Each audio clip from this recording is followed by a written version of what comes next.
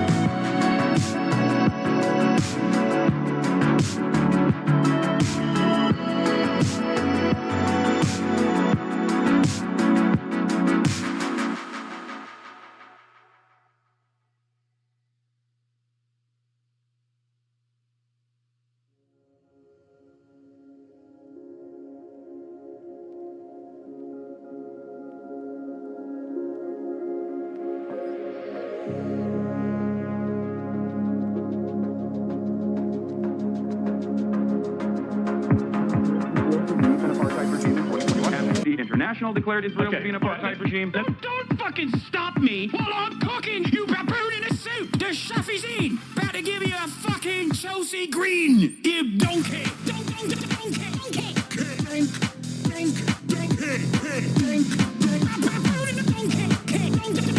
Listen to what I'm saying, and you will understand, perhaps, what I'm trying to imply. Patronizing. Yeah, I am being patronizing. I don't know who the fuck you are, and you're over here chirping all the way from fucking London about you want to fucking free Palestine, but also simultaneously you're talking about how both sides are fucking fine. Shut the fuck up. You don't know anything, okay? Who the fuck is this pink-haired twink?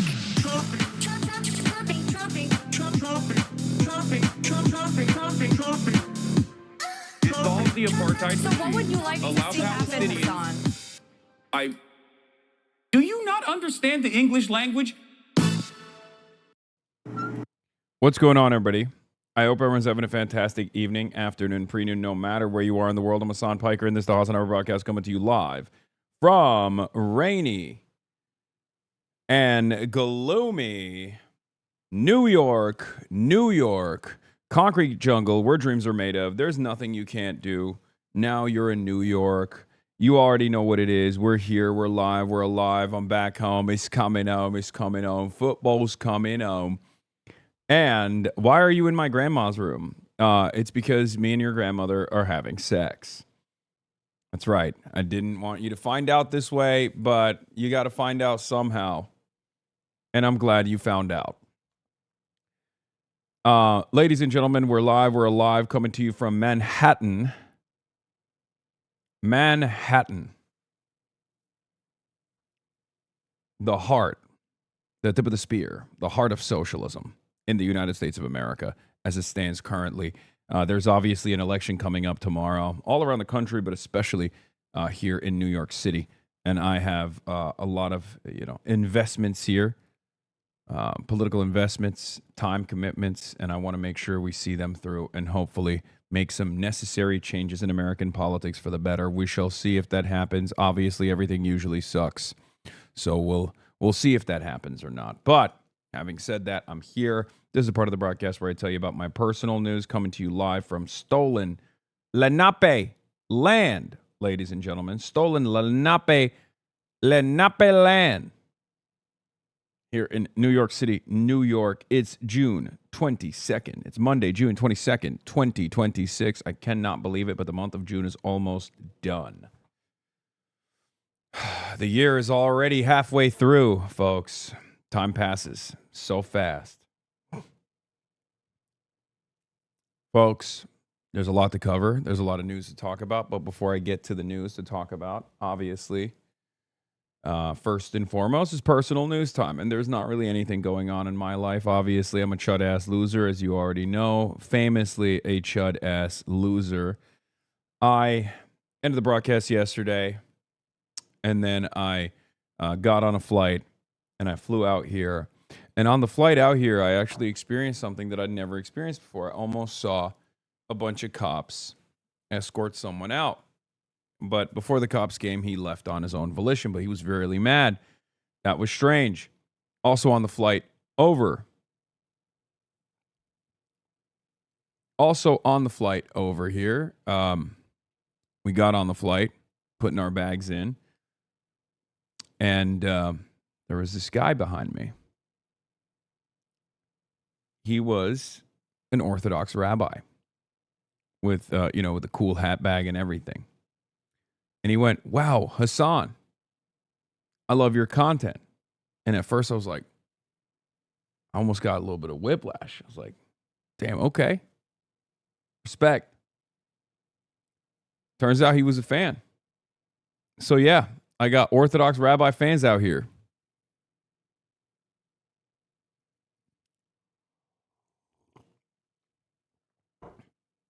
No, he wasn't Neterai Karda. But yeah, we got W Motion. We got W Motion, fam. In any case, got on the flight, took a NyQuil, passed out. 4-hour flight. Flight came in early. Came to the hotel, immediately passed out again. Did a bunch of phone calls with the media, as you guys already know. Business deals, media interviews galore. That's just the chud ass loser lifestyle. Suit looking snazzy today. Thank you, chatter. This is one of my favorites. This is the Chinese one, and we're here to celebrate New York City Mamdani motion. It's not. This is not about Zohran Mamdani. Okay, I need people to stop.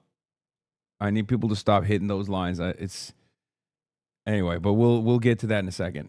20K per write up, of course, as always. Yes, that you already know. But yeah, chud ass loser o'clock, chud ass loser time. Took a shower. I'm here.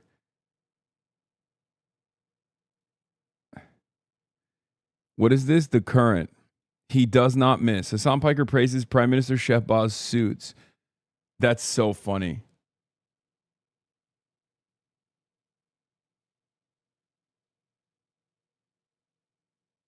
This is such a funny article, dude. What the fuck? Anytime I mention Pakistan, there are like numerous articles that are written about it, even if I'm like not mentioning Pakistan in a favorable way. That's so funny. He does not miss. Hasan Piker praises Prime Minister Shehbaz's suits. American Twitch streamer and political commentator Hasan Piker paused midstream while discussing Prime Minister Shehbaz Sharif's meeting with the United States Vice President J.D. Vance and Chief of Defense Forces Field Marshal Asim Munir on the sidelines of the Lake Lucerne summit, not to analyze diplomacy, but to comment on the Pakistani premier's impeccably tailored suits. Piker was discussing Sharif's meeting with the U.S. VP J.D. Vance, said that he felt compelled to stop and acknowledge the Prime Minister's tailoring. As a suit guy, I have to recognize that his suits are out of control, he said. That man does not miss, bro. He does not miss. He knew that Sharif does not get enough credit for his style despite consistently putting together strong looks. Not even a big fan of the guy politically, but honestly, great fits, Piker said. He also took a dig at himself in the process, saying that a person is not truly a suit guy until they're wearing matching pants, that Sharif genuinely throws fits nonstop. Piker also brought up menswear commentator Derek Guy, saying he believed Guy would agree with his assessment. He noted that when men appear on the global stage, it is often leaders from non-Western countries who show up in the sharpest Western style tailoring, and that Sharif is a prime example of that. This is not the first time Sharif's tailoring has drawn attention internationally. In April, Derek Guy, editor of Fashion Magazine, put this on, flagged the Prime Minister on X for exactly that. He posted photos of Sharif alongside Japanese Emperor Naruhito. Hello? Oh. Yeah, 1 second. I'm coming. Hold on. I got to open the door.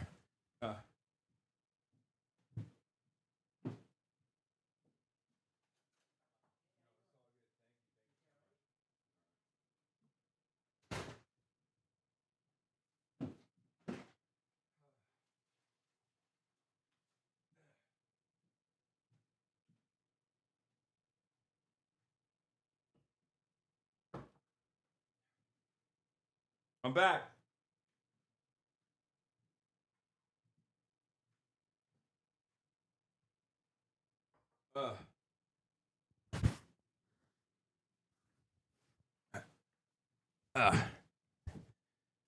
Pause midstream. GG reporting in 2026. Yeah, well, there was someone at the door. You know what I mean?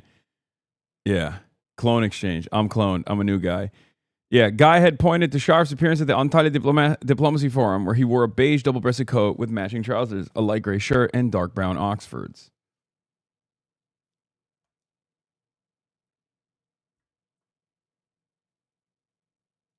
Anyway. So, chair comfy this time? Yes, comfy chair. If you can mention Pakistan and Patrick Bet David in the same sentence, you'll get an "am a numbers guy" into print. Yeah, am a numbers guy, but am also a suit guy. Am Patrick Bet David. You already know an important part of looking fashionable is to wear a suit that is well-fitting and tailored. This is why I went to Toscani to go and get Future Looks Bright collection with Tuscany leather. That's why we're revealing our Tuscany leather suiting collection. And you can wear this while you're playing tennis, and you can wear this in the boardroom. Okay, I'm a numbers guy. We crunch the numbers. I know you like the number. If you want to look like the Prime Minister of Pakistan, then you need to buy these suits. They're very, now let me tell you, designed in America, made in Toscany. Now, designed in America in Florida, made in Italy.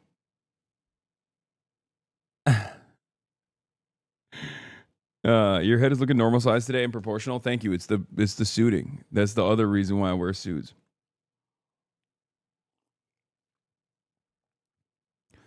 If I sub, can I fast forward past your accents and impressions? They are so cringe and sad, my guy, says Starving Marxist.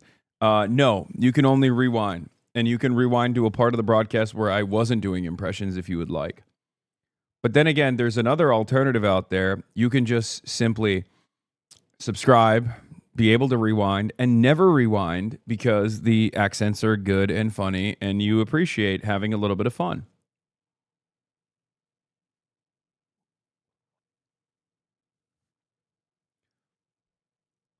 You need to get holiday ties. Wow, I love this. This is a much more conservative look today. But clearly that guy is not a numbers guy. Anyway, ladies and gentlemen, that's all for personal news, honestly. I mean, I did a bunch of interviews and stuff. I slept a little bit in the morning. I'm here. I'm live. I took a shower. And we're ready to go. And later in the day, we might be doing some IRL as well with potentially Daria Lisa or potentially Claire Valdez. I haven't figured it out yet. If we can, make it work. Kravatın ütülendi. Biz de Paraguay'la ütülendik. Aynen öyle amına koyayım. Aynen. Like your 5th time in New York on Pride Month and still haven't done gaydar with Ananya. Ananya? I voted for Claire. Good. So you're moving to New York City permanently now? Probably not.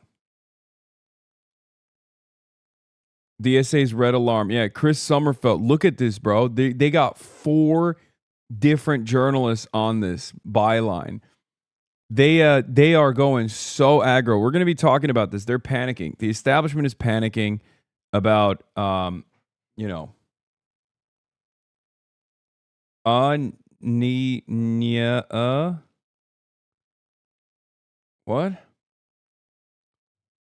Anyway, we'll do that. New York City, Keir Starmer down. Iran negotiations. HORMUZ closed. NATGUARD arrests around DC Green Pool. Left populism rising. Scares the establishment. Primary day tomorrow. Get in now.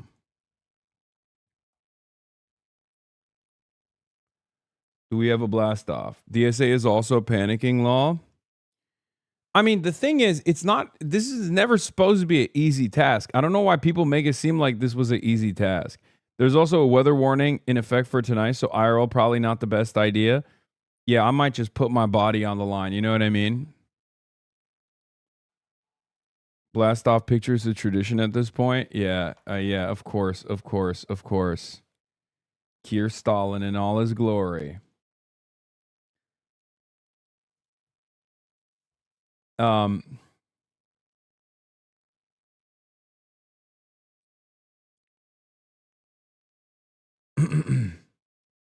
What is this? Which actress did Finding out if Zohar Mamdani's gay, straight, or a homophobe? Oh my God. If I did this, everyone would know I'm a homophobe. Chopped Cheese Monday King? Maybe.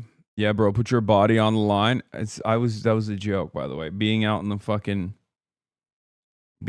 the rain is not actually going to cause me to melt. I'm not made out of sugar. Okay?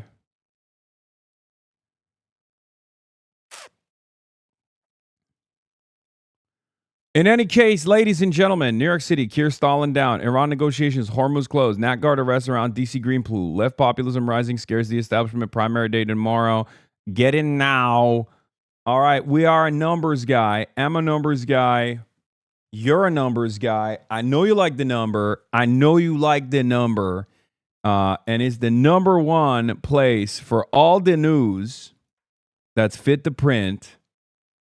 Okay, we're going to be talking about the UK. There's a guy who looked at the number, who looked at and crunched the number and did not like the number that came out. The number said 0. That's who you are. I'm, of course, talking about Keir Starmer. Very woke guy in the Labor Party. I'm just going to do the fucking, you know what? That's it, dude. I'm doing the broadcast with Patrick Bet David voice. I'm just so stuck on it. You know what I mean? I'm just stimming. Yeah, we'll finish the jupe from last night too. Don't worry. Used to tune in to watch my favorite streamer drip and talk about politics. Now he dresses like he works at the Daily Bugle, writing stories about himself, and he likes the number. Please help. Get me Spider-Man, Peter Parker, Hasan Parker. Get me. Get me photos of Hasan Parker. But yeah, the Effie Phillips Staley race is not looking too good. Unfortunately, let's be real. But you know, who knows? Maybe there will be a dramatic upset there, but we shall see. What is this? I just left Majority Report talking about Patrick Bet David to joining you talking like him. Yeah, I always talk like him. He's my favorite. He's my favorite numbers guy. Hold on. 1 second.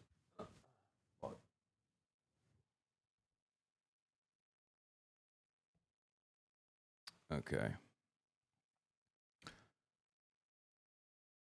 Sleeping on the plane and shit?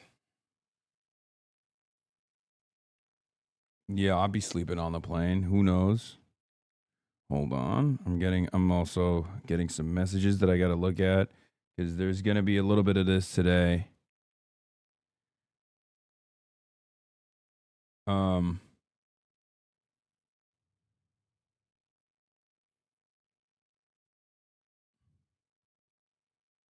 Bro's got a second home in New York City since they got a bomb-ass mayor now? No.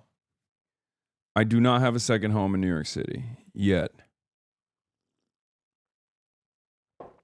Is Stavi coming by? No, because a bunch of my friends that live out here, I hit up ahead of time. Did you see Patrick Bet David finding out about your impression of him? Oh, great. Great. Great. Why you got to do that to me? Why you got to do that to me? Why you got to do that to me? I start my day off thinking Patrick Bet David gave me a notice. And all of the sudden, I realize it's just a poop sock. The sock of the poop is not good. I don't like it. You have betrayed me. You have betrayed my trust. The delicate bond of trust between Patrick Bet David and the Valuetainers has been desecrated on a Monday. We just got started. I'm a numbers guy, and I don't like the number. I don't like this number. Yes, Tom Switzer had my goat, John Goatheimer, and Trita Parsi on. And obviously, we'll be tuning in to see what the analysis is there. Now, John Goatheimer could do that same thing on my broadcast, but he chooses not to, and it's fine. Why full screen it? You're inviting more? Yeah. Someone said DSA struggling before. I was reminded Denver Communist was posting advocating no one vote for anyone at all if they're running under Dem or Republican Party. Lamau. Yeah. Okay. All right. Well, let's get started, folks. You already know. There's a lot going on in the world. We'll find a different version of carrying the flame later if we get to a hype train that is a sufficient level. Bring back poop socking. No, let's not bring back poop socking. Poop socking should be gone. Okay. You guys saw that HasanAbi had consistently Kirk Dean Withers, and now you want to do the same to me. It's fucked up. Someone should check on Ben Shapiro. What is this?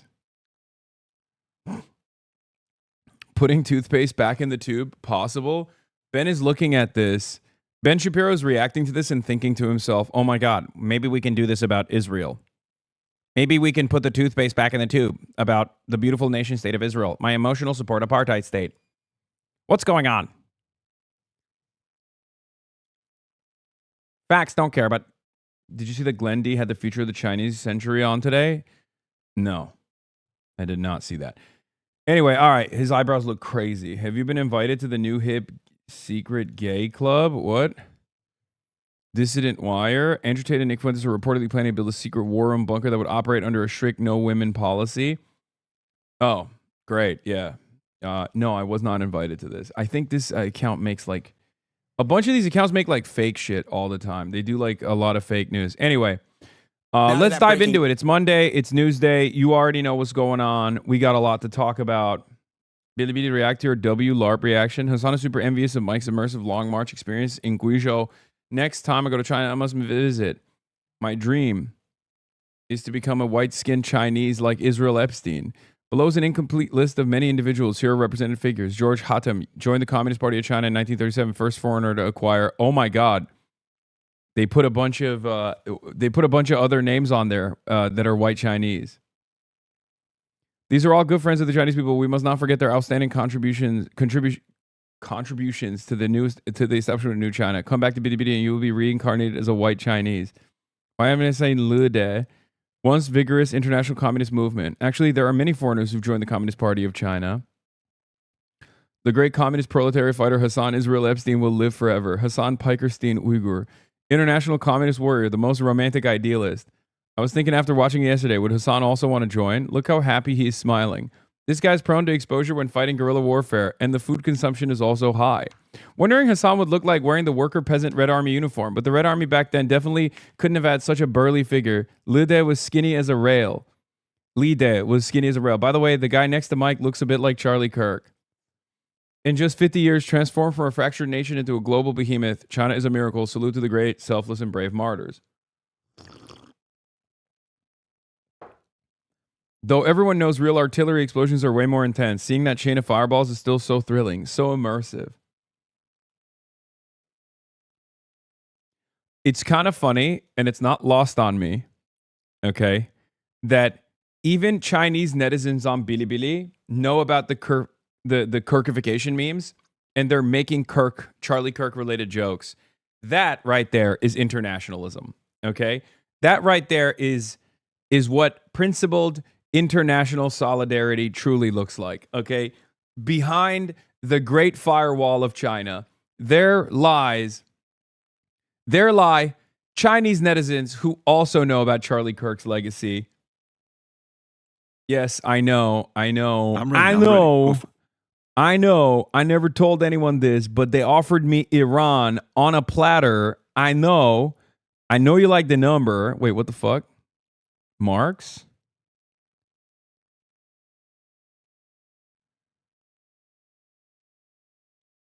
What?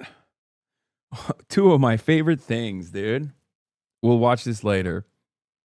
Do they have rampant bot comments there too? Honest question. No, I don't think the Chinese internet is as botted as the Western internet is. The Western internet is dead, dude. That internet theory is just not even a theory anymore. It's just reality. All right, we're going to start out with Keir Starmer. News from the UK. Who must go? Hasan must go. Who must go? Keir Starmer must go. All right, I got to pee real quick. Keir Starmer, after just 2 years in office, he made the announcement this morning at his official residence. Chris Livesay is outside Parliament in London. Chris, good morning. Good morning, Vlad. Well, that pressure had been mounting on Keir Starmer for weeks. As recently as Friday, he remained defiant and said he wasn't going anywhere. But this morning, things changed. Just a couple of hours ago, that defiance was gone. Britain is due for its 7th prime minister in only 10 years. Every decision I've taken has been about putting the country I love first. That is why I will resign as leader of the Labour Party. When Keir Starmer led the Labour Party to a landslide victory in 2024, many Britons thought the country's revolving door of prime ministers had finally stopped spinning. Instead, there it twirls again. Britain's economy has remained sluggish. Many voters are still struggling with high prices, high taxes, and overstretched public services. Labour's poor showing in recent local elections only deepened concerns, while the anti-establishment Reform UK, led by Nigel Farage, has surged in the polls. My mother would be proud. Starmer has also been damaged by the controversy surrounding the former UK ambassador to the US, Peter Mandelson, and renewed scrutiny of his ties to Jeffrey Epstein. And he's faced repeated mockery from President Trump. And, unfortunately, Keir is not Winston Churchill. Over the weekend, MPs from Starmer's own party continued to publicly call for him to resign and make way for a newly re-elected MP, the former mayor of Manchester, Andy Burnham. And that's the kind of change we need to, a change in our politics to make it work again for people. Now, unlike an American president, a British prime minister can effectively be fired by members of his own party. That's regardless of election timetables, leaving voters without their say. Keir Starmer's departure marks a historic period of instability for one of America's closest allies. Matt? Chris Livesay in London. Thank you, Chris. And here is the Prime Minister, Sir Keir Starmer. Wanker. That's right, ladies and gentlemen. 7 in 10. 7 in 10. A state of disarray. Keir Starmer is out. And he's at number 10 Downing Street, coming out of that room, perhaps for the last time, to deliver his resignation speech. Now, what does this mean for the future of the Labour Party? Why did this happen? Why did you lie about the UK grape report? Was it cause they banned you, dog zapper? The grape report.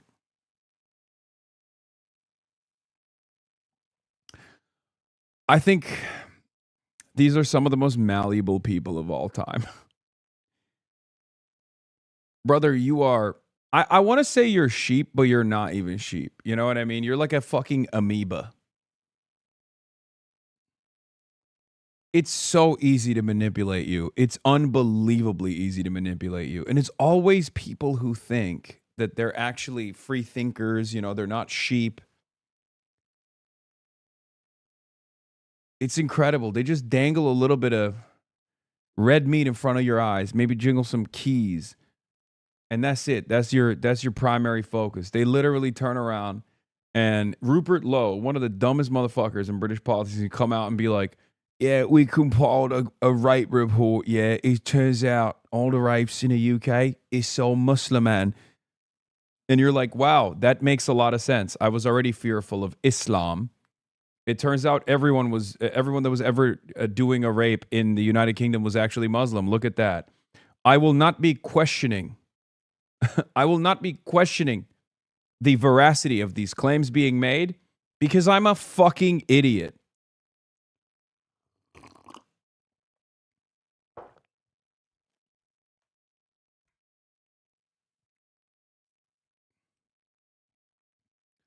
Yeah, that's why 87% of sexual assault cases are white. Guys, those are fake and those should be allowed, yeah? It's only the Muslimic style sexual assault violations that we should be prosecuting because I don't care about actual fucking sexual assault. I just care about making sure that we have sufficient cause for deporting the fucking Muslims, yeah?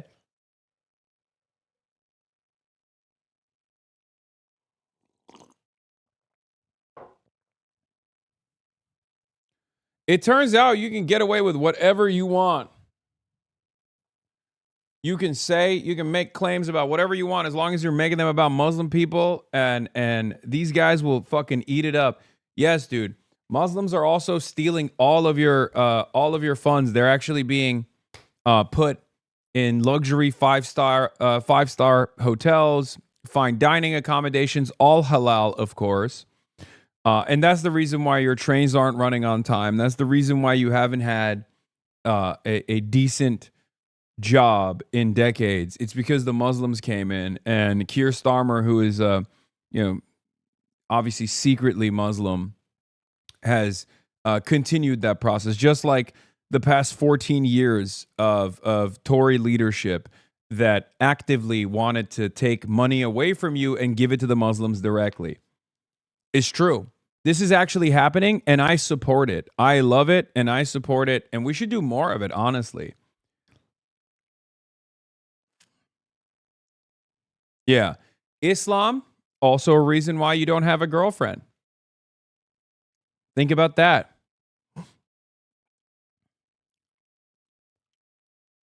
One in 5 people arrested over 2024 riots have since been reported for domestic abuse. Wow.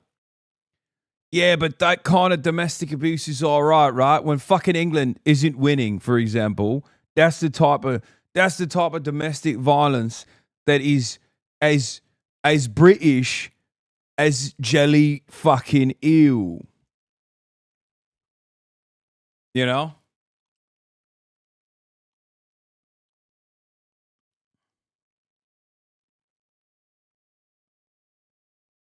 Yeah, a bunch of fucking plunkers.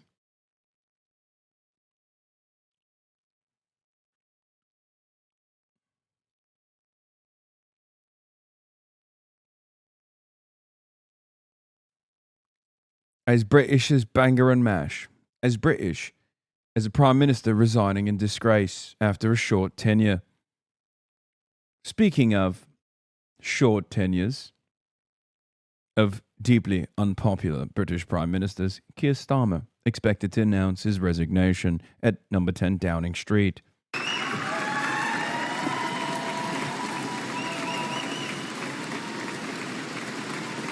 No one said that white don't do it, but why do you deny that they do it as well? Did I say that? Did I ever say that, like, Muslims are incapable of doing sexual assaults? I didn't say that at all. I simply said that that report makes it seem, or heavily implies, through fake numbers for the most part, that the overwhelming majority of rapes, if not the entirety of rapes, because it's what, 87% of the inquiry's focus is Islamic style rape, right? It's fucking ridiculous. The overwhelming majority of sexual assault crimes that are committed on British soil are committed by white people. And you're over here trying to make it seem like it's a Muslimic style rape that's taking place. That's the entire purpose of the inquiry. That's what I'm opposing.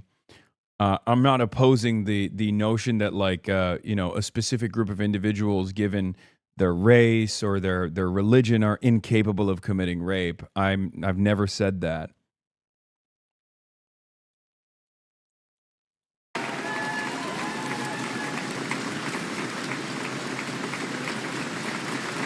And even the per capita argument doesn't make sense either, because of the if you want to make the correct per capita assessment, you have to make it off of the same age and same demographics. Okay? A lot of the Muslim refugees that come into the country are usually very young. They are far more likely to be in the age bracket that is overrepresented in violent crimes. If you look at the white demographic and adjust it to the same age bracket that the majority of Muslim refugees are, you will realize that the white predisposition towards violence and crime, violent crimes in particular, is still higher per capita than the Muslim refugee proclivity towards crime and violent crime is. This is how you do appropriate statistical analysis. Not that I care about it, because I don't think that we should be looking at entire races, or we should be deciding that, like, entire races of people are actually readily available to do crimes. That's not how I do politics. That's not how anyone should do politics. That's how you arrive at eugenics. But even if you were to do the appropriate statistical analysis, you'd arrive at the same conclusion that the actual numbers guys have arrived at, which is that if you adjust, and this is before you even adjust to obviously finances, Because that's how you're supposed to actually conduct. If you want to do like real race realism, if you want to do real race science, and this is precisely the reason why race science is debunked, you have to actually not look at like all black people or all Muslim people versus all white people. That's not how you would conduct a real study on the matter.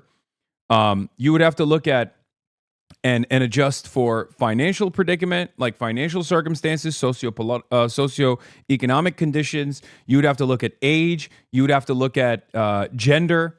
And when you actually adjust for those exact same factors, you will find that when you control those variables, you will find that the Muslim population is not in any way, shape, or form more likely to do crimes than the white British population. Now, what's actually interesting about it is that the white British population has a higher likelihood of committing crime than the Muslim population. Do you know why that's the case, if adjusted for all of those other variables?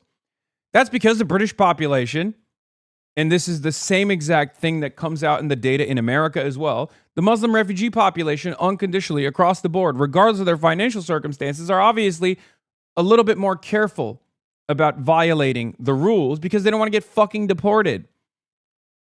That's it. That's the same exact reason why, if you look at the data in the United States of America, the undocumented and documented migrant population is responsible for less crimes per capita than the natural-born U.S. population actually is. It's not even close, as a matter of fact. It turns out it's because people are a lot more careful and a lot less interested in doing crimes, regardless of their financial circumstances, when they know that the punishment for said crime, no matter how small, is deportation.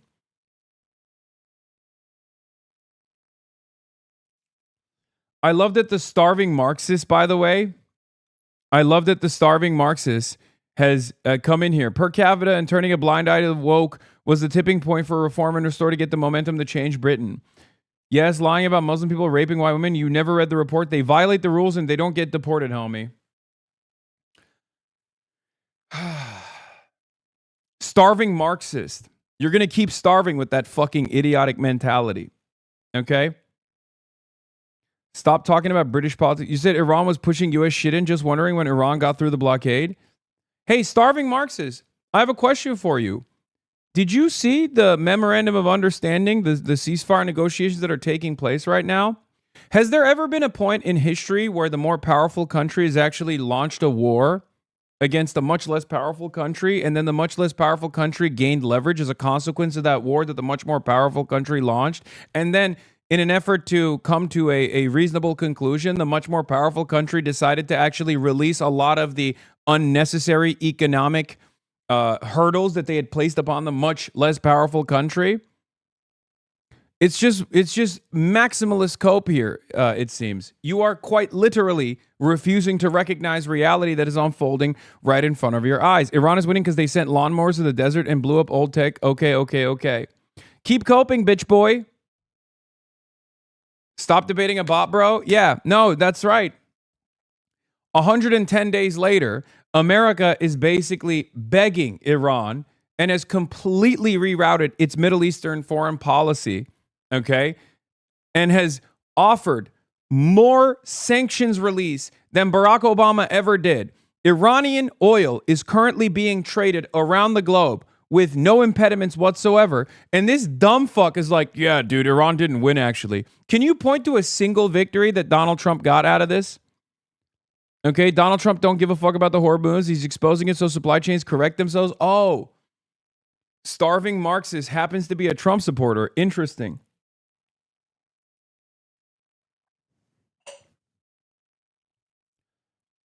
This is my favorite type of hog. Okay, this is my favorite type of hog. This is not a MAGA communist, chatters. Don't be stupid. He just uses that name to make it seem like he's in any way, shape, or form a Marxist. He very clearly isn't. Iranian oil being traded, say thank you to Trump. I mean, I think you should say thank you. If you care about Iranian oil being traded in the international market, you should be saying thank you to Ali, Hazrat Ali. You should be thanking the IRGC, Galibaf, the former Ayatollah, the late Ayatollah Ali Khamenei. Those are the people you should be thanking, because those are the people. If that's what your goal is, if that's what you think is great, You know, I'm not making any inferences here, right? I didn't know getting shit pushed in meant the pusher is getting slapped. Buddy, I don't think you understand how words work at all. I don't think you understand anything. And the reason why I'm assuming this is because you literally refuse to recognize what's going on right now. I mean, literally, read any article, please. First round of U.S.-Iran talks ends with high hopes and big challenges, okay? Look at anything. Look at anything that has come out of the deal so far. Why is the United States of America currently not controlling the Strait of Hormuz? Why is the United States of America doing a ceasefire negotiation with a much less powerful country? How is this in any way, shape, or form victorious for the United States of America? Now, you're a fucking idiot, and there are plenty of people like you out there who are obviously still going to be running on fumes, running on copium fumes, assuming that things are actually great, things are actually fantastic, America's number one, and America's destroying all of its enemies around the world. But there is a level of copium that you can't go beyond. Like, for example, when America is forced to the ceasefire negotiation and gives so many of the amenities that the Iranian government had fought for, had asked for, like this. Iran's Foreign Minister Arakchi announces that the U.S. has now launched a $300 billion reconstruction plan, waived all oil and petrochemical exports, lifted the naval blockade, and released some frozen Iranian assets, extracting all these items shortly before the delegation walk out over the Trump assassination threat. All parties agreed to a roadmap to reach a final deal in 60 days. This roadmap won't start, and Iran refuses to implement any commitments if Israel doesn't fully withdraw from southern Lebanon. And all fighting stops, with Arakchi saying a newly established Lebanon deconfliction cell is the first real test of the deal. Israel has refused to comply with Lebanon deconfliction cell, with Defense Minister Katz declaring Israel will not withdraw from the security zone in Lebanon, and Ben-Gvir vowing not a single inch of withdrawal, directly violating the MOU's first clause and stalling the entire 60-day roadmap before it can begin. Does the first part of this negotiation make it seem like Iran is losing, or Iran it does not have the leverage? Not enough to fix the structural damage? Again, unbelievable copium. Unbelievable copium. Oh, it's just $300 billion, dude. Oh, dude, it's just $300 billion that we're giving. Point to a single fucking war where the victorious party has done this. Point to a single fucking war throughout history where the victorious party turned around and gave $300 billion to the losing party. That has never happened, you fucking idiot. What the hell are you talking about?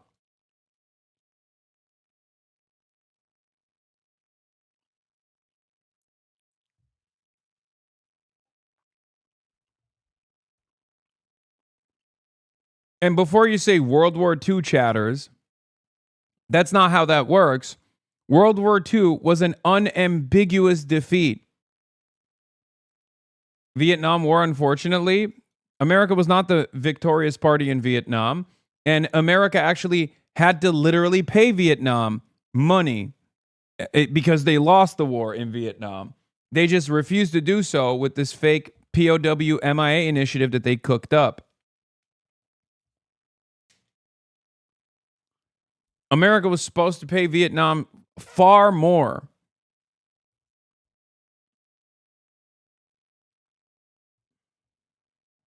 In any case, as far as American payments and fucking, or not American payments, but like some semblance of the Marshall Plan in Japan, we wrote their fucking constitution, man. We rewrote their entire constitution. Are we rewriting the Iranian constitution? No, we're not. That's because that's never happened. Okay? That's because it's never happened. That's not how this goes. I thought you wanted peace. I do want peace. While I do want peace, he deflects from the rape report with Iran war stuff. Hasan's whole platform is misunderstanding things. America is number one. It's crazy how y'all want peace and want it. No, dude. I'm actually in support of Donald Trump's MOU. 100%. I don't care. I think it's good. I think this is a good step in the right direction. I think this is the appropriate thing to do. I am far more supportive of Donald Trump's memorandum of understanding and the continuation of the ceasefire 60-day program than Democrats in American Congress are, than the Republicans in American Congress are. I'm his lone fucking brave warrior out in the field.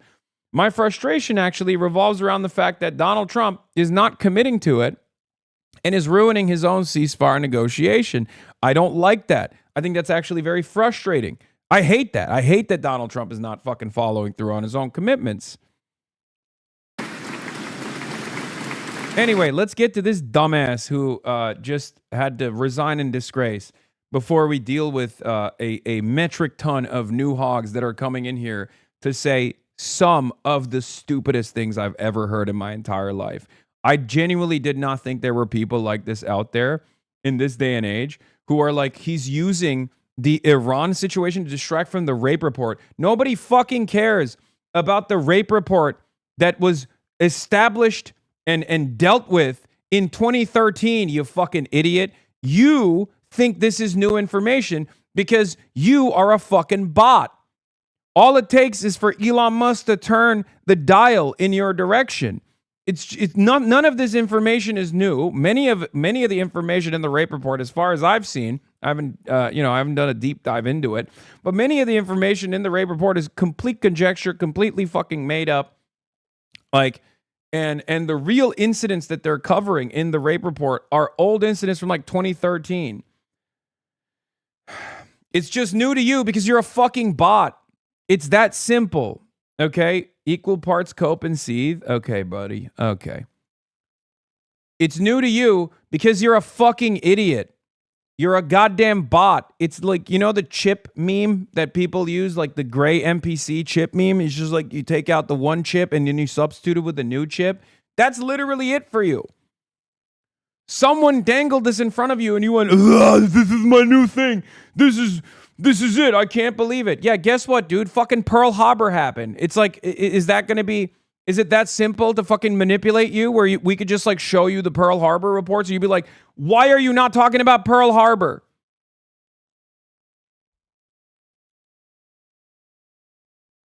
Why are you saying Hindutva?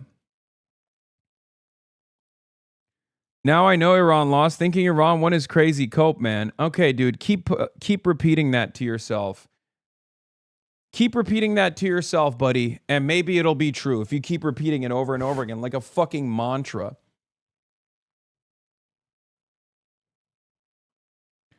Oh, it's actually America totally won this. America totally won this. Stop arguing about the MOU. It's better if they believe USA won the war, less likely to make a stir over it. No, I want to be clear about this, okay? I want to be clear about this. The United States lost. We received a bloody nose from the IRGC, okay? Iran did not have the military might or the capabilities to defeat America in a head-to-head matchup, but Iran did something different. Iran struck centers of profit.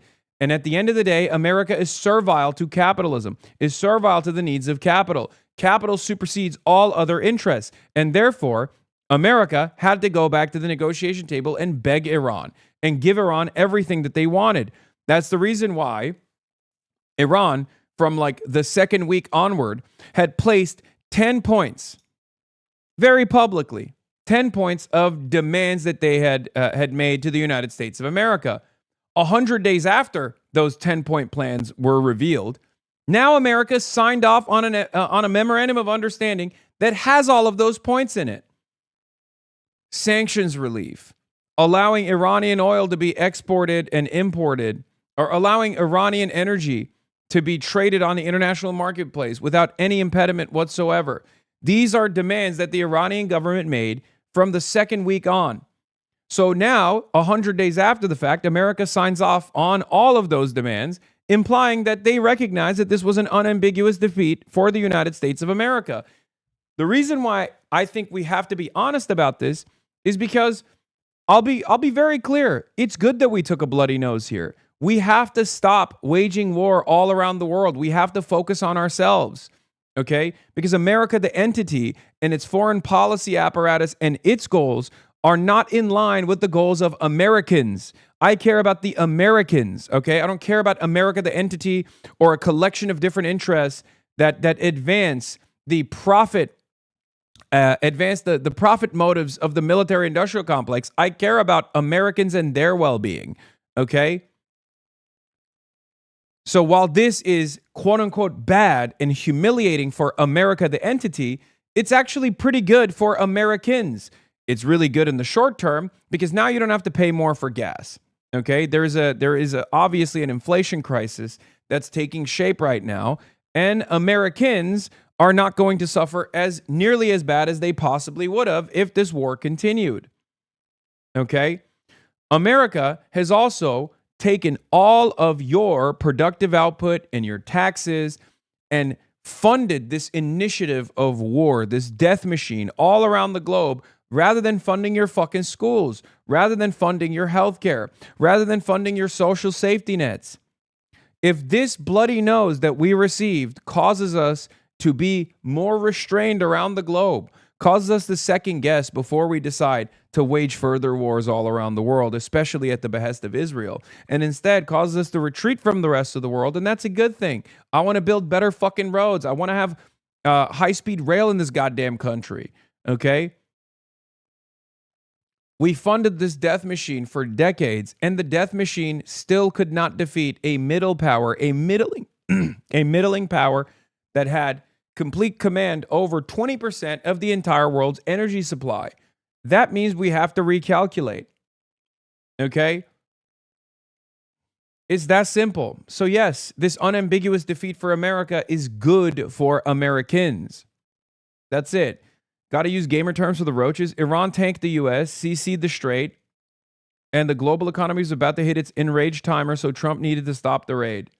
Okay, I guess.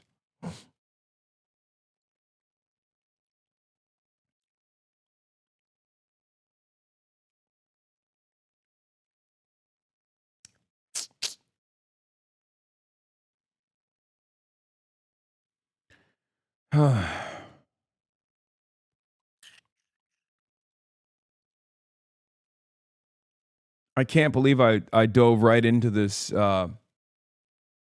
this Iran thing. I truly did not believe that there was this level of copium amongst the MAGA bots, like the cult, that were running around being like, yeah, this is actually a fucking resounding victory for America. Thank you. Thank you. Walking up this street 2 years ago was the proudest moment of my life. A new Labour government, the first in 14 years. A page in our country's history turned after years of disappointment and despair. The chance to change the lives of millions of people for the better. That's what I came into politics for. The journey to that point. All polls show that a small minority believe the war objectives were successful, that the war was worth it, and the USA won, and that the MOU was more advantageous for the USA. Yeah, it's 21% of Americans. What is the likelihood that 21% of Americans found their way into my fucking chat? It's incredible. I don't think these guys sincerely believe the shit that they're saying. I think they're just trying to repeat a point that is lost. It was not easy. 6 years ago, I inherited a Labour Party that was politically, financially, and morally bankrupt.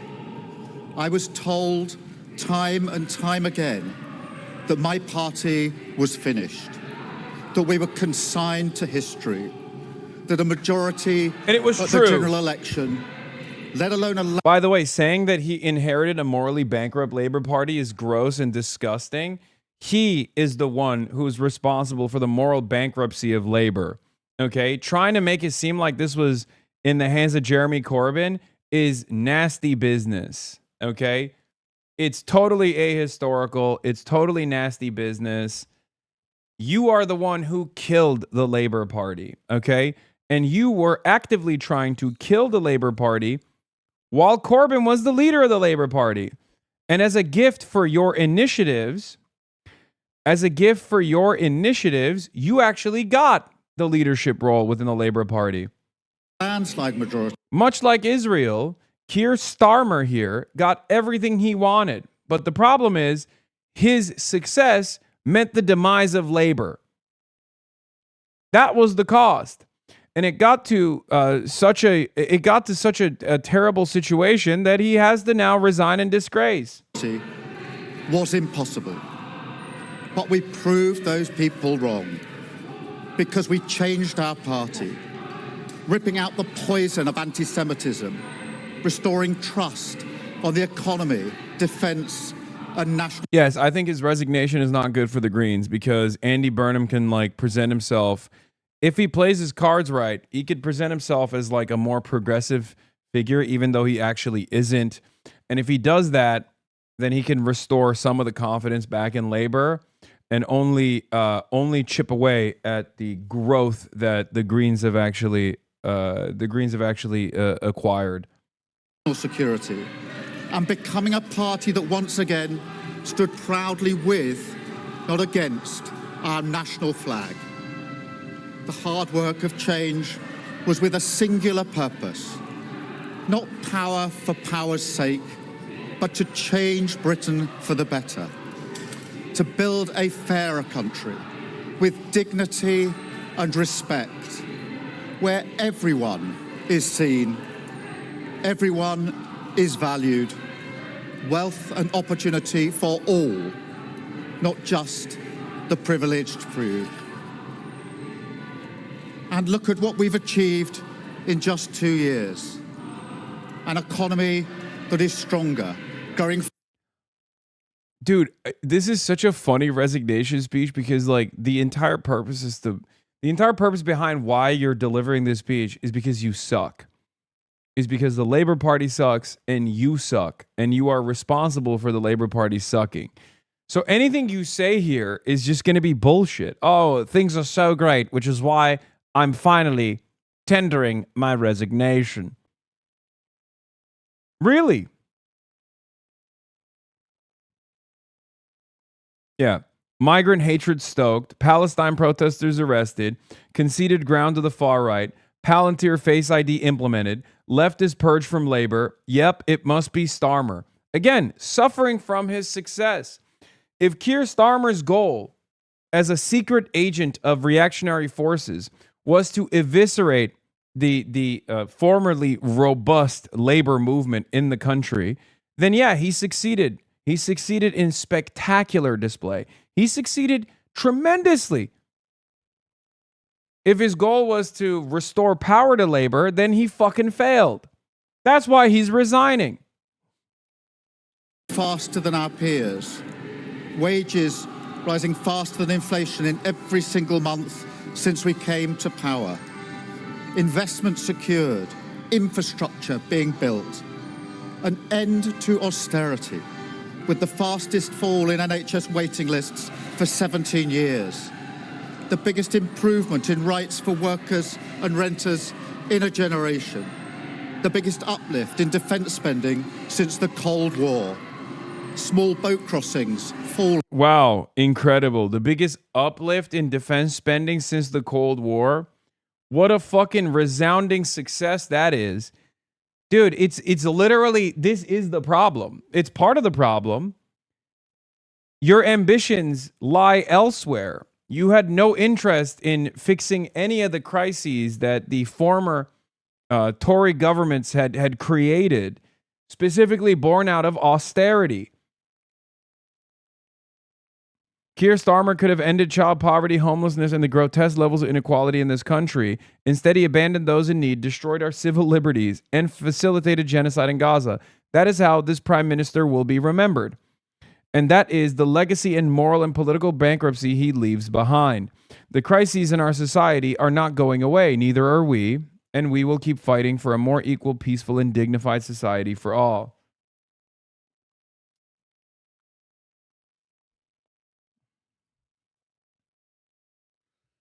Honestly, there's a warning here for the Democrats as well.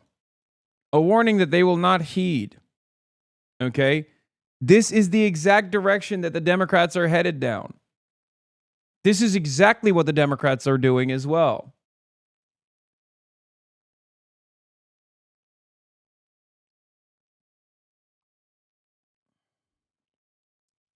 The single good accomplishment he listed that he didn't fabricate, lifting the two-child benefit cap, was something he opposed and purged members over as soon as Labor won.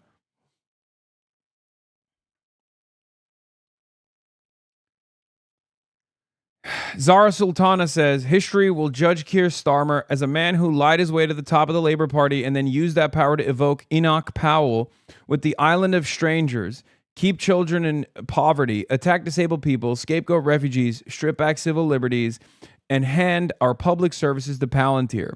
A man who gave the top diplomatic job to the best pal of a convicted pedophile, said Israel has a right to cut off water and electricity to Gaza, rolled out the red carpet for Israeli war criminals, and kept the weapons flowing to the Israeli military as it committed genocide. Good riddance.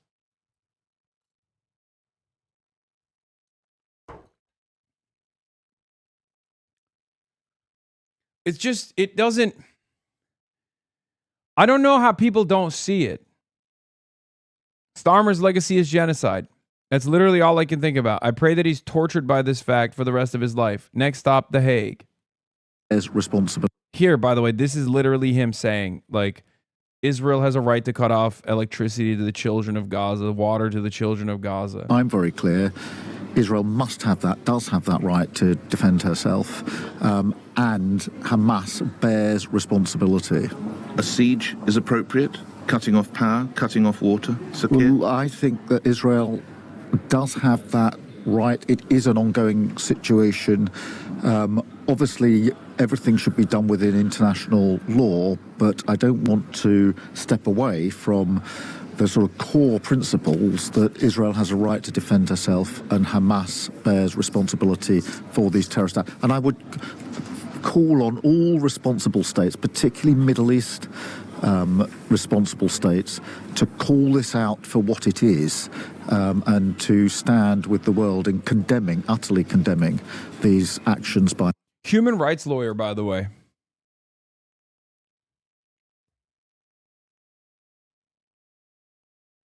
Just a dog. Just a servile dog to Israel. Okay? And that's one of many issues that Keir Starmer had with his leadership of Labor.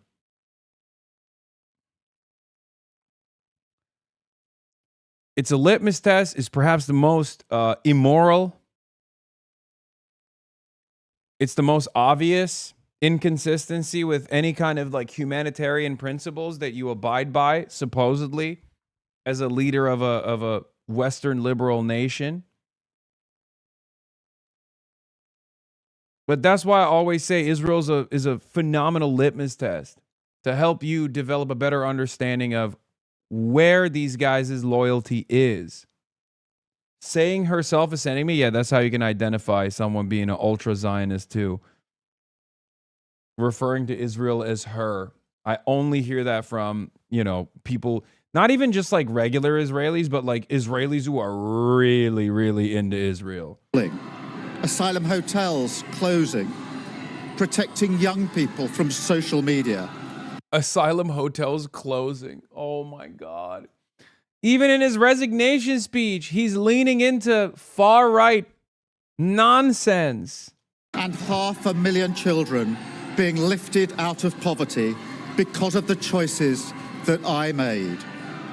Our reputation in the world restored, with Britain once again standing up for decency, respect, and the rule of law. Securing trade deals, standing with Ukraine, standing up for our values, and rebuilding our relationship with our allies in Europe. Change promised.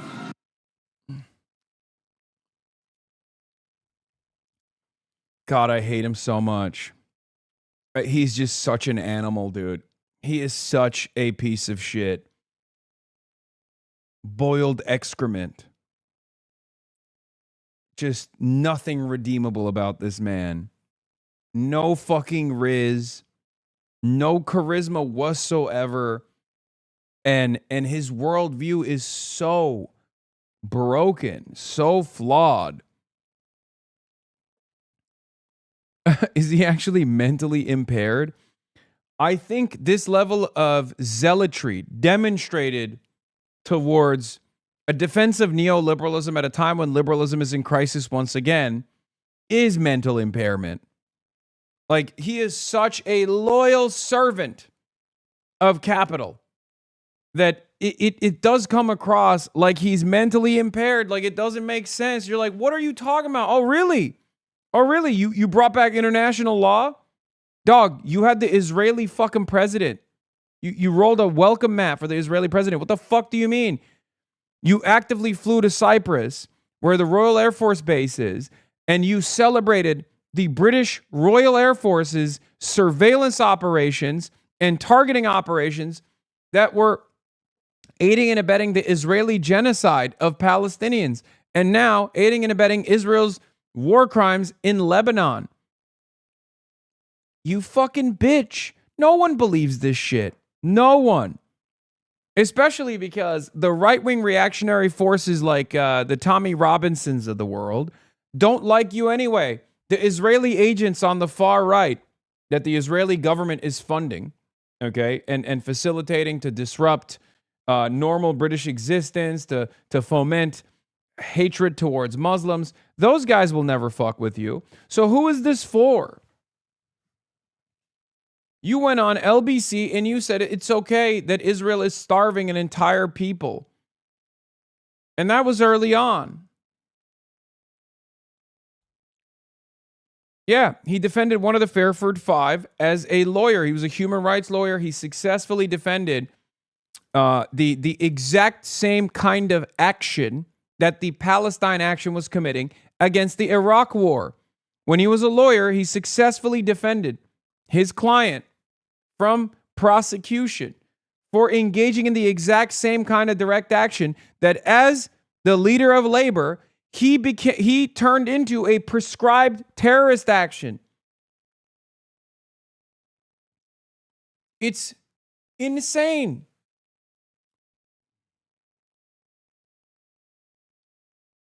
Okay, you said America deserved 9/11. What the fuck does that have to do with anything? Are you a defender of Keir Starmer? What's happening?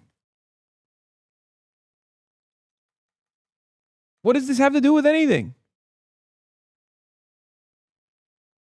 How is you rehashing something that was addressed in 2019 that people still voluntarily misunderstand have to do with Keir Starmer's resignation after his dog shit tenure? Do you even like Keir Starmer?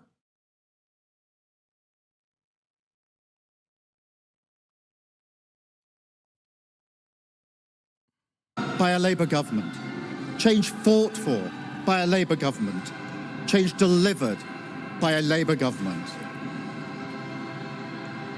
But I know the question being asked now is not who was best placed to change the Labour Party, to take us into power and to begin the vital work of improving lives for millions of people.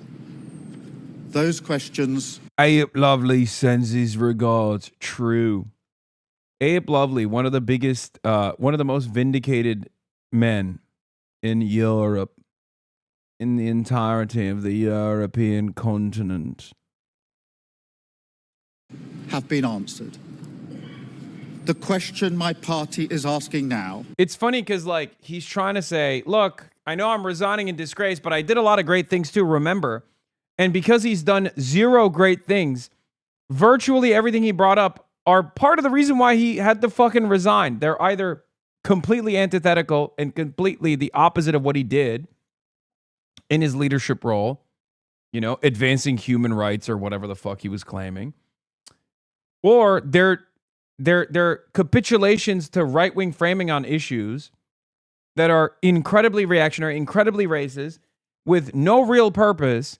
He did not win anybody over with these actions. Like, oh, the asylum seekers, we've destroyed their hotels. There's no more hotels for asylum seekers.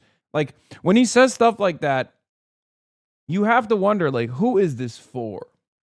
Who is this for? Are you winning favors with the far right? Because they're the ones who are advancing this. They're the ones who are freaking out over it. They're the ones who have raised the salience of this supposed issue. when the real issue is the economic struggles that regular working class folk experience in the UK.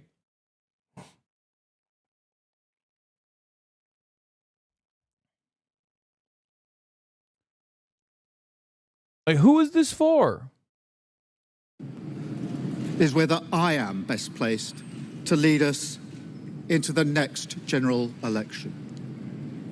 I have heard the answer of my parliamentary party to that question, and I accept that answer with good grace. Yeah. Starmer was the model embodiment of a Tandon, Near-Tandon, Matt Iglesias, Jonathan Chait vision for liberal governance. Purge anyone left of you and treat them with disdain, while abandoning all campaign promises and moving rightward, which failed to appeal to the conservatives and only emboldened the fascists. This has been my warning in perpetuity at this point. I've been screaming about this rightward shift in center-left governance in Europe specifically, but also within the Democratic Party here in the United States for a fucking decade. And all we have gotten in that same time frame is moving further and further, the Overton window shifting further and further to the right, which has only galvanized and emboldened the far-right fascist forces. I've been saying this for a decade now, okay? This was also my direct warning when Keir Starmer won, if you recall. At the time, I was in Croatia.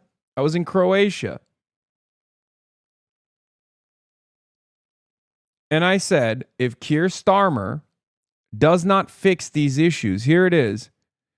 Hasan in 2024 correctly predicted the downfall of Keir Starmer and the rise of Reform UK. If Keir Starmer continues with austerity, privatization, and conservative policies with a red sticker, we're talking Reform UK, Reform takes over. You're staring down fascist mobilization in the UK like you've never seen before. I really, really, really hope I'm wrong, but I'm telling you right now, it feels like we're at the precipice. If Keir Starmer continues with austerity, if Keir Starmer continues with privatization, if Keir Starmer continues with conservative policies with a fucking red sticker on it, okay? I'm telling you, if he does that, we're talking Reform UK, whatever the fuck it is. Maybe Reform takes over the Conservative Party entirely. Maybe it's just simply Reform. You're staring at the barrel of a goddamn gun, okay? You are staring down fascist mobilization in the UK like you've never seen. I really, really... Yeah, and lo and behold, that is precisely what happened, okay? That was a warning in July 2024, but that warning was not first addressed in July 2024. Throughout my career as a political commentator, I have issued this warning about the rise of fascism in Europe over and over again. That's why you can go back to 2020 and you'll hear similar things that I've said. You can go further beyond 2020 and hear the exact same shit, okay? What is this? It appears a foregone conclusion that the British Labour Party is about to take the path blazed by Obama, squandering a once-in-a-lifetime opportunity. Yes. Yes. Anyone with political analysis worth its salt is going to see this. That's why I always say it's not unique to just myself or Michael from Pennsylvania. All you have to do is be honest. Okay? All you have to do is be honest. Another famous moment was when Hillary Rodham Clinton looked at the European center-left, supposed center-left parties, and urged them to capitulate to right-wing framing on immigration. Hillary Clinton said that was the right move. If you recall, this was like back in 2020, I believe. It was even earlier than that. Maybe even like in the 2016 cycle too. And I kept repeatedly saying over and over again that this is a horrible mistake. All you will do is galvanize the right. You won't win any votes, and you'll just legitimize the grievance. A grievance born out of complete hysteria. This is why I started watching you. I've been saying this exact same shit about Starmer, but my immediate environment never agreed, and I'm not a streamer, so no one gives a shit, lol. Yet here we are. Well, I am a streamer, and no one still seems to give a shit.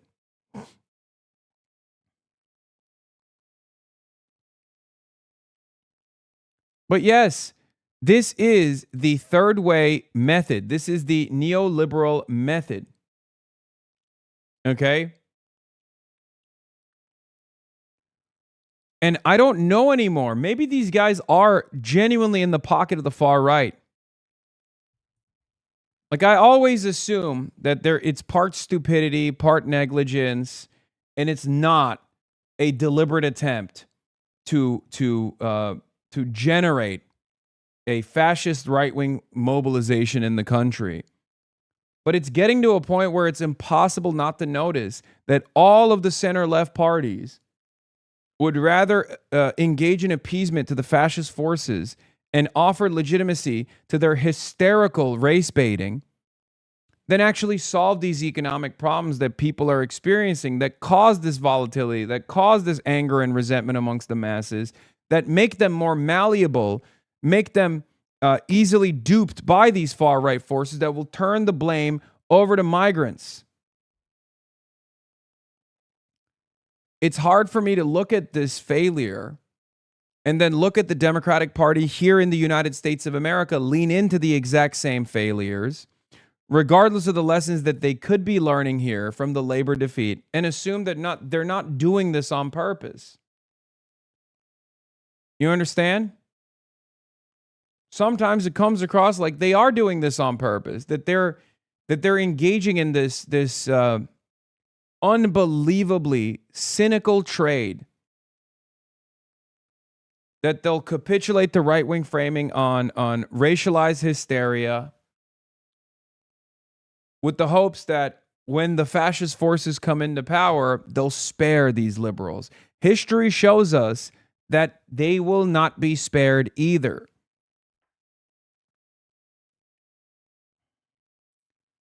The only thing Keir Starmer has to his name is a more surveilled British internet, a prescription of anti-genocide protesters, pensioners being arrested for showing support to anti-genocide protesters, and a pandering to fascist forces on the issue of immigration. No solutions to the economic struggles that people face, and just a steady pivot to the right.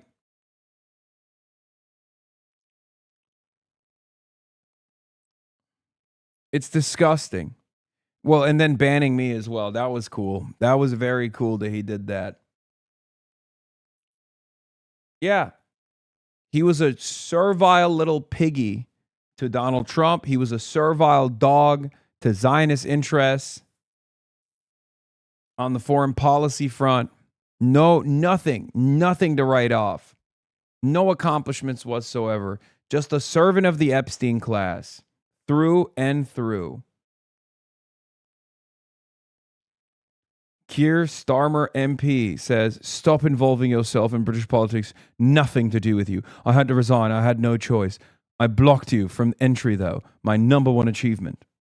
Keir Starmer MP in the building, ladies and gentlemen. Every decision I've taken has been about putting the country I love first.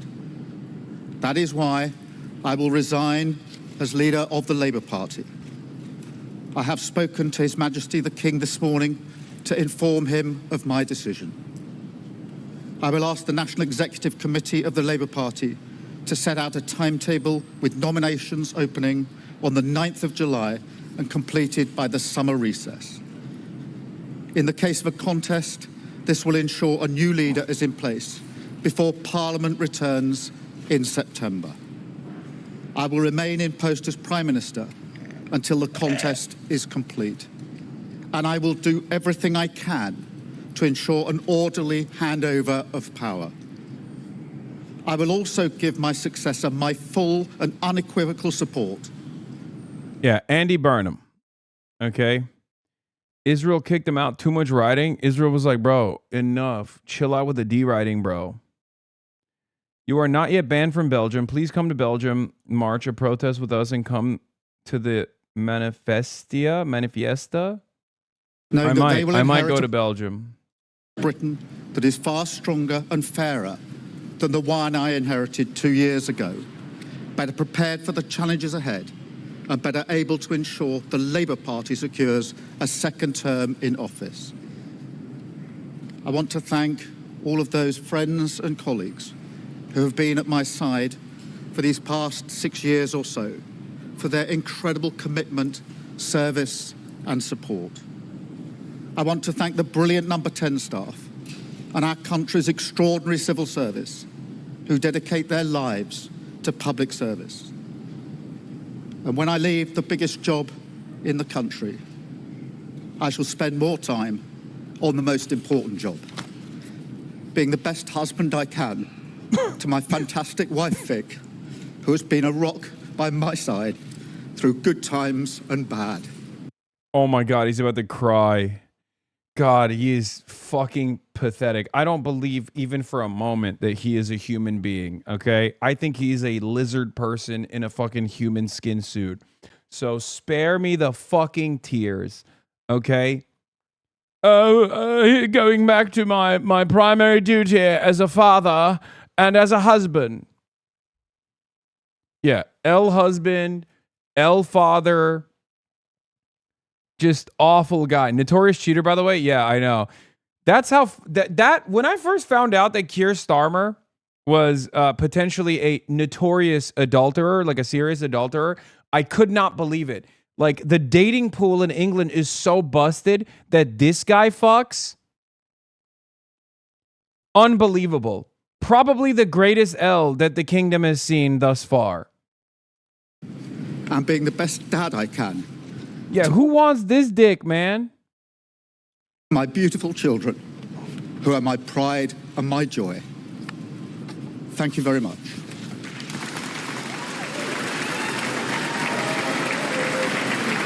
But then I'm reminded that Boris Johnson also fucks, and you know that's a somber reminder that it is British politics and British culture is totally fucking busted. Anyway, let's see what Zach Polanski said. Our country needs a bold change of direction. Starmer lost confidence in the country because of his abject failure to challenge the power and wealth of an establishment which is taken for themselves while leaving the vast majority in a cost of living crisis. The vested interests that are holding this country back need to be confronted with wealth taxes on the super rich, utilities taken into public ownership, rent controls and affordable housing, and an end to support for Israel's genocide in Gaza.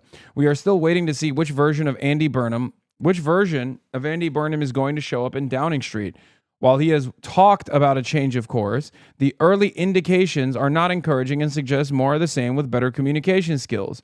The time for half measures and sticking plasters is long gone. Burnham must be bold or he will be bust.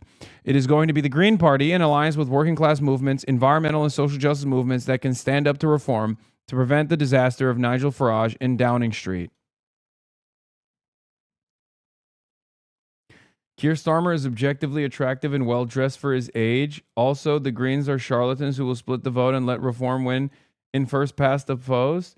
Fuck the Labour, right? They killed the UK. Wait, we do have Keir Starmer defenders in the chat. That's unbelievable. Keir Starmer defenders who correctly point to his destruction of Labour, that will still say that the Greens are spoilers. Buddy, you should be thanking whatever God you believe that the Greens exist. Okay? This has to be actually Keir Starmer, right? I am good. I will permanently block you from the UK as my last act. No, fuck Keir, but he's objectively handsome and well-dressed now that he lost the weight. Oh my God. Oh my God, stop. Stop. Please stop. Please stop. Please stop. Please stop. He's the most Rizless man. He's the most Rizless man of all time. Please. At least Boris has some fucking swagger, bro. I hate to admit it, but he has some pizzazz. Keir has none of it. Boris looks awful, obviously, but so does Keir. Victories like this one make a leader impregnable in office. But Keir Starmer started with low net favourability, from which his ratings fell further. There were brief upticks when he first met Donald Trump or later resisted joining Trump's Iran war. His ratings hovered around the lows of Boris Johnson and Liz Truss. His idea of change was calm after their storms. You have given us a clear mandate, and we will use it to deliver change, to restore service and respect to politics, end the era of noisy performance, tread more lightly on your lives. Keir Starmer's project was to make the Labour Party electable again and save it from the hard left. And in that, he was extraordinarily successful. The problem is that the project didn't really extend beyond polling day. He'd arrived with a policy knapsack with little in it. The country had to wait 118 days until Rachel Reeves' first budget. In the meantime, the government announced one eye-catching policy that stuck in voters' minds: cutting winter fuel allowance. Save the winter fuel! Save the winter fuel!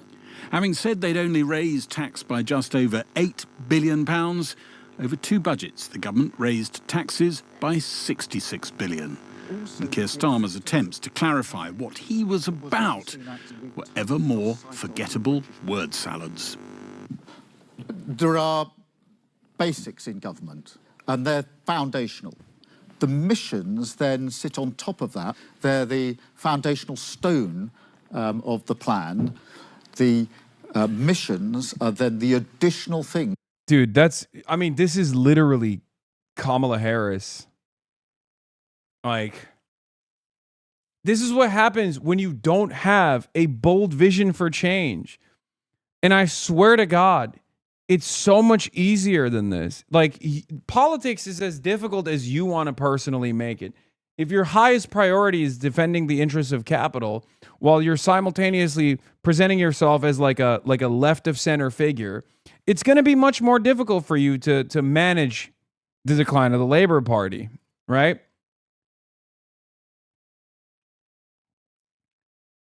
This is literally the classic like Democratic Party line, where you say, well, we have concepts of a plan that we are choosing to implement in the near future that will, change our attitude towards a plan for progress. And it's like, dude, just fucking say you're gonna destroy 14 years of Tory austerity. That's what you were elected to do. That's it. Why is that so fucking tough?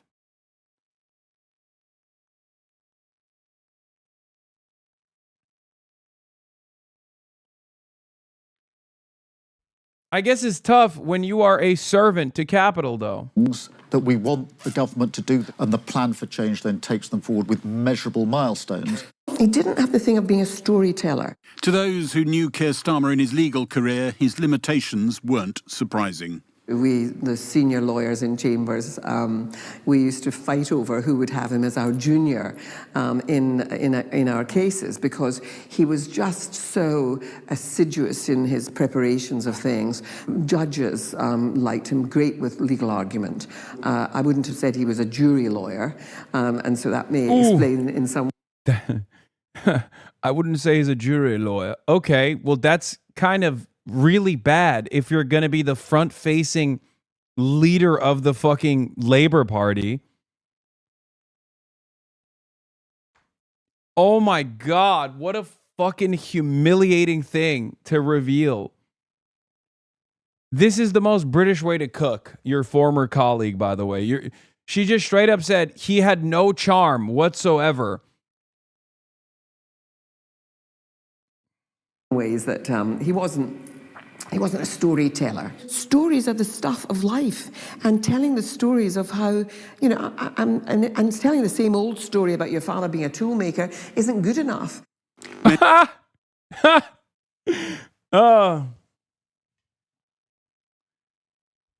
Oh, cook 'em. It's true. That's the classic Keir Starmer story. He's the son of a tool maker. He comes from a working class background.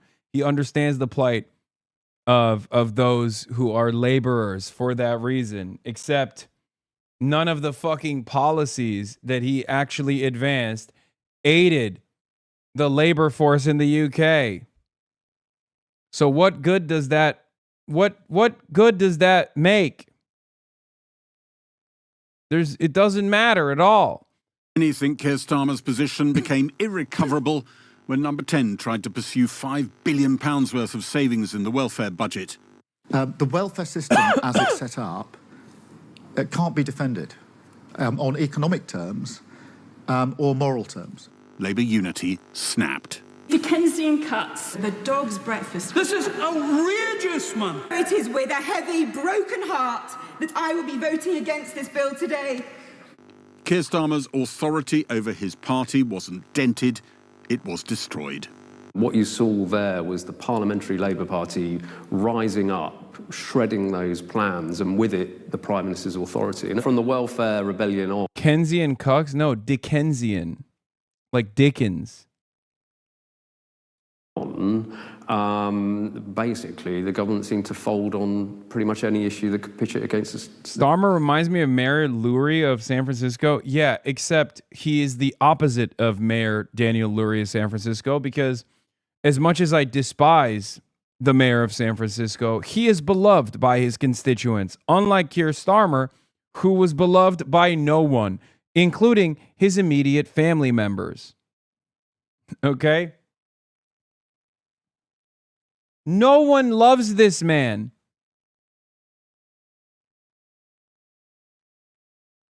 Not his friends, not his family, virtually everyone that has spent any time with him will say the same thing, that he was rizless. He was not exactly a joy to be around.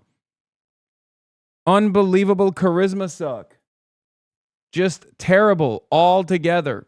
Pitch it against the Parliamentary Labour Party. Most people would sort of acknowledge that on some level. You didn't feel he did, it didn't go in?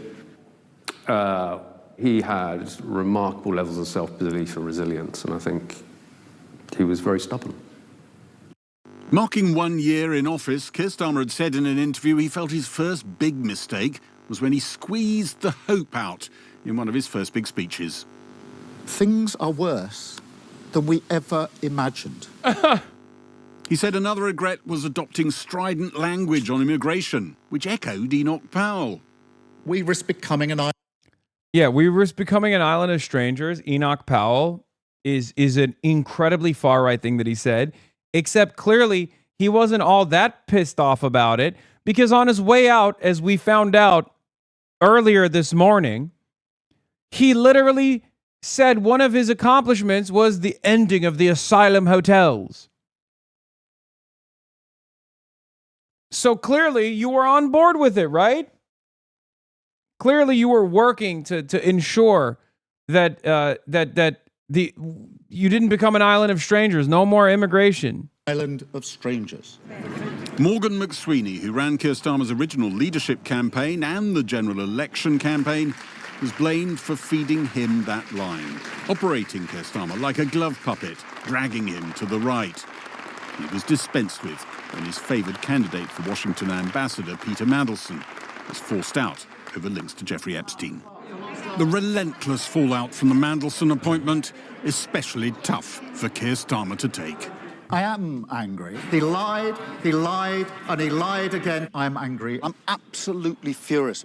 I know that Keir Starmer had reservations and was listening to other pieces of information that he had, and his own sort of reading of newspapers about Peter, and had never sort of. He was not in the friendship circle of Keir, but Morgan McSweeney was one of Peter's boys. I don't think that boy would recognise where I am now. We faced huge challenges as a family. Relentless attempts to convey his humble origins didn't seem to get cut through. Through that door, front door, there wouldn't be many people visiting our house because my dad didn't really want people coming in because he feared the conversation, what do you do for a living? And that made him retreat behind that front door. Many voters found the son remote, unrelatable. He was asked how he coped with political attacks.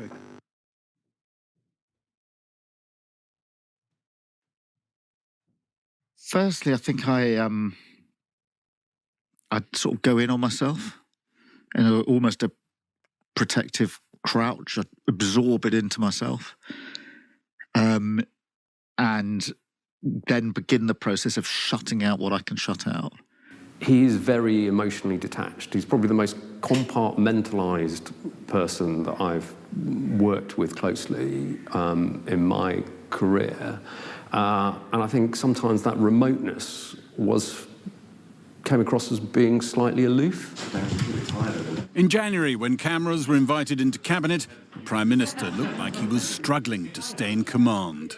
Did those with the cameras want to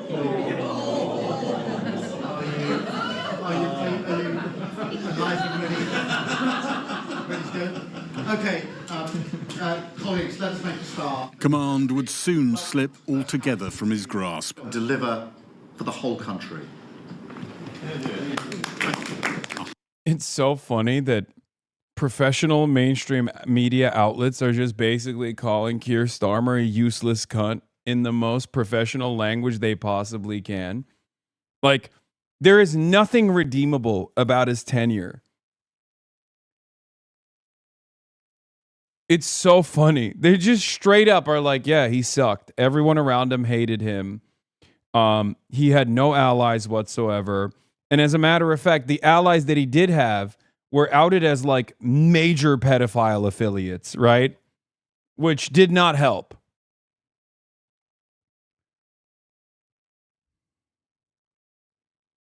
It's awesome.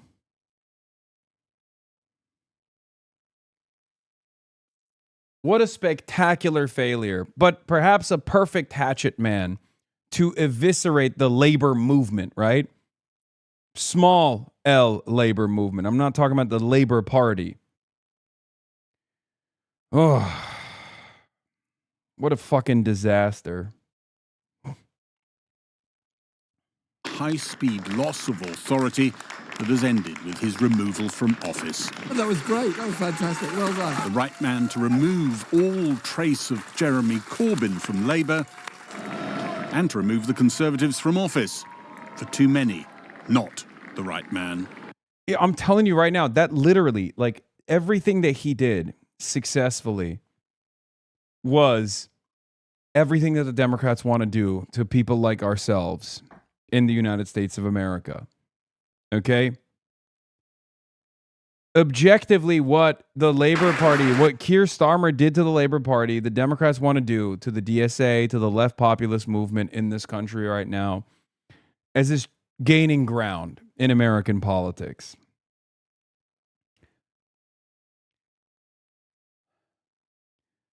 I really hope they fail. I really hope the Democrats fail, because if left to their own devices, they will unironically lead this country into ruin in the exact same way that the Labor Party, shepherded by Keir Starmer, galvanized the most reactionary force in the country. And that's why reform is such a strong force of politics in the UK now. And not only that, but it's not even enough. It's not even enough that reform is a growing force of politics, that we now have to sit around and deal with restore Britain. For those who haven't gotten the message that reform is fascist enough.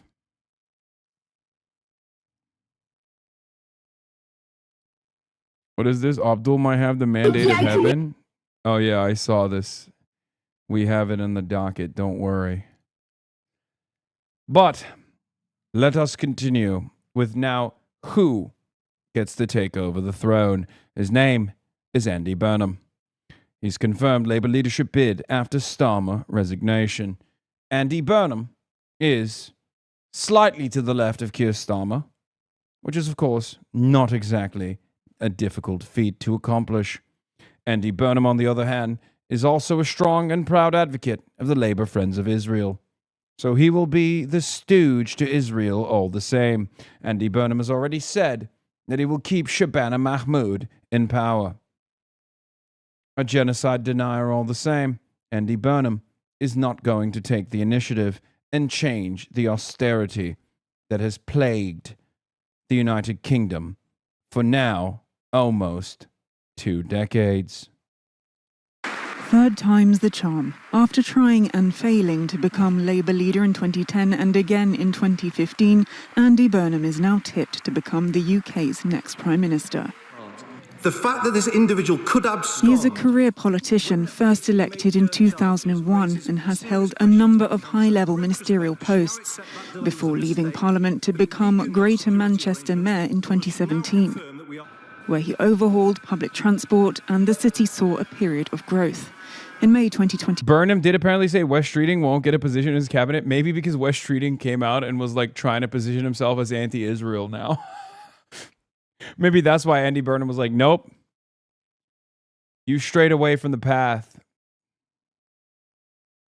He won a landslide re-election victory. Experienced in politics, both nationally and regionally, he promised as he became MP for Makerfield that he would replicate his Manchester track record. We do need to bring down water bills, energy bills, rail fares, just as we've brought down bus fares in Greater Manchester to make life more affordable for people.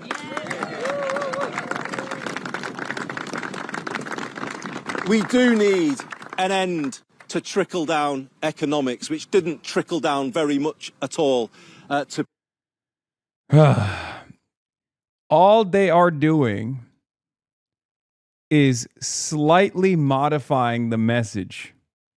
Okay? Let's see if they follow through on this at all. I am not holding my breath.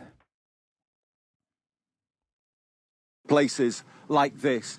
And we are going to lay out a new path for Britain. There's one notable gap in Burnham's decades-long CV. On the global stage, he's a relative unknown with little foreign policy experience. In 2003, he voted in favour of the Iraq War. More recently, he called for the UK government to recognise Palestine as a state. But on the Makerfield... That is, by the way, so unbelievably marginal. I can't even begin to explain that to you before you think that that implies that he has like, he will be in any way, shape, or form different. If you're part of Labour Friends of Israel, I have no confidence in you at all on this issue. I'm sorry. Yeah. Labour friend of pedophiles. Many prominent Labour Friends of Israel figures were outed as pedophiles, by the way. Not even making that up. Look it up on your own. Zara Sultana read Burnham to filth. Just another reminder that Andy Burnham voted for the Iraq War, an illegal war that cost over 1 million lives. He has refused to describe the systematic slaughter of Palestinians in Gaza as a genocide. So what will change? Nothing. Arms sales to apartheid Israel will continue. Palestine action will remain banned, and more pensioners will be locked up. Welfare will be cut to fund more weapons. Immigration detention will expand, and mass deportations will continue. Andy Burnham is not the second coming. He's the establishment's last roll of dice. We've already seen racist pogroms on our streets. The danger has not gone away. So we must organize, build solidarity, and create power from below. Fascism isn't at the door. It's already here. Only socialism can face down this barbarism.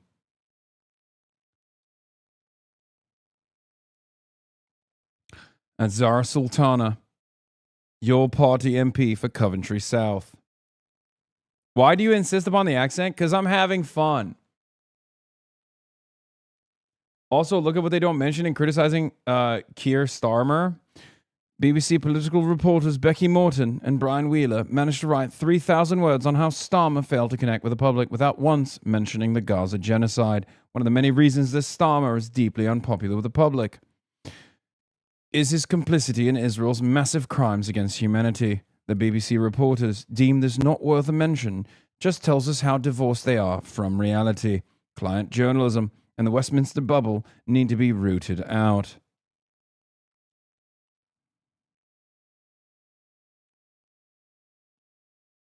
Can you do the accent more? It's very enraging. Good. Not saying your accents are bad, but working with an accent coach would be content.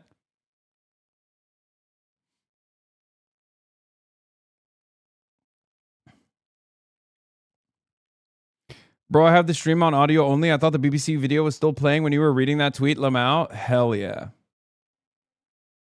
Posh reporter.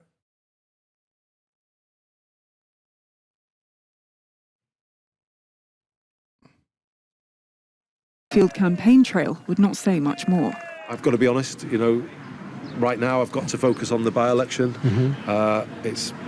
That is my focus, but, you know, I was one of those who called for a ceasefire, you know, shortly after the events of October the 7th, as horrific as they were. But This is the only notch in his belt for legitimacy in this space, is that he was one of the early demanders of ceasefire. This is true. Fair is fair. No, it is. You gotta read it. You gotta grade these guys on a curb. Okay, that's just how it is. He was early in his demand for a ceasefire. Now you could say, oh well, he wasn't an MP, so it doesn't really matter. But I think it's still important to note. It's important to note. Asker, not a demander. Okay.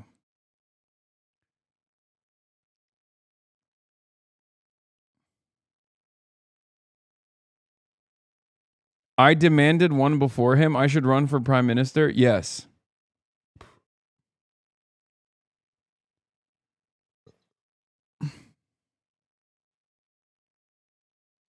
you know, that was the stance that I took. So I have spoken out. 251. In 2015, when he was campaigning for leader, he said his first visit would be to Israel. That's also true. That's right. He did say that. They asked him, like, he brought it up voluntarily. He said he would go to Tel Aviv as his first visit as the leader of the Labour Party.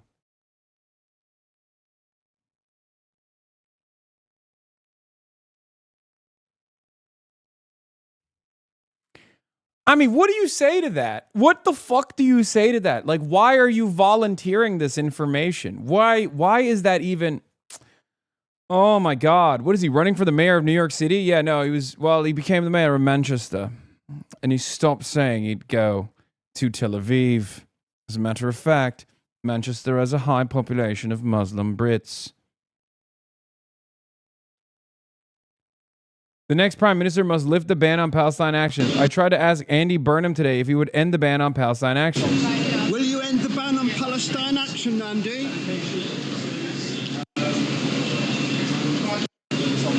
Will you end? Yeah, he did not have an answer to that, it seems. It's also not clear exactly where he falls on the political spectrum, having sidestepped Labour's past infighting. The UK MOD have found Twitch. I'm being spammed with join the Royal Navy, join the Marines when I click around the side. XD. Yes, join the Royal Navy and you too can aid and abet in the war crimes of Israel. Please join. You can wear short shorts as you go and wage wars in the desert, as your forefathers demanded. Lads, it's time to reinstate the draft. Keep calm and carry on. We must put our life on the line for the beauty of the nation state of Israel. Her goals are our goals. We must put down our lives to ensure that Israel, the greater Israel project, is implemented. Very nice. Jason Hickel responds to Shabana Mahmood, my major op in the UK, Home Secretary, Member of the Parliament for Birmingham Ladywood. Shabana Mahmood of the UK Labour Party, who banned me personally from entering the country, despite the fact that I am British, as you know, as you can tell from my accent. I am a British man after all. I've been lying to the Americans this entire time. Much like Steve Hilton, I have infiltrated the United States. trying to implement policies such as making the national cuisine jelly deal.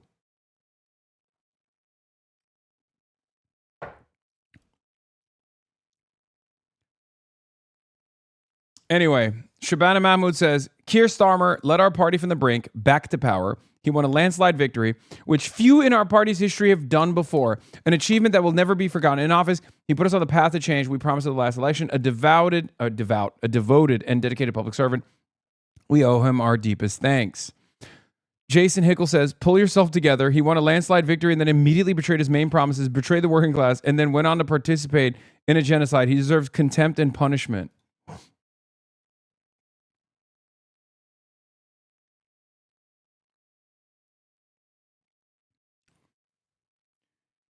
Jason Hickle is my goat.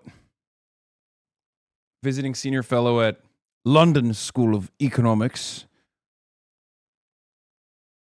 Cut the shit, you're Chinese. I wish. Yeah, he only won because the Tories lost. And he learned 0 lessons from that defeat. And all he did was become the Tories. It's unbelievable.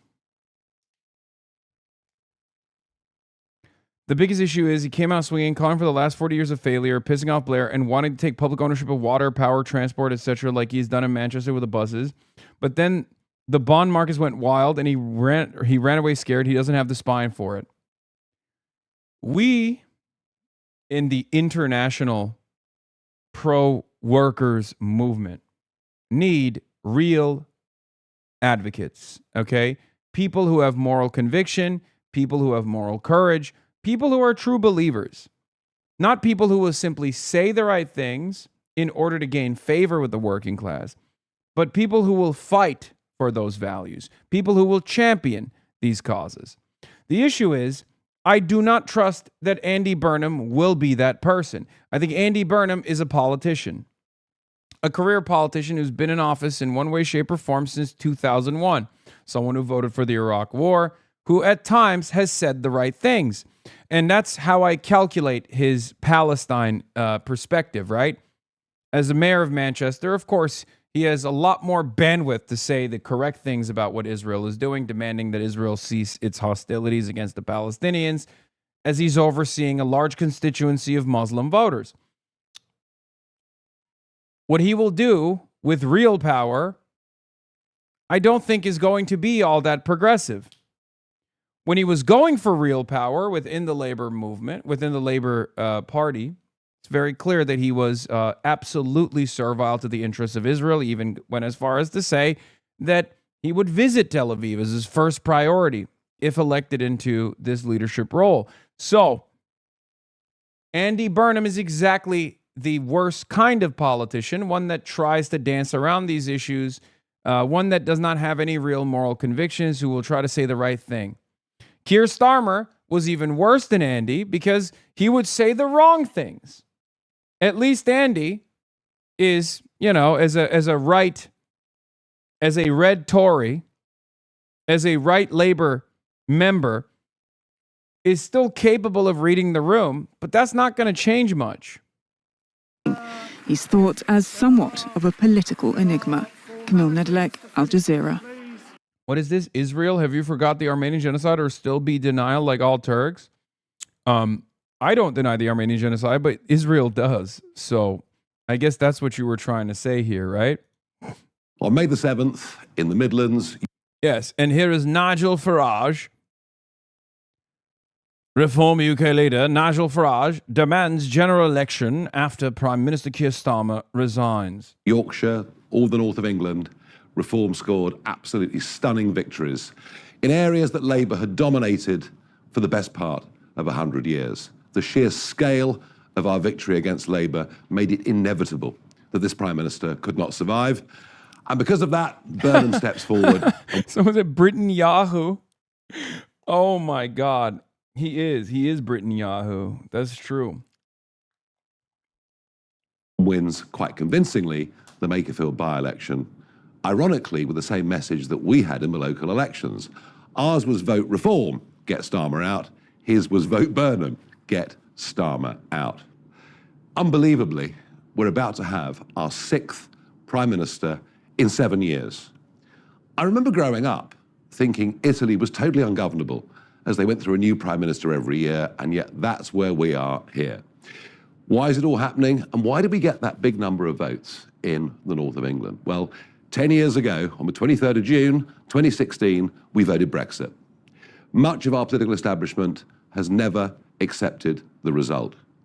And even those that reluctantly did, namely the Conservative Party, refused to implement what voters demanded, namely lower levels of immigration and more freedom for our sole traders and small businesses. They were just two of the benefits we could have taken having got back self-governance.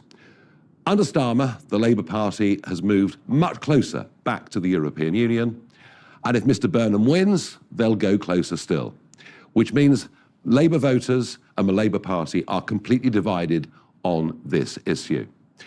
But the bigger point today is that of a mandate, is that of legitimacy. I've no idea whether there'll be I think one of the funniest outcomes of Brexit was literally the influx of migration that took place from even less white populations. But I obviously don't have an issue with that. It's just that these guys who championed Brexit ended up getting the worst of both worlds. Literally, if you look at the raw data, it's actually insane. These guys were like, oh, we don't want the Polish. Like, we don't want the Polish coming into the country. And then there was an influx of migration from, like, not the European continent.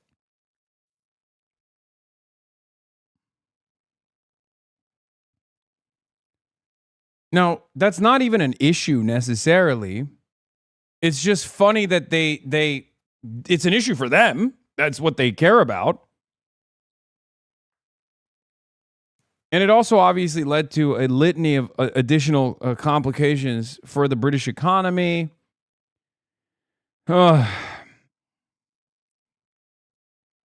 Biggest winner from KIER's resignation? Yes, I know. Abe Lovely. He made the boss call. I cannot fathom how these guys, these fucking cockroaches on the far right, are capable of sequencing together some of the biggest L's, some of the worst punishments that the British people have experienced, and they just still survive in spite of their devastating failures, in spite of their success when it's a initiative that harms the working class. And the working class keeps looking at this and going, more, please. Yes, please, sir. Can I have some more? How is this possible?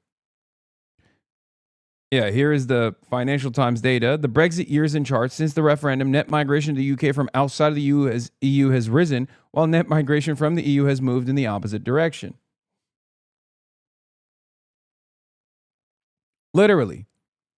These guys were so racist to the Polish migration coming from the European continent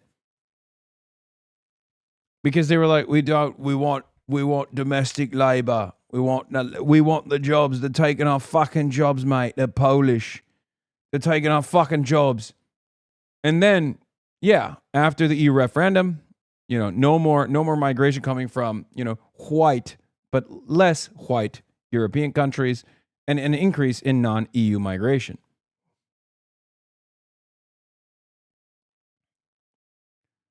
The problem with the UK is we have an electorate that wants a Japanese approach to immigration, Nordic welfare, and an American tax system, and a political class that would rather pander to this delusion as opposed to leveling with public about the necessary trade-offs. This approach will continue to produce failed leaders until it fundamentally changes. I mean,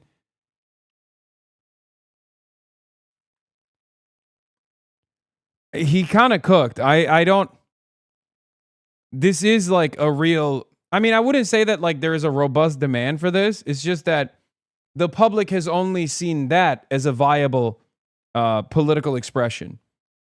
The public thinks that that's what they need. It's not super far off, but only because there is a crisis in political vision in this fucking country. Okay? That crisis is born out of ineffective leadership.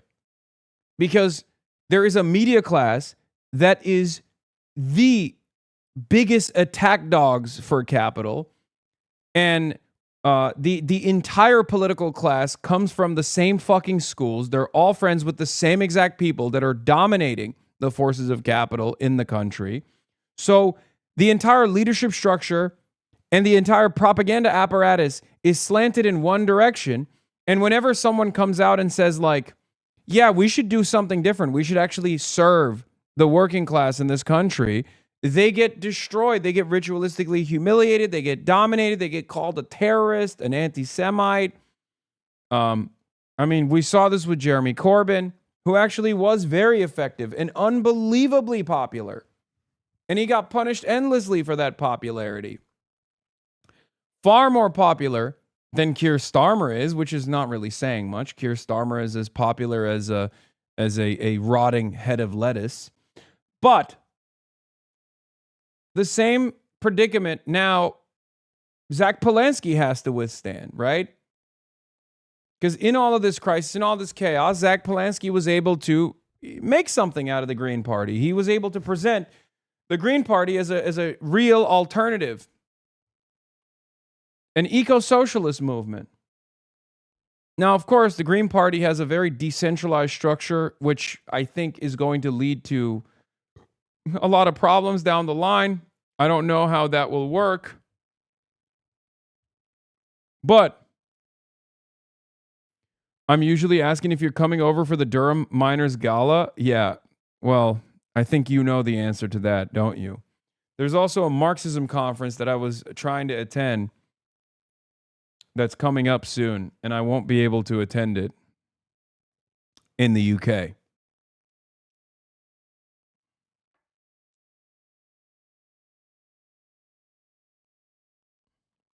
The problem with the UK government is that Margaret Thatcher is in power since 1979 until today. Yes, same problem that persists in America. Ronald Reagan has been in power, and Reaganomics has been in power since Reagan. Same predicament, same issue. We are not, I mean, I think you're allowed back now. You think Shabana Mahmood, the same Home Secretary, is going to allow me in now under the leadership of Burnham? I doubt it. I highly doubt it. It would give me a little bit of confidence that there is like some real changes taking place within the Labor Party if they actually stopped prosecuting Palestine Action as a prescribed terror organization. That would be great.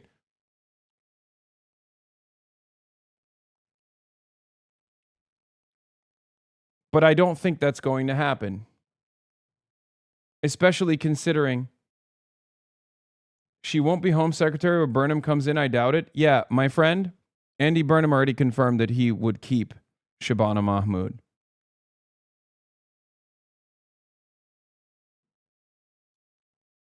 So, no reason for doubt. He already confirmed. A contest or a coronation. But what I do know is the British public. Labor is cooked. They let the grooming gangs cook. Oh my God, dude, here's why you are the biggest dumbass of all time. Okay. Virtually all of the actual incidents that took place with the grooming gangs took place under Tory leadership. You fucking baboon. You absolute moron. What the fuck do you mean labor is cooked because they let the grooming gangs cook? Every single actual incident, anytime there was any like Pakistani grooming gangs or whatever the fuck you think happened, it took place under Tory leadership. You're a fucking idiot. God damn. Why are people so stupid? Why are people so malleable? It blows my fucking mind. Learn to read. Educate yourself. You know when those grooming, doesn't matter where it started? What are you talking about? These are issues that were prosecuted literally when you started your fucking Twitch account. This is when it started. 14 years of Tory austerity, 14 years of Tory governance. They didn't fucking deal with any of this shit, and you think it's Keir Starmer's fault. And if you think that it's just a Muslim problem, you're a fucking moron anyway.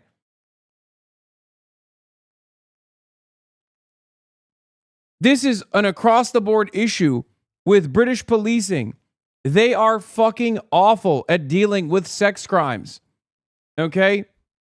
They don't care about the facts, just the narrative. Yeah, notice how we shifted the goalposts and go, why did they not end it? How are they supposed to end something that literally happened and ended under Tory leadership 2 decades prior to their governance? You fucking dumbass. Also, this is still a problem, and it's not grooming gangs necessarily. It's not Muslim grooming gangs, okay? Sexual assault is a nonpartisan issue in the UK. Only one party is trying to make it seem like it's just Muslims doing it, okay? Stop being a fucking idiot. If there's one person on this platform that is across the board anti-sex crimes, is me. I'm not the one who's fucking running cover for the Epstein class. I'm not the one who's actively trying to move the attention away from the sex crimes of Jeffrey Epstein affiliates. And I'm not the one who thinks that sex crimes are only being conducted by roving gangs of Muslims. Okay? The guy who you are a fan of, is doing that. I'm 35 and he looks older than my dad.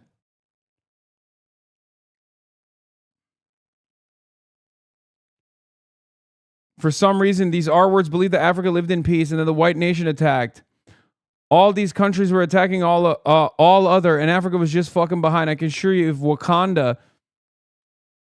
Oh my God, this guy only lives in Marvel quotes too. Jesus Christ. You're 35 years old, man. You have no excuse to be this fucking... this dumb.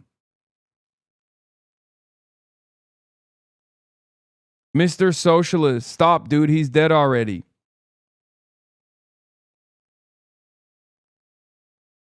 You're a fucking Disney adult. You're older than me.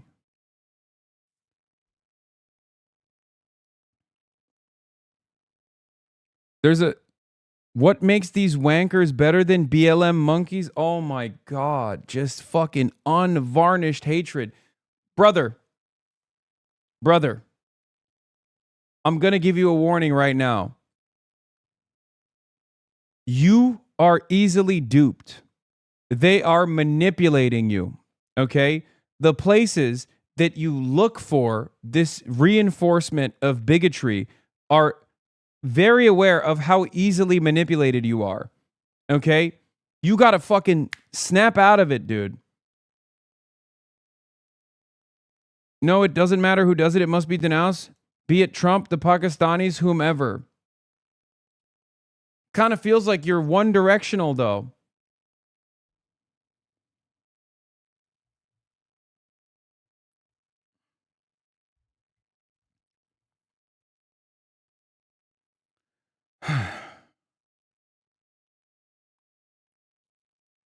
Look, racism is low IQ, okay?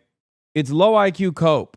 The idea that there are inferior beings out there that are lesser than you, that society is hyper-focusing on. And that is a major weakness for the working class. You got to do away with that mentality. Because the reality is, they know, guys like Nigel Farage know how fucking easily manipulated you are. That's how they did Brexit. Is your life better? No. Now, I'm not a fan of the Labour Party either, but wake the fuck up.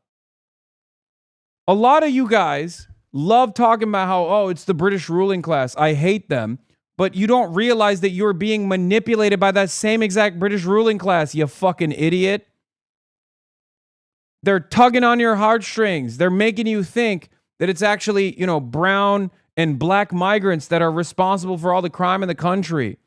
That crime is not born out of people's socioeconomic conditions. That there's no solution. That the solution actually comes from purging the fucking boundaries on ethnic confines. You know, as long as all the black and brown people are purged from the boundaries of the UK, then the UK will be a more prosperous nation. You're a fucking idiot. That's not how this works at all. That's not going to solve anything. It's going to make things worse, ironically enough, because now you have no one working at the NHS, for example. Your ass is not going to go become a nurse. You don't have the technical skills.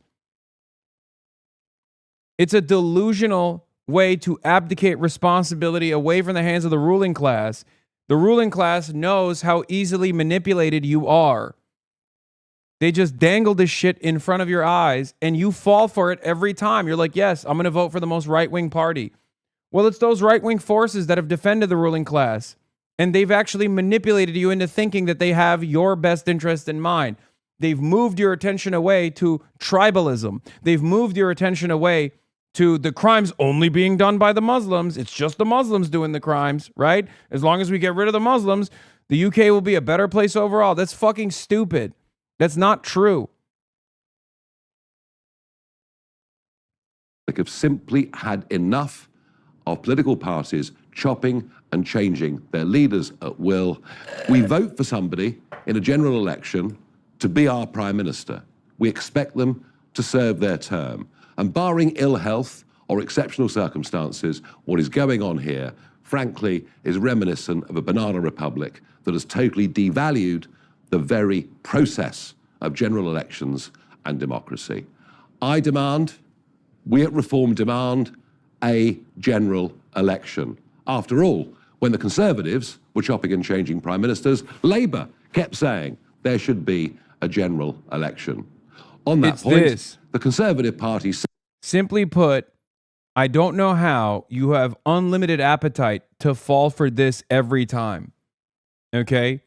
It's literally this. And it's ironic because it is Rupert Murdoch that's like mass producing this propaganda. It's literally this always. And the only thing that has changed, over the years is the number of cookies that he has and the number of cookies that this guy has. This guy has even less cookies now. But the strategy doesn't change. And people are so easily manipulated. They go, yeah, you're right. Yeah, you're right. These fucking foreigners are taking my cookie.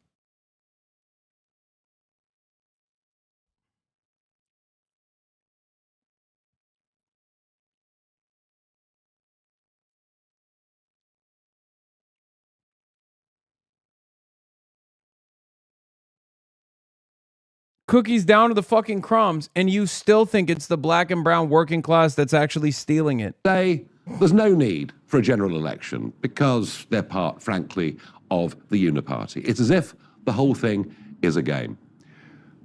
Labour did not actually carry out their mandate of 24, did a whole number of things, whether it was the tax on family farms, the giving away of the Chagos Islands and much else that wasn't in the manifesto.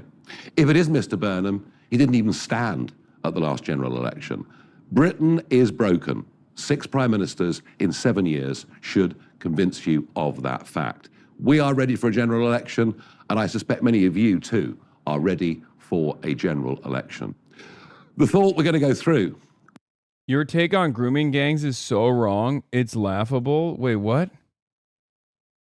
There's no way I have a 31-month subscriber who literally fucking is unironically a firm and committed believer that it's like there are that this is not an issue born out of the British police's like lack of interest. Sarnix is a troll. Psych, did you actually think that I, as a 31-month subscriber, Andy would buy into a talking point that the Roach community salivates over? Come on, Unc. Anyways, now to more important things. Do the stripes on your suit line up with the pockets? I'm trying to submit that fit in for review of dye workwear. P.S. Give me a good shake. I'm gonna fucking ban you. Weeks, maybe months of paralysis in a country whose debt is rising faster than any country in the world, apart from Botswana, where the boats continue to come across the English Channel every day. The whole thing is not acceptable. Let's have a general election. Let's get a government with a clear democratic mandate. The left is in a state of disarray. Watch live is Trump. Trump is live taking questions. Who wants to invest in product? It's just an artificial way of raising a price if you're running a bad company. So they spent $51 billion on stock buybacks instead of spending them on plants. Now they can't do that anymore. Now they are spending a lot of money. We're building many plants throughout the country. They're dealing with General Motors. They're dealing with Ford. But I know General Motors is all excited about building weapons now. They have some plants which are going to switch over. He already build weapons. He already revealed that Keir Starmer was resigning before Keir Starmer officially resigned, which is another devastating blow to Keir Starmer. We're really in a big, strong economic push to do the weapons, and some of the car companies, if they have any excess capacity, they're making a deal to build missiles and. The Patriot in particular, we have quite a few of them, but we want to make sure we have always a lot of them. Mr. President, on Colombia, the candidate that you endorsed. Thank you, Mr. President. Congratulations on the quantum physics EO to all of you. Vice President Vance said that there were mechanisms in place to make sure that there's not escalations with the Strait of HORMUZ and with Israel and Lebanon. Can you talk about what those mechanisms are, and are you in direct talks with the Supreme Leader, Moshe look, here's the thing. As long as they respect us, I don't want to use the word fear because that's an inappropriate word, but as long as they respect us, we're not going to have any trouble. We have total control of the strait. So the mechanism is we have a Navy that had a blockade. I think the blockade was more impactful than dropping bombs, if you want to know the truth. It was like I said, they call it the steel wall. Nobody got through. Not one ship got through, able to go. Look at that. They got through. As long as they respect us, he's changing his tone. Okay, interesting. Again, in about 15 minutes, I would say, Pete, one phone call. I mean, no one fucking respects you, but half hour. They're ready to go right now if you need to. It'll be before we finish the meeting. No, we have. As long as they respect us, we're going to be fine. If they don't respect us, things wouldn't be good. But they have a lot of respect.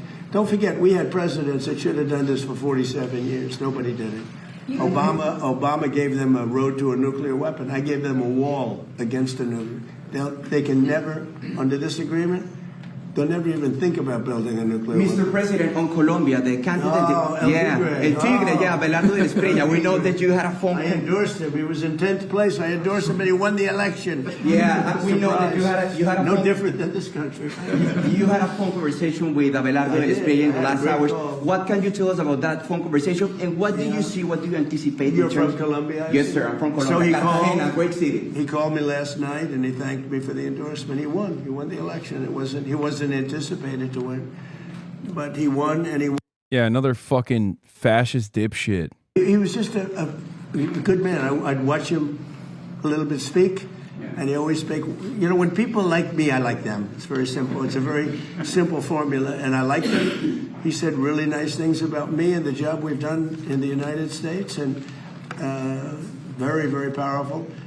And he won an election in Colombia that, I don't know, some people were surprised because he was a little bit further down the pack, but he won easily last night. He won by, he called me at 8:30 in the evening just to thank me very much. And I said, you ran a great campaign. He said, El Tigre, right? Yeah. And what do you anticipate for the relation with Colombia? Colombia is such an much better. It'll be better. He's going to be a great president. Mr. President. Are the contractors who did the initial work with the reflecting pool voice crack for the current condition, or is it the vandals? Oh, voice crack too. Vandals.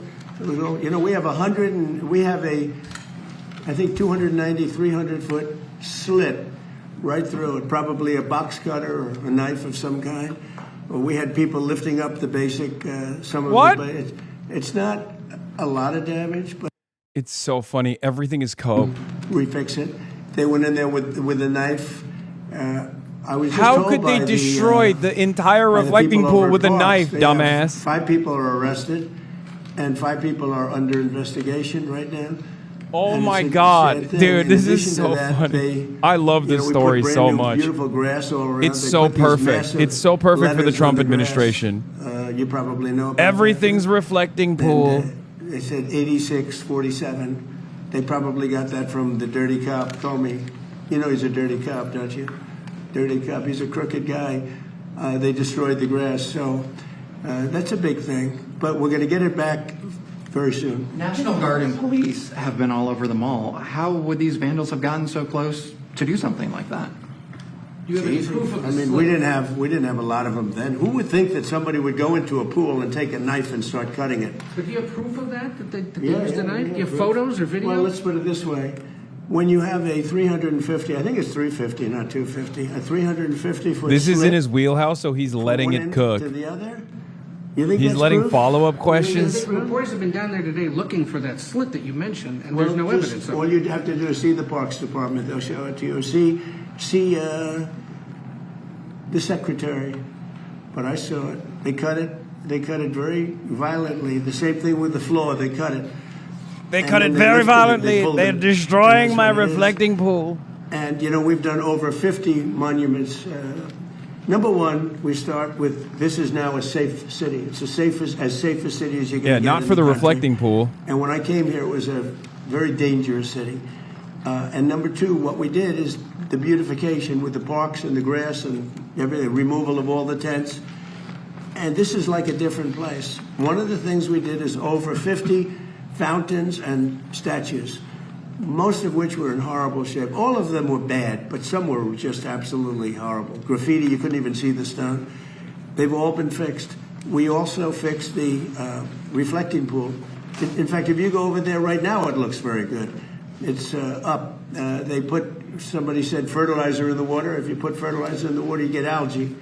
But somebody said they might have put fertilizer. They did something to create the algae, but that doesn't matter because that's awesome. Purified.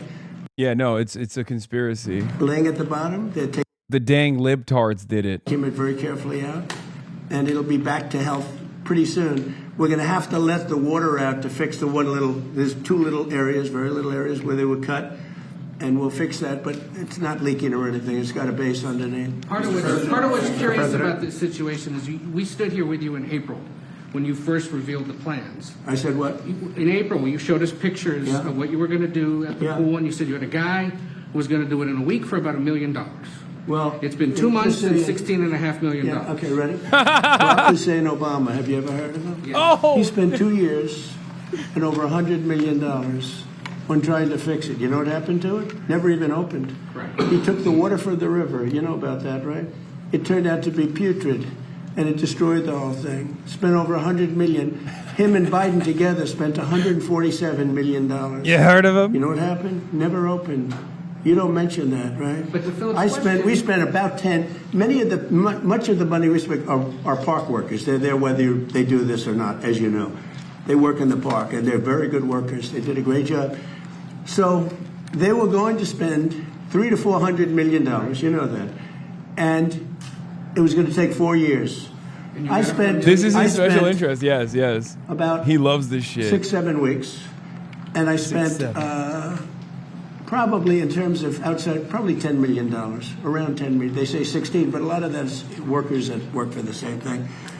So they were going to spend $400 million. I spent 10. They were going to spend 4 years. I spent 2 months, maybe less. And I have a better product. Now, I can't help it if somebody goes in with a knife and starts hacking it up. And we also have pictures of it. You know, we have Can you pictures. release the photos? Because we've been At the asking right for time, that. you'll see it. You'll see it in court. You'll see it in court. But all you have to do is call the Parks Department. Call the Department of Interior, and I don't know if their lawyers will allow you to speak to them because you know you write fake news. But there's call proof the knife has been found. Interior Department. And I understand they've arrested 5 people, and they have another 5 people that are under investigation. Such a unique knife. Here's the bottom line: we made. Only a unique knife like this could present such a unique pattern. It's clear. It's clear to me. Clear as day. 78% in a matter of months. It was a hellhole. New Orleans, crime is down 79%. And they had Mardi Gras. It was the safest Mardi Gras they've had in 50 years. The governor called me. Governor Landry called me. Safest Mardi Gras they've had in... And by the way, Chicago, which is a shooting field right now, if the governor would call me, Governor Pritzker would call me, I would solve the Chicago problem. In 3-4 months, you'd have virtually a crime-free city. We'll remove all of the bad ones. You have criminals. You have career criminals that came in through the border because of Sleepy Joe Biden. You ever hear of Sleepy Joe Biden? Do you ever hear of him? He let people come into this country, and we can never forget that that happened. Guys like you should never forget that that happened. He's right. They were murderers, drug dealers, mental patients. They took them out of prisons. They took them out of mental institutions. You should never forget that happened. We shouldn't. Mr. President, you're We shouldn't. Thank you, Mr. President. You were meeting with NATO's Mark Rutte on Wednesday. We got here from the reflecting pool, by the way. He started off with, do you know a guy named Barack Hussein Obama? And ended with, Joe Biden let the migrants in. On down U.S. NATO. troops? It's NATO, basically, the question. So we have been a great member of NATO. In many ways, certainly the predominant member. We paid trillions of dollars over the years, not billions, trillions over the years to protect Europe. When we wanted to know, we didn't need any help at all. I was more curious than anything else. So I said to Pete, let's see if they'd actually come. So we asked them to come, and they weren't there for us. So we spent, it was stupid that they weren't. By the way, Starmer wasn't there. And you know what? The people of the UK did not like it that he wasn't there. Starmer said no. Starmer said worse than no. He said, we'll be there as soon as you win. I said, we don't need you as soon as we win. Before I went in, we called him. He said, oh, wow, we'll be there. This was not Winston Churchill. That's why British people voted him out. I like that this is in line with the other dumbasses like that come in here and they're like, well, Starmer got pushed out because of the rape gangs, mate. And then you got some people thinking that, and then the other people like Donald Trump being like, Starmer got pushed out because he wouldn't go to war. Yeah, I already retweeted this. Yeah, I'm saying Starmer got pushed out because he banned me from the UK. So I say to Pete and I say to everybody else, if we're spending all of this money, hundreds of millions of dollars to protect them from Russia, mostly. Okay, so we're spending hundreds of millions of dollars a year. You know, the case could be made that we spent all of the money over the years. Before me, I cut it back. But listen, we spend all of this money, and then when we want to maybe have help on small stuff, this is small time. This is not the big one. This is small potatoes. They say no, would rather not help. Stupid thing to say, because we can say that to them if we want, and we might. Mr. President, it's the 1-year anniversary of Operation Midnight Hammer. If you could go back in time, is there anything you would do differently? No. Nothing at all? It's the most successful attack that anyone's ever seen with a bomber that totally wiped out their nuclear potential. If we didn't do that, you'd have no Israel right now. Israel would not exist, and most of the Middle East would not exist. They were 2 weeks away from having a nuclear weapon. If we wouldn't have done that, Pete, they would have had a nuclear weapon. You want to say something about that? Yes, sir. I wasn't aware it was the 1 fuck year, does but Pete Heggs you don't know? have the situation we have now, a position of strength where Iran's going to give up their nuclear program without Midnight Hammer. Which, by the way, the irony is Keir Starmer not involving himself with the Iran ordeal is probably one of the only good things he did, because he was under tremendous pressure at that point. And it is really funny that Trump is actually saying he got ousted because he didn't involve himself with Iran. and they can do nothing about it with their air defenses, which are even further now degraded. And that's what everyone misses in the press, and the president's right to call it fake news.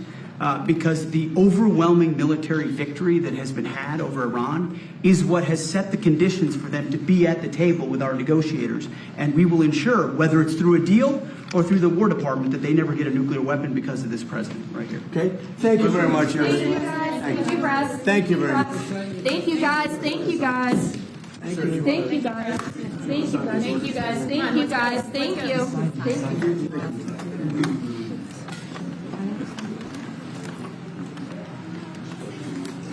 Kicking the press out.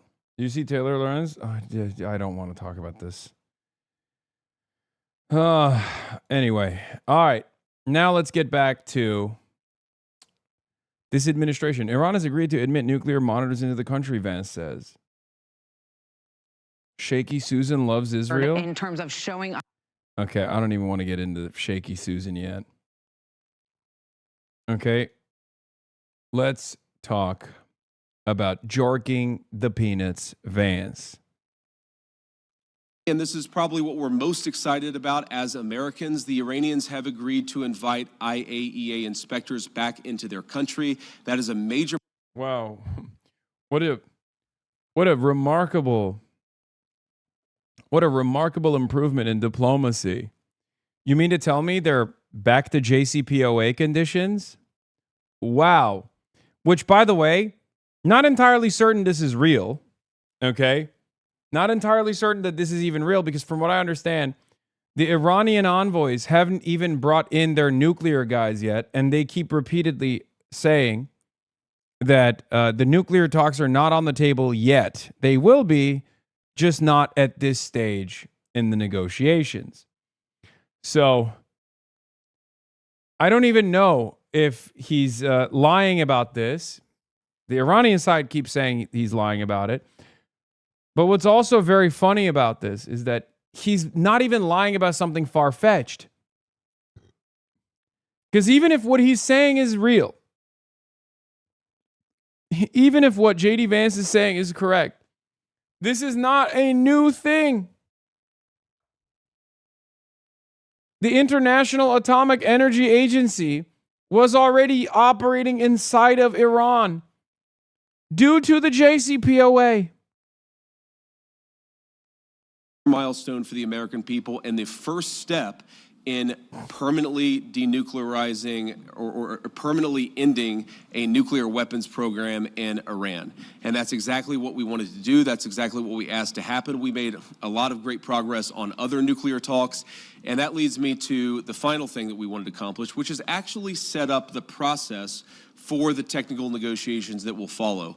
Our teams working with the Iranians, the Qataris, and the Pakistanis made great progress yesterday. They will continue to work at the technical level with the teams here in Bergenstock, and then those technical negotiations are going to continue over the weeks and days to come. We wanted to set up a structure for that so that you could have proper political oversight, but obviously, as much as this place is very beautiful, I can't stay here for the next 60 days. I'm about to go back home to the United States, but the technical teams are going to be working with proper oversight to make sure that we're accomplishing the objectives that matter for everybody. So those are the things that we wanted to accomplish. We came here, we did exactly that. The way that I think about it is very simple. We laid a very good foundation for a successful final deal. The final deal is the house. We set the foundation. We haven't built the house, but we've laid a successful foundation to get to a good place for the American people. I think it's important for all of us to appreciate how much was done, but honestly, there is still a lot to do as we continue to make progress on the nuclear talks, on the economic talks, as we continue to demine the straits and ensure that that flow of traffic continues to pick back up. A lot of progress, but still some work to do, and we're very committed to doing it. Why did the Iranian delegation leave at the beginning and then they came back? Because Israel was bombing Lebanon in direct violation of the first stage. Like the first demand being made in the ceasefire negotiations in the MOU is a cessation of hostilities. Iran understandably does not trust the American side. Why would they? America has engaged alongside Israel an act of perfidy, not once but twice. So for them, for the Iranian side, in order to establish any kind of trust from their end, they want America to restrain Israel. This is actually not that complicated of a demand. It's actually a just demand. It's a demand that the rest of the world is also on board with, ironically enough. But basically, yes, I'm going to watch the rest of the MAGA debate. Yes, I'm going to. Hasan, are you going to watch the rest of the MAGA debate? I'm locked in. Yes. Dean Withers-Jube will watch the rest of it today. Later.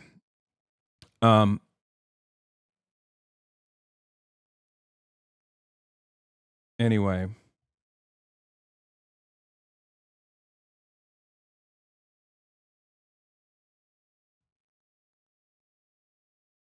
Hold on.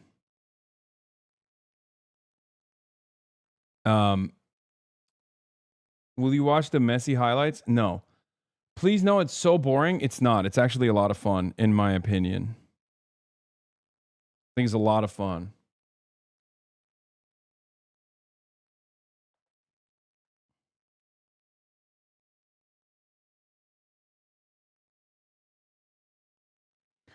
Your commentary on that Jube video was some of your funniest commentary. Straight up, thank you. Do you think the Iranian government watches all this unserious political pendulum swinging in the U.S. and just go like, I mean, sure, we all agreed to the thing we agreed to before he said it was bad?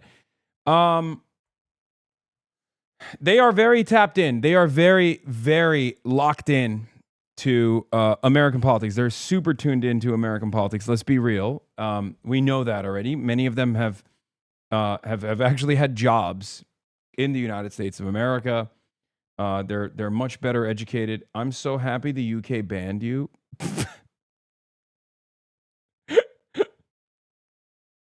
Okay, 31-month subscriber. In any case, getting back to the point that I was making, Iran understandably is demanding America restrain Israel because they want assurances that they can trust America. It's a big ask only because America has chosen not to restrain Israel so far. And that's a huge problem. Okay?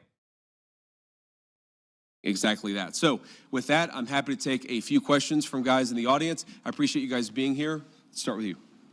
Thank you, Mr. Vice President. Describing it as perfidy downplays that it was lying on purpose to set up murders. No, I mean, that's literally what perfidy is. You just said describing perfidy as, and then you inserted the definition of perfidy. That's precisely what, yeah. Yeah, it's just lying. That's, you know, the official word for it. Did the president's threats yesterday really throw Chad is being bratty because it's June. Let us be. in negotiations? There were reports that the Iranians walked out at one point. Can you just clarify and tell us what happened? No, they didn't throw a wrench in the system. The thing with the Iranians, yes, they did threaten to walk out, or at least there were social media threats that they would walk out. But we were negotiating well past 1 a.m. yesterday, so they didn't walk out. And their technical team is still here in Bergenstock working with our technical team actually as we speak, though I imagine maybe some of them are taking a break to watch this news conference. But look, what we told the Iranians yesterday is when you guys engage in what us millennials might call trash talk, you can't expect the President of the United States not to respond and not to correct the record. So when they say things that aren't true, the President is going to respond to it. I'm going to respond to it. Americans are going to respond to it. When they make threats that aren't rooted in reality, they have to accept that the President of the United States is actually going to set the record straight. That's all that happened. So yes, there was a little bit of threatening, there was a little bit of whining, but at the end of the day, the talks continued and we made great progress. On the nuclear inspectors, when do you expect them to be welcomed into Iran? Is there a time frame that you guys are looking at? And also in terms of when we could see this entire conflict end, do you think this can end by the midterm elections? Well, look, right now the conflict is in a ceasefire, and certainly our hope is that we get to the final deal and a permanent settlement. But right now, I think we've made great progress, and we should all celebrate that.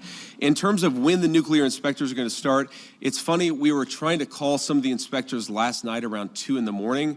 As you can expect, not many people were answering their phone at 2 in the morning. I expect that will happen at the minimum this week, but we think even some of those conversations with the inspectors and with the IAEA could happen as soon as today, but I haven't checked in with our team since we made that 2 a.m. phone call to some of those inspectors. Sorry. Mr. Vice President. Thank you, Mr. Vice President. Did you, going in, expect the Iranians to make Lebanon as much of a linchpin as they ended up doing? And how would you describe the progress on Lebanon? I know Mr. Araghchi said it was very good progress, but what's your characterization of it? Yeah, I would describe it as very good progress, too. I mean, look, we want a regional ceasefire, right? We want Hezbollah to stop firing at our friends in Israel. We want Israelis to be able to... It's one way to promote it. I wish we hadn't banned that one starving Marxist chatter, because I love hearing from the hogs.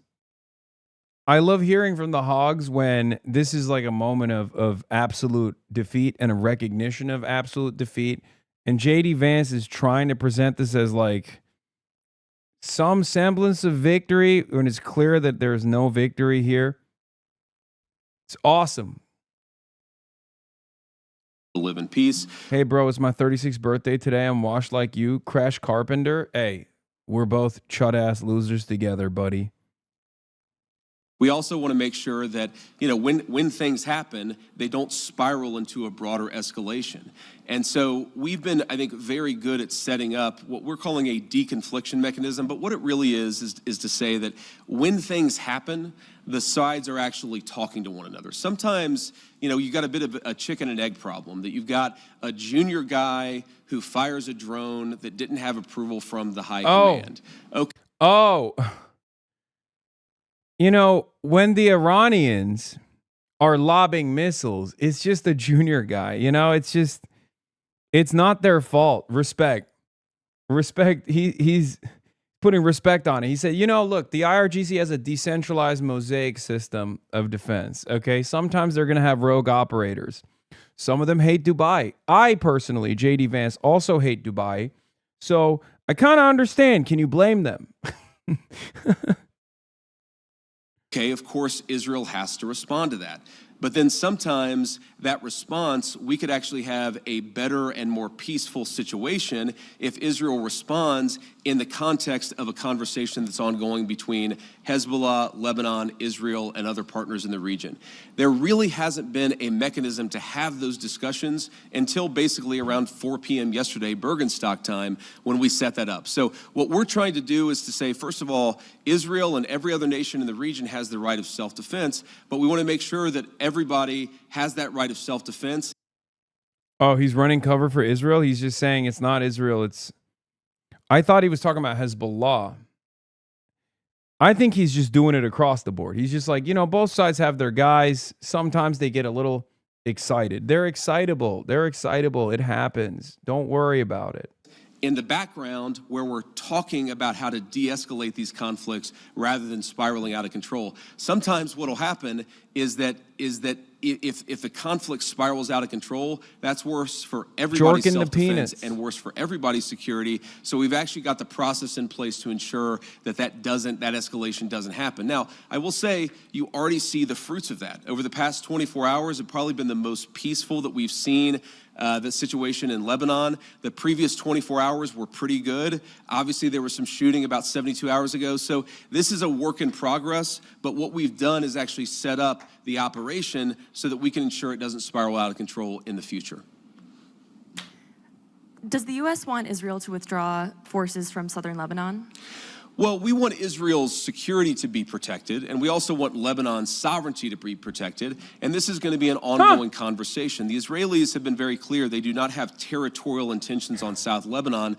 The reason they feel they have to be there... So you want Israel to retreat, but also at the same time you believe Israel has a right to set up a frontier inside of Lebanese territory. Very interesting. So do you want Israel to retreat or not? Is because they're worried about Hezbollah fighters in South Lebanon firing into Israel. We do believe, of course it's going to require a lot of hard work, that we can get to a place where Lebanon's territorial integrity and sovereignty is protected, Israel's security is protected, and that's going to require some coordination with the Lebanese armed forces, and also it's going to require the Iranians to rein in Hezbollah. That's all the sort of things that we were talking about yesterday, and again, I think that we got much further compared to where we were just 24 hours ago. Have you spoken with Prime Minister Netanyahu during any of his process at all in the recent days? Yeah, we were in constant contact with the Israelis yesterday, but also, of course, with the Saudis and the Emiratis and others in the region. We talked to the Lebanese yesterday as well, so we're constantly trying to keep our regional friends updated about this. This is not a deal that the United States is imposing on the region. This is a deal that the region has desperately asked the United States to put in place. Obviously, the headlines have been very focused about what's been going on between the United States and Iran, but this region has been a basket case for a very long time. And what? Yeah, they're all a bunch of crazy guys. It's certainly not one country that is responsible for all of the instability. The same country that is doing all of this instability and behaving in this belligerent manner with our weapons and our unlimited support. It's certainly not the same country that we are refusing to restrain right now, even though the other country that we're currently in a ceasefire negotiation with is making it their primary focus and their primary demand. It's awesome. Just say Israel is the fucking belligerent country and you're going to restrain Israel. That's it. That's it. That's all you need to say here. And that's all you need to do, really.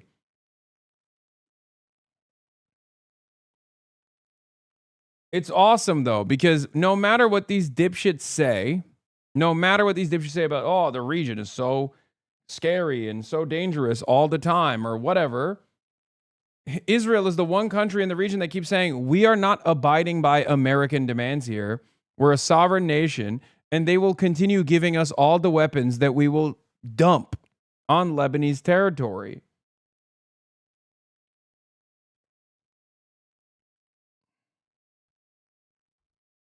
Israel is dunking on us. The president has set us to do, again, lay the foundation, see if we can get to a permanent peace. If we can't, the president of the United States still has a lot of options to accomplish America's security objectives, but he has certainly committed us to this pathway for now, and we're going to keep on working and seeing what we can accomplish. And then I want to just, before we For all the talk about Arab honor or Iranian hangups, it's clear that Amer Israel is way more obsessed with saving face and way less capable of swallowing its pride. Adam Johnson says, yes, and in my opinion, more people should familiarize themselves with the British Empire's concept of the moral effect.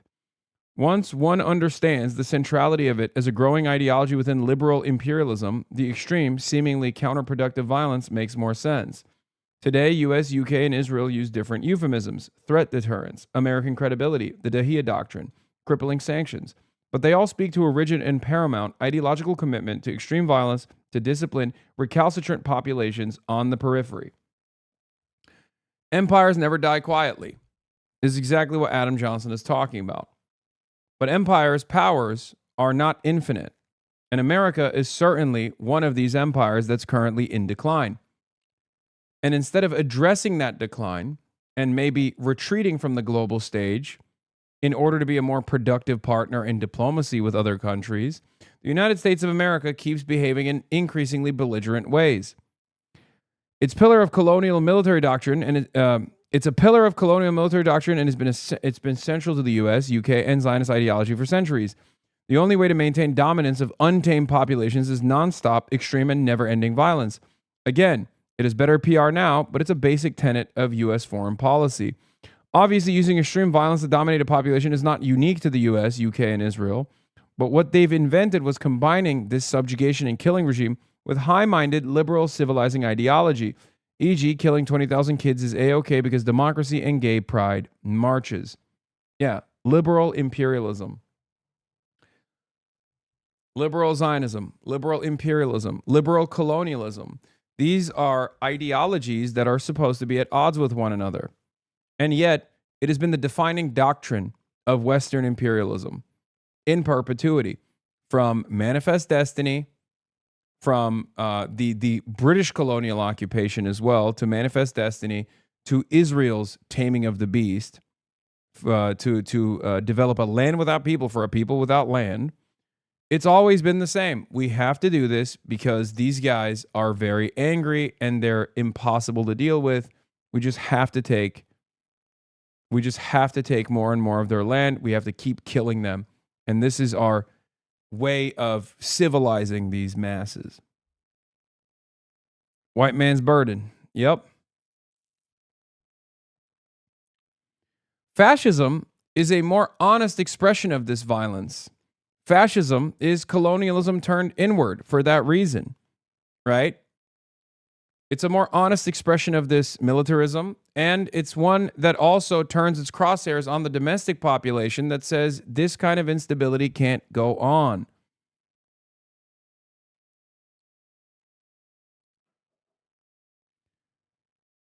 Oh, another Quillette writer. My latest Quillette.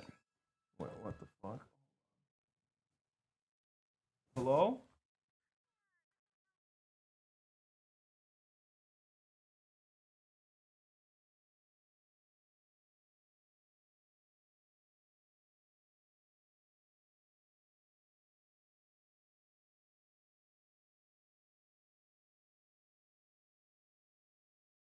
depart here, I want to say one last thing. I've seen some misreporting about frozen or unfrozen Iranian assets. One of the other things that we wanted to... Boss call from Israel. I've decided that the MOU must not go on and that it's bad and that Israel has a right to defend itself. Ladies and gentlemen, it has nothing to do with the phone call I just had. It was just a very convincing phone call. Israel Chai, okay? Yeah, Israel Chai. Israel has a right to defend itself. And yeah, J.D. Vance is a vicious anti-Semite for things that he said about Israel last week. It was unforgivable. Okay? Yeah, Benji called me personally. Big Yahoo called up and said, Hasan, enough is enough. Still has a lot of options to accomplish America's security objectives, but he has certainly committed us to this pathway for now, and we're going to keep on working and seeing what we can accomplish. And then I want to just, before we depart here, I want to say one last thing. I've seen some misreporting about frozen or unfrozen Iranian assets. One of the other things that we wanted to do, and wasn't as high of a priority for us for obvious... What state is Israel the size of? It used to be New Jersey, but it should be New Jersey, New York, and Connecticut. That's the right answer. Israel, the size of New Jersey. Until now, we are taking territory in Syria and Lebanon. Israel will no longer be the size of New Jersey. It will be the size of New Jersey, New York, and maybe even Connecticut. Reasons, but we wanted to make sure that we set up a process where if we ever unfreeze Iranian assets, we can ensure that that money, that Iranian money, goes to help the people of Iran and not to fund terrorism. So Jared Kushner actually came up with a very interesting solution with the Qataris, where basically, again, if there is any frozen Iranian assets that are unfrozen, then we have approval over that process. The Qataris have approval over that process. And then the money would actually go to buy American soy, American corn, and American wheat for the benefit of the Iranian people. And as much as I see some of the press misreporting on this, and of course, buttressed by what the Iranians are saying, or not all Iranians, I want to be clear, there are a lot of Iranians who are telling the truth about what happened yesterday, but you see some social media reporting that gets this wrong. But fundamentally, what Jared and the Qataris and the entire team here in Bergenstock accomplished is, to me, a classic Trump deal, where if Iranian assets are ever unfrozen, they're going to go to make American farmers richer and to feed the Iranian people. That's a very, very good and very classic Trump deal. He's like, we eradicated U.S. aid, and we're just going to do a direct U.S. aid intervention in Iran. It's great for our farmers. That's cool. Don't know why Iran would take that deal, but sure.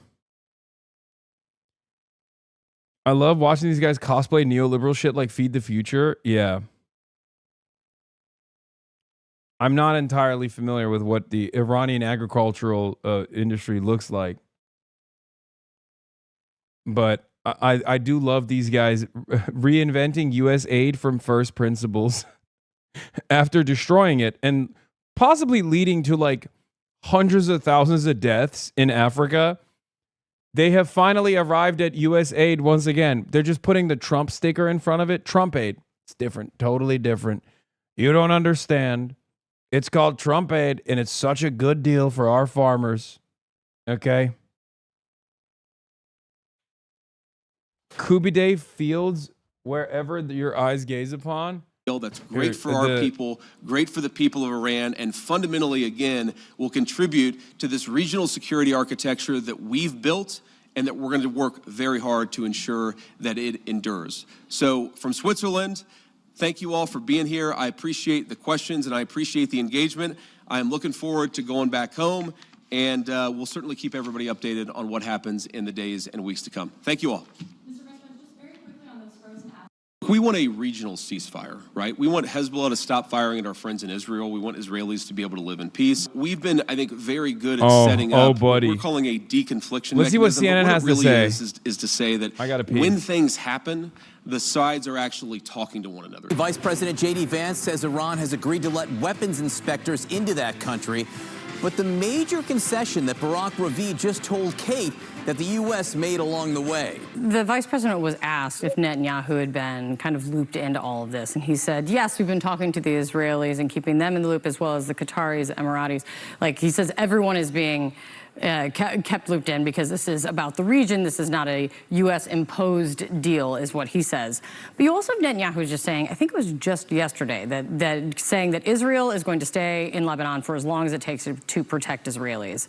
And Vance is clearly trying to downplay how serious these last kind of round of strikes and flare-ups have become in terms of threatening this overall deal. How central are you hearing that Lebanon, this fight between an Iran proxy, Hezbollah, and Israel has now become to the fate of the actual U.S. deal with Iran that will stick? No, I think it has become a major hurdle for the deal. This was, in my opinion, one of the biggest mistakes in the negotiations to wrap those two issues together. It was an Iranian demand in order for Iran to have a say in what's going on in another sovereign country that is not Iran. This is Lebanon. And they wanted to have a say in order to make sure that their proxy, the terrorist organization Hezbollah, will survive. And they got... Yeah, Israel is a sovereign nation. Lebanon, not a sovereign nation, just an Iranian proxy. Hezbollah, Iranian proxy. Okay, well, Israel is an American proxy, Barack. Okay. Guess what? It's tit for tat. The deal is being negotiated between the United States of America and Iran. Iran is saying Israel is an American proxy. Hezbollah is our proxy. You have to stop the war between our proxies. Sucks to suck. They have a better understanding of the situation on the ground than the way Barack Ravid is trying to present it to the American population.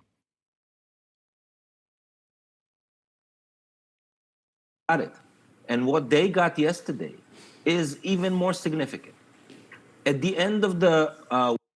What is this? Why would Iran want their money back if it's forced to be spent in America's economy anyways? What difference does it make to Iran at that point, whether they get the unfrozen or not, if it's not staying there? Yeah, it's incredibly stupid. War in Lebanon in November 2024, the Biden administration negotiated a deal between Israel and the government of Lebanon that set a mechanism. This mechanism was the US, Israel, Lebanon, France, and the UN. And it was supposed to do deconfliction.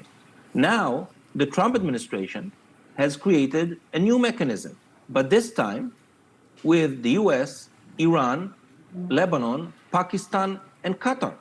Israel is not part of this mechanism at all. And so I think that when Benjamin Netanyahu read this statement that came out last night from Switzerland, I think,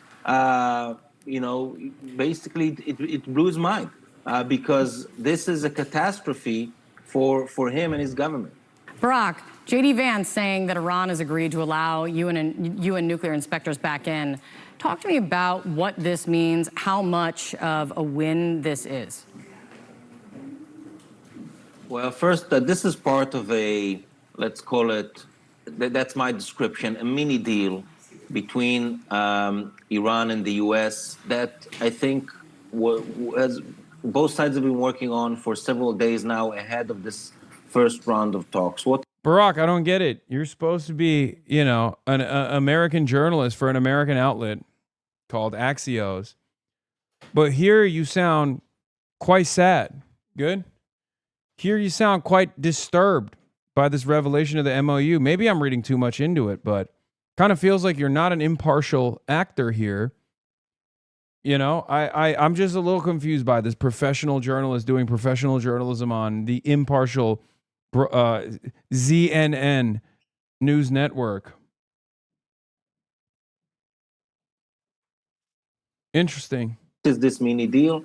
The Iranians will agree to invite the IAEA inspectors back to the country, and the U.S. will start taking steps to release frozen assets, Iranian frozen assets, in Qatar. What happened during the this round of talks? The Iranians said, we will invite them.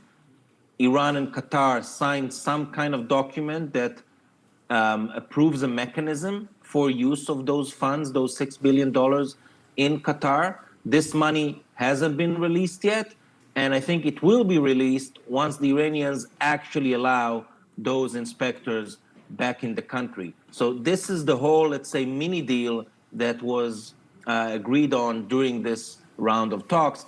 And it's meaningful because IAEA inspectors did not visit the key nuclear facilities in Iran, the facilities that were attacked during the June 2025 war. They haven't visited there since then, more than a year now. So if they will, it will be a meaningful step.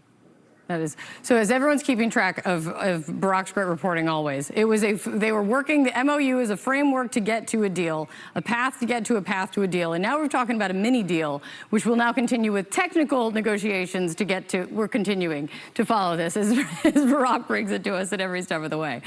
Colonel, one aspect that's becoming more and more central, it seems very clearly in the last few days, is Lebanon. And Vice President Vance described in some detail how he says they have now set up a deconfliction mechanism to prevent flare-ups between Hezbollah and Israel, flare-ups and incidents from spiraling and escalating kind of out of control.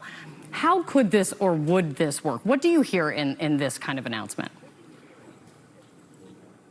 Kate, one of the things that you hear is that this is basically going back to what was supposed to have happened in Lebanon multiple times. The UN had peacekeeping troops in Lebanon that were designed to basically deconflict between the Israelis and Hezbollah and of course, any other Lebanese elements that could possibly have been threatening to Israel. So in essence, we're going back to that kind of a state of affairs. Possibly without direct UN involvement. It's not clear yet whether that the UN will be involved or not, but right now they're not involved. So what I hear is a mechanism whereby the Israelis and the Lebanese will be talking to each other. Okay, that's good. The problem is how much is Hezbollah involved in all of this? And the thing that we have to remember is that neither Israel nor Hezbollah nor the Lebanese are part of these negotiations. So this is a deal that is made by other people that hopefully will be followed because it does have an impact on the greater Iran deal that the U.S. and Iran are working on. But it is a positive step as far as it goes. But the problem is it does not include the people that are actually going to be either doing the shooting or the deconflicting. With us now, CNN national security analysts Alex Plitzis and Beth Sanner. And Alex, I want to start with you. If I'm not mistaken, there were weapons inspectors inside Iran as recently as a year or so ago. What's the significance of Iran now saying they can come back in immediately? This was mentioned in the Memorandum of Understanding. So it's part of the overall, I guess, implementation of the MOU is how I'll put it. We still haven't gotten to the technical level details. So the inspectors coming back is good, obviously, because since the strikes, there hasn't really been anybody in place to see what the condition is on the ground. So having them come back is an important step. But overall, again, this is really just the high-level implementation portion without actually getting into the technical details of how we're going to solve some of the thorniest issues. Beth, what have we seen so far in terms of leverage, and who seems to have more of it in these talks? Well, I think that it was very interesting that President Trump came in with this threat of almost a threat to assassinate the group who was negotiating, saying that they may not make it back to their country if they didn't stop Hezbollah in Lebanon from initiating actions. And I think that this is so important in terms of this leverage, right? But then Vance had to walk it back. So, when you have leverage like that and you try to use it, but no one believes that you will actually follow through with it, then you don't really have leverage. right? So I think that, when you look at what leverage we have, it's mainly about economics, right? It's really about the dangling of the carrot, because the stick is almost completely irrelevant right now and not believable. And I want to make one additional point on this idea of inspectors. We can't forget that Iran is actually treaty obligated to have IAEA inspectors in Iran. So what we're asking them to do is literally, yes, fulfill the MOU, but that's nothing to do with the fact that they already are under that treaty obligation. So again, we're kind of getting concessions for things that they're supposed to already be doing. Or are we getting concessions at all, Alex? Are we seeing Iran give anything they're not more than willing to give so far in these talks? So far there hasn't been anything of substance. To Beth's point, they were granted the oil waivers. Things are starting to flow there, but we haven't seen any movement in terms of the technical details. The main issues the president wanted, which is particularly along the nuclear file. Again, from what we're hearing that came out of day one of the talks, this was really what I would call the next level below the MOU. If the MOU was, hey, we've agreed to talk about these topics, what was set forth is a framework over 60 days for how they would get those done in a very tight timeline that would quite frankly be unprecedented. And then some deconfliction mechanisms for potential regional hotspots for conflict. But other than that, Iran hasn't agreed, it looks at this point, to major concessions of any kind. On the one hand, talking is talking, which is good. I mean, you would rather have every side talking than not talking. There is another side of this, though, Beth, which is that the Iranians, they're good at talking. And would the media be a mouthpiece for Israel or the U.S. State Department if it came down to it? I know they're never going to be at odds. Yeah, they're never going to be at odds, so it doesn't matter. But yeah, I do think that they would side with the American State Department if push came to shove.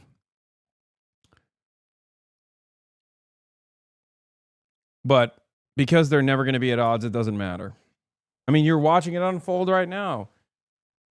J.D. Vance had a short, brief stint criticizing Israel and abdicating American responsibility. And that that was quickly subsided.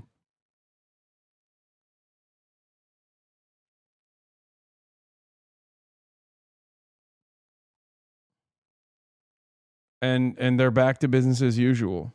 And the longer the talking goes on, it seems it benefits them. It took 2 years for people to call the war in Gaza genocide, 4 months to finally realize Iran won this war and how they had more leverage. How long until outlets start saying Israel's the problem in this war?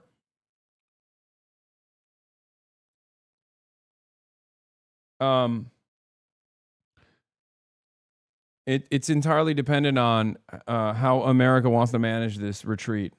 So, if America is sincere in following through with this memorandum of understanding and an actual ceasefire, then the American media will follow through on the criticisms of Israel. They'll start ripping into Israel. All the while, in spite of this propaganda, there are tremendous percentages of the population who say 69% of the American population polled in the YouGov poll says the conflict with Iran was not worth the cost for the United States. And there are even worse numbers here. For the record, the only group of people that say it was worth it are conservatives at 63%. And 66% of self-identifying Republicans say it was worth the cost for the United States.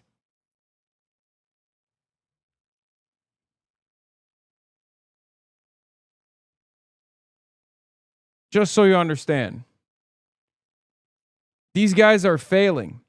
And they're unironically losing what remains of their shred of credibility every single day that they maintain this position. But I guess it doesn't matter.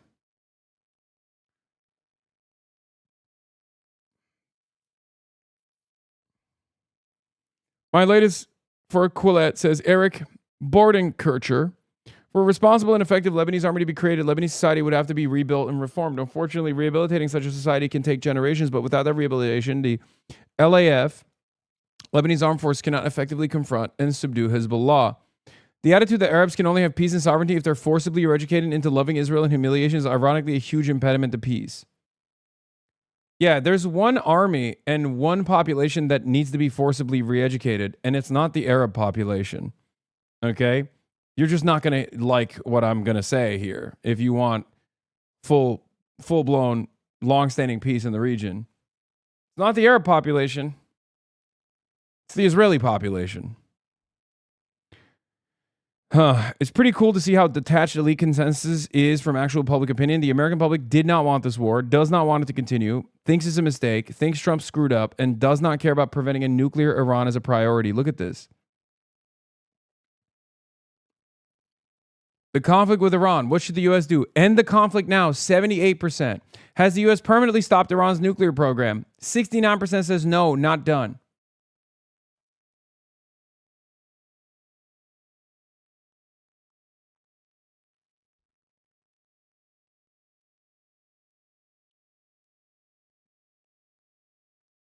What are you guys doing? What is this argument about shit particles in the chat? Now, this is the YouGov poll that ZBS News is showing. Okay? It is incredible how much of an L mainstream media has taken here, too. Because they have actively tried to justify the war. The only people that they had on board on all of their platforms were people who were like, this war is great. We would have done it too. You know, former Biden officials showing bipartisanship. Showing bipartisanship in a moment where it matters, in a moment where, you know, bipartisanship is a must, is a necessity. They've done maximum propaganda, and it's gotten them nowhere. Basically, the supporters of this deal, or rather, the supporters of the continuation of the war in Iran are, you know, the 20%, if at that, many of which are Trump supporters, right? It's conservatives that want to figure out, it's conservatives that think that there is like something good that Trump did here. So it is established along partisan lines for the most part. I think Gaza played a major role in this because mainstream outlets basically used what remained of their, you know, crumb of credibility over the last 3 years. They expended it all, and now they have no capacity to get people on board with things like this. Not that they're not trying. They're certainly trying. That's why you get Brett McGurk on the panel, right? Brett McGurk goes on and says, you know, Joe Biden would have done similar things, actually. I know Trump didn't go about it the best way, but we were training for this Iran war in the beginning. I didn't forget. Brett McGurk went on CNN when they thought that America had an opportunity to destroy Iran alongside Israel. Brett McGurk tried to take credit for it. Now he's saying, oh, it was bad. We didn't go hard enough or this or that, right?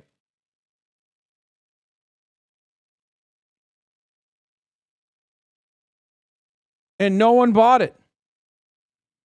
No one fucks with Israel.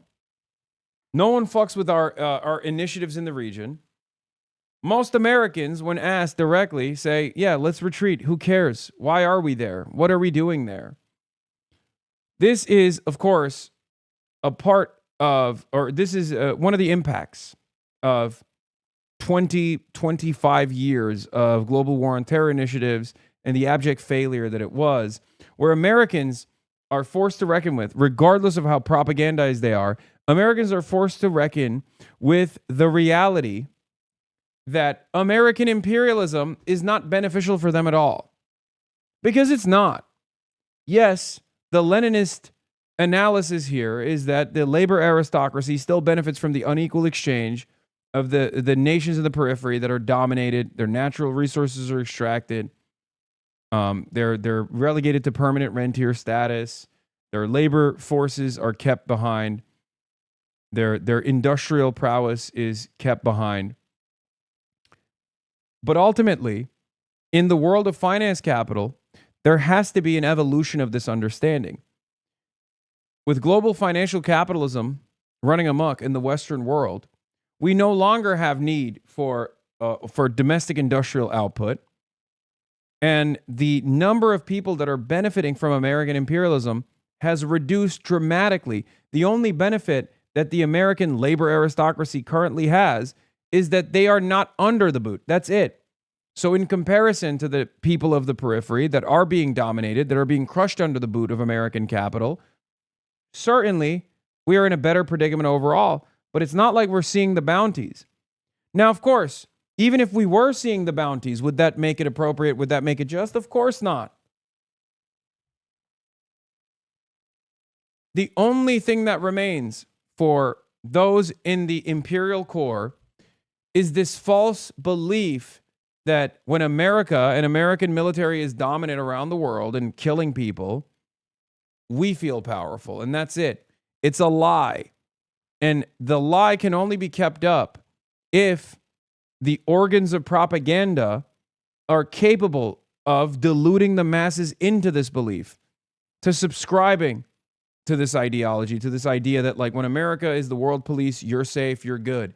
Americans are no longer subscribing to this idea because they've seen it. They've seen it in their own lives. They've seen their cousins, their brothers, their sisters, their children go out and come back broken. They've seen all of their productive output, all of their industrial output go to this death machine. And they're seeing a version of this kind of domestic occupation taking place in America as well, in an effort to tame the masses when they dare speak out. As the economic conditions worsen, as the material conditions worsen for the working class in this country, there's more and more instability. The right-wingers try to take that instability and redirect that angst and animosity towards vulnerable populations, as they've done so very successfully. White supremacy, white nativism. These are the ways in which reactionary forces have been able to take that anger that the working class feels and divide the working class into sectarian conflict, ethnic conflict, conflict of national boundaries, religious boundaries, gender expression, gender identity, and the like. But even that is not going to work as effectively as it once did, partially because there's too much diversity in the media diet, and also because even the dumbest guy can recognize that when Trump comes into office off the backs of these powerful reactionary forces, these powerful reactionary anxieties, and then doesn't deliver on an economic agenda for these people, inevitably they recognize maybe it wasn't the trans people that were our enemies. This administration is not focusing on making lives better for transgender people. As a matter of fact, they're focusing on making lives worse for transgender people. And yet, my life hasn't gotten better. When they go back, when these negotiators go back to Iran, how do you think they'll explain it to the higher-ups there, and how will it be received? Well, they've already put out some statements that, as Vice President Vance indicated, are slightly divergent from the U.S. understanding. For example, on the frozen assets, where the foreign minister of Iran has put out that there was this movement on the frozen assets, and the central bank governor of Iran said that they signed agreements about getting the frozen assets underway and transferred. So they are saying that this is all positive, that they're getting things, specifically the money, and they want the money. So there is some leverage there, but, again, time is something that is probably more on Iran's side than our side, as we're really trying to get the Strait open. And as Alex said, this is all about getting the Strait open and then getting that money moving. And the mechanics for doing that. The Lebanon part we haven't talked about, but having this kind of board or group overseeing deconfliction is very important, because that is the thing that could spoil this quickly. It can and has in the past, and every day it's a huge risk to all sides there. Alex Plitsis, Best Anna, great to see both of you. Thank you.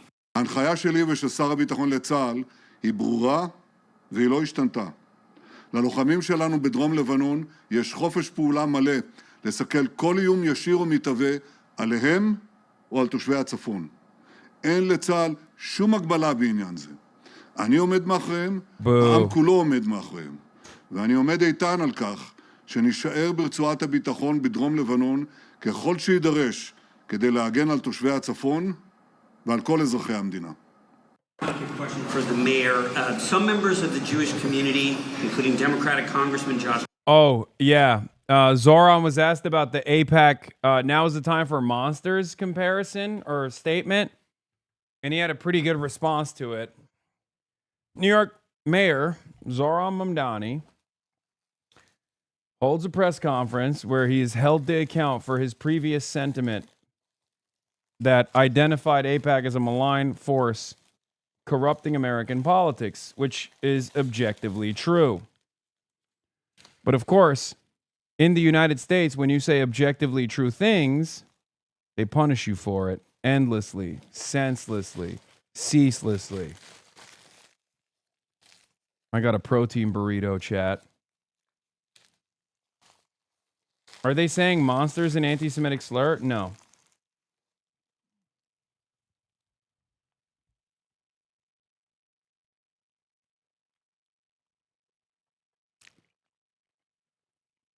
Gottheimer were alarmed by the language you used at the rally last week, calling AIPAC monsters who move dark money. These are phrases that invoke old anti-Semitic tropes and conspiracy theories. What do you say to those who are concerned that the language you used is dangerous? Now, I want to be very clear. We're talking about a status quo where children are being killed on a daily basis. More than 1,000 Palestinians have been killed by the Israeli military since the so-called ceasefire. Even an Al Jazeera journalist, Ahmed Wishah, was killed this past Saturday by an Israeli strike.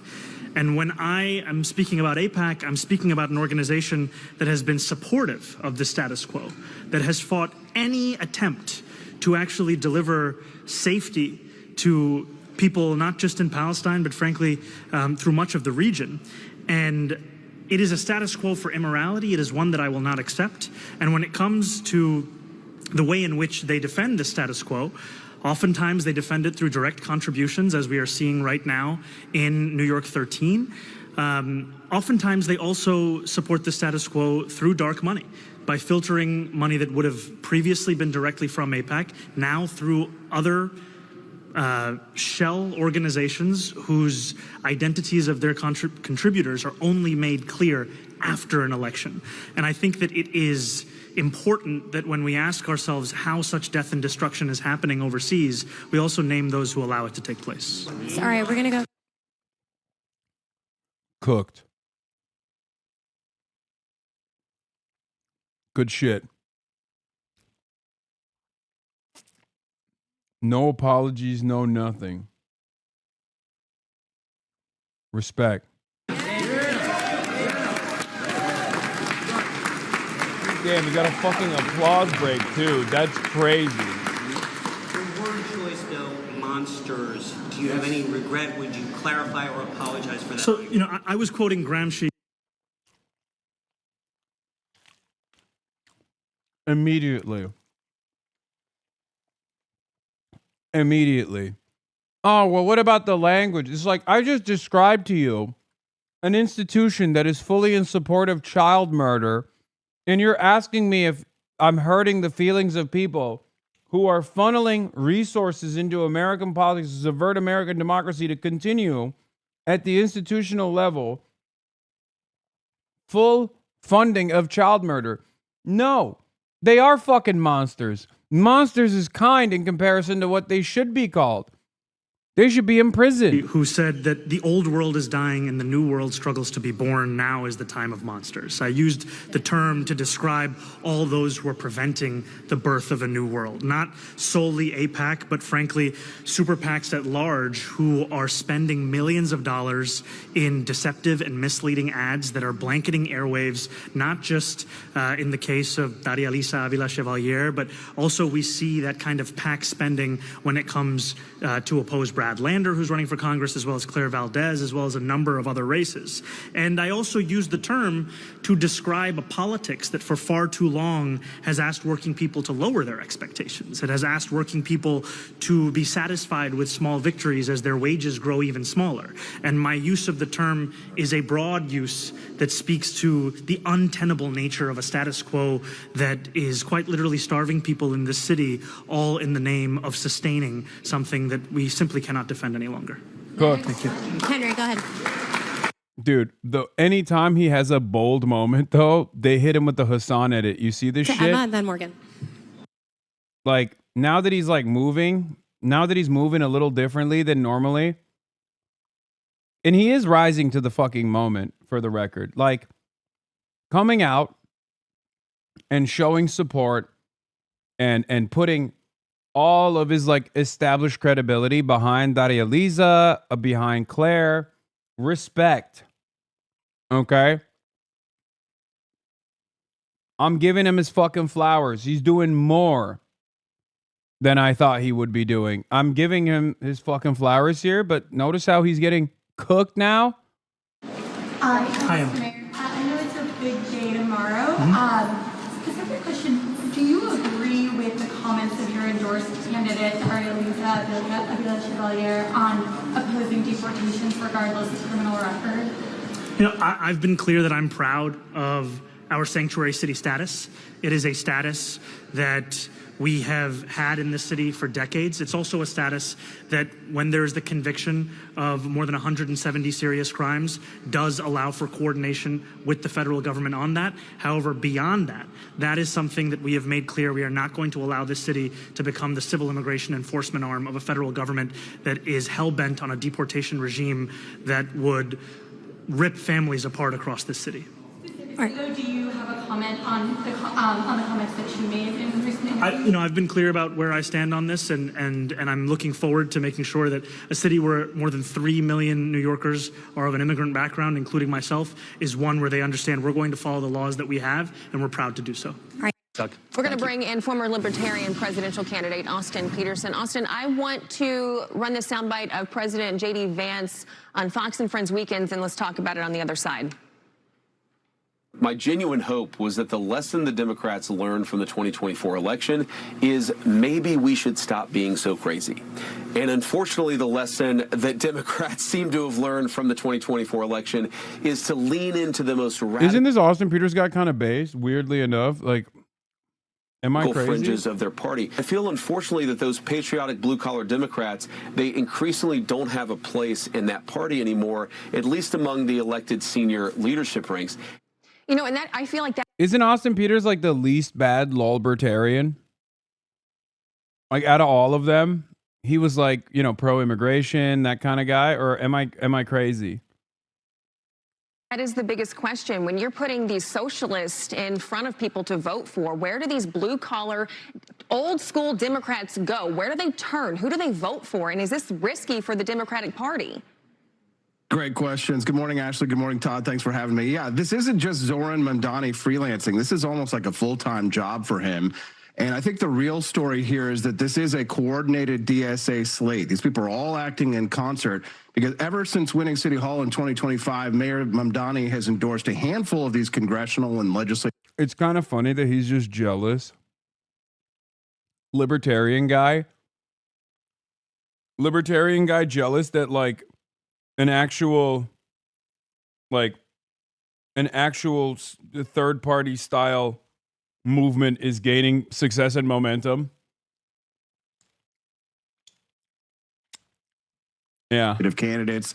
Bernie Sanders has blessed the federal ticket back in May. Claire Valdez, I saw the clip that you played. She's running for that open seat left by Nadia Velasquez retirements. And she's running in the stretch of the city that some of you may not have heard this term before, but it's called the Commie Corridor. She's running up against Brooklyn Borough President Antonio Reynoso. And then Daria Lisa Avila Chevalier, that's a 32-year-old first-time candidate challenging the sitting rep, Adriano Espaillat, the chair of the Congressional Hispanic Caucus. They are spending $2.5 million to try and stop this upstart candidate. So the Democratic establishment, they are clearly running scared from these Democratic Socialist candidates, guys. But Austin, they clearly want to spread their message much further than the commie quarter. They want Democrat socialism to spread nationwide. So the question now becomes... Okay, this is my favorite thing that they're doing. My favorite thing that they're doing is calling democratic socialism Democrat socialism. Obviously, it's a little bit of a tell when someone says Democrat instead of like Democratic Party. But I think it's so funny that they're calling it Democrat socialism too now. This a gift or a warning to Republicans come November?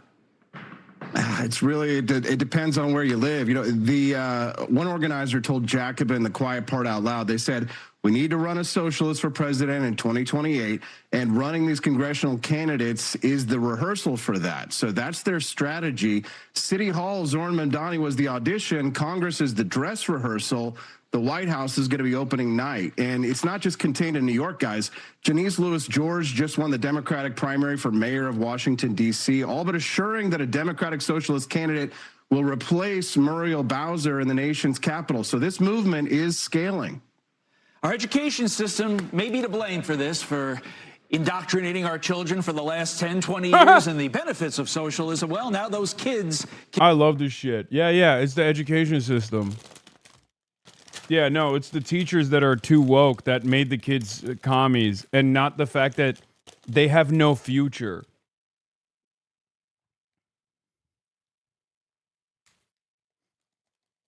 Oh, that's awesome.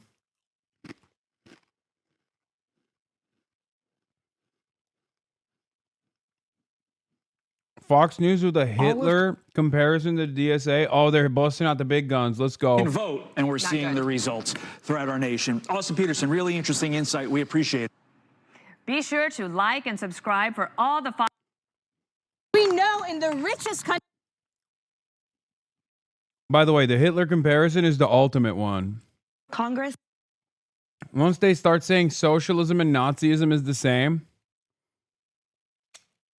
we've reached peak consciousness. They're scared. Last time I heard this comparison, it was on MSNBC, now known as MS Now.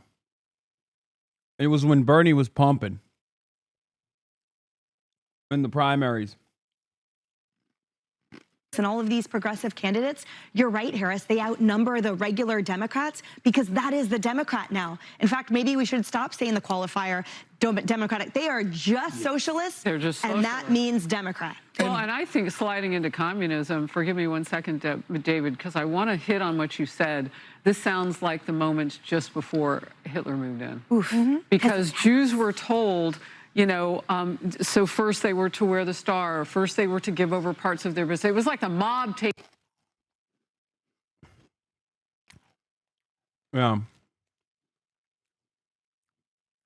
Yeah, socialism growing foothold is just like the Holocaust. She's not wrong. It's just the exact opposite. And it was literally the Fox News adjacent political movement that became the Nazi movement, that saw the growth of socialism as a Jewish thing and sought to punish all of the socialists, many of which were Jews.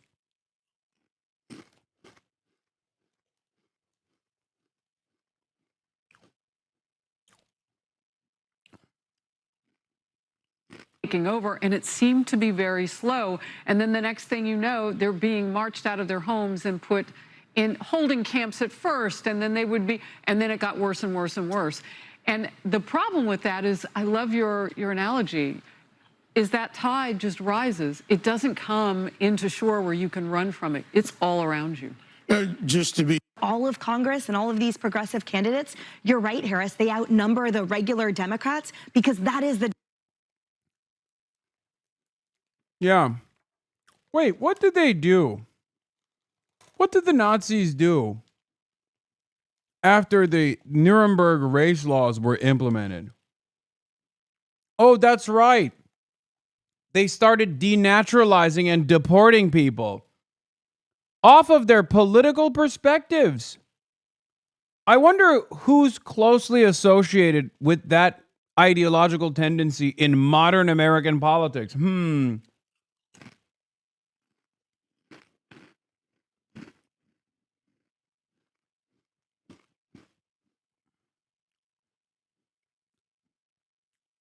Yeah. Yeah, the MAGA movement. Folks, it's socialism or barbarism. That's just what it is. That's the reality. That's what it was 100 years ago, and that's where we're going towards right now. Country this world has ever seen, and one of the most expensive cities in the world. We have the resources to make sure that everyone has a life of dignity and beauty. What we don't seem to have is the political will to make it happen. This district has the potential to lead the entire country when it comes to laying down the marker for working people. And now we have a choice in front of us of what kind of leadership do we want to see across the entirety of this district. It's not one person, it's a movement. A little over a year ago, I was standing here for a very different race. And the reason we all come back is we know that a movement is not about one seat. A movement is not about one messenger. A movement is only as powerful as the number of messengers it has. And the reason that I'm so excited about Claire and this campaign is that it is a campaign that is unflinching in its commitment. It's a campaign that leads and then polls after. It's a campaign that knows if it is good enough for a working person, then it's good enough for us to fight for. And it's making sure that the movement that we are all building, step by step, knock by knock, door by door, continues long after June 23rd. When that door opens and they ask you, why should I care about this? Why should I give you my time? And you tell them, whether it was the fact that Claire rose through trade unionism to get to this point, whether it's the fact that we need a congresswoman who was working at Taco Bell, whether it's the fact that we need someone who knew that genocide was wrong long before others had the courage to say it. Whatever your reason is, that's all you need to know. And so what I ask you for today is your commitment. We can win this race. We can win this race.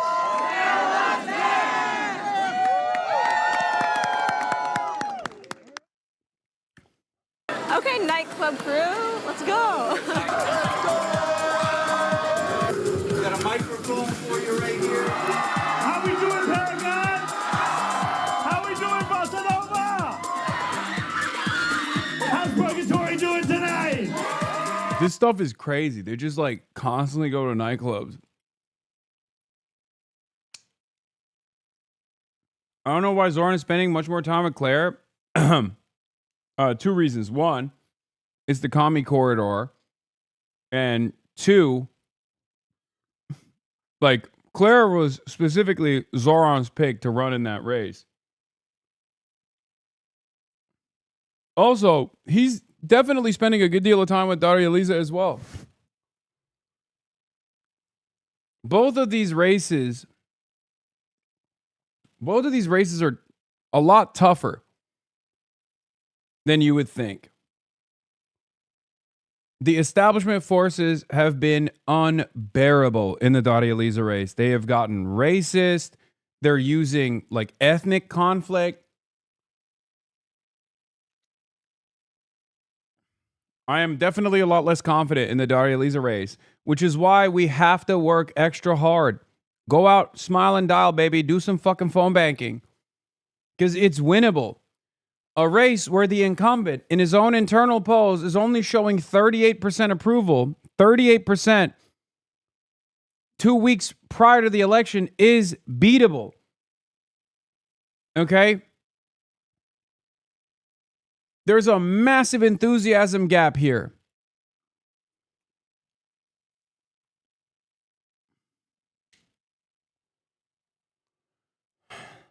Yeah, there's also an opportunity here. But when the opportunity is it's raining. Now, you might be thinking to yourself, Hasan, it's raining. What are you talking about? It's tough. It's tough to go out and canvass. Raining means people are home. Raining means you have a higher likelihood of knocking on a door and actually having someone on the other side of that door talk to you. Okay? We have to focus all of our forces and all of our efforts on Daria Liza and also Claire Valdez, but especially Daria Liza.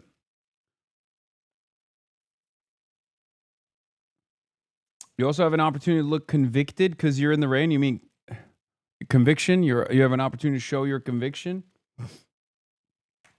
Running. Yeah. I'm glad that Zoran also spoke about this. The Espaillat attacks. You know, I'm incredibly excited and supporting two Latina candidates in Daria Lisa Avila Chevalier, who would be the first Afro-Latina to represent that district in Congress. I'm also excited to be supporting Claire Valdez, who's running in New York 7.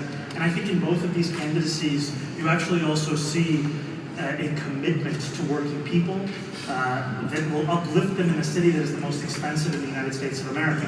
And now I just want to speak a little bit on the question of these primaries. I understand that in our city, there will be a variety of opinions when it comes to which candidate to support and which district to be involved in. One thing I do want to make clear that I find unacceptable in our city is the attempt to use the term Haitian as a slur. The trafficking in anti-Black sentiment and narratives that we have seen specifically in New York 13 when it comes to Daria Lisa Avila Chevalier is something that I cannot stand here and say is in line with the values of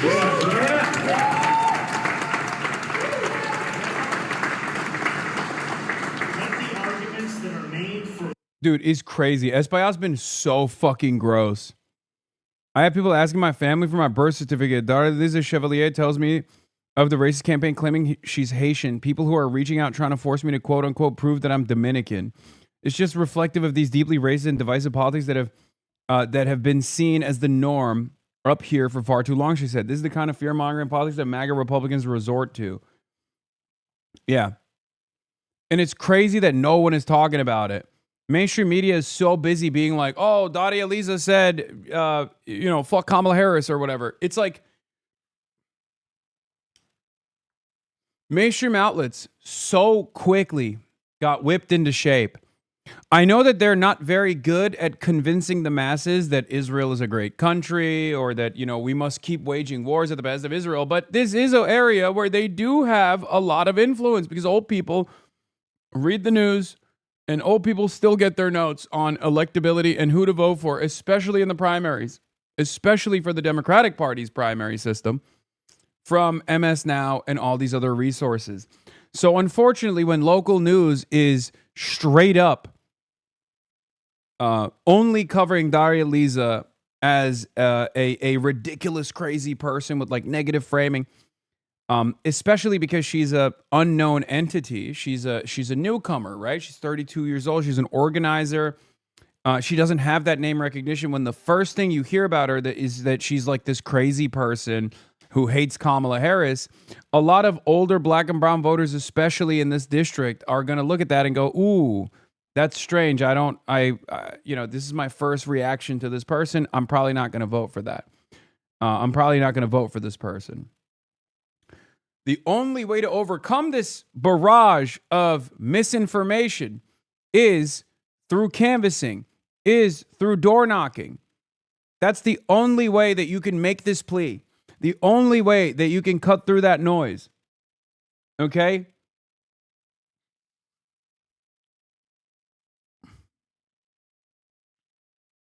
That's it. And yes, Michael Lange has written his analysis. He's the, he is the soothsayer normally, or he was the one who correctly identified Zoran's victory margins and whatnot. And he predicted every block in New York City's 3 closest congressional races. And the summary is somewhat bleak for Daria Lisa, +2 for Claire Valdez, a very close victory, and a +4 defeat for Daria Lisa is what his prediction is. This doesn't mean that will be the final result. Okay? This doesn't mean that it'll be the final result. Yeah, bro, I'm from Daria Lisa's district, and it's insane that they're doing to her what they did to the mayor's race about Israel and spreading misinformation and hate about her in the DR and questioning her Dominicanidad.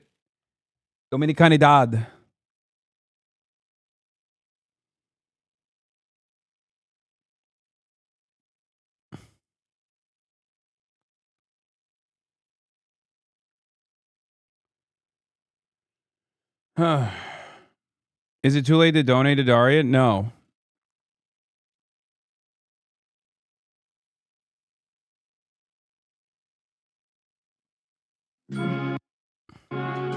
Yesterday was Juneteenth, and I woke up this morning still thinking about what that day means, because Juneteenth didn't just mark the end of something.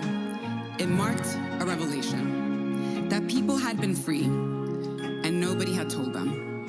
That liberation had been declared, and the people it was meant for were the last to know, because somebody else profited from their waiting. Think about who benefits when the people don't know their own power.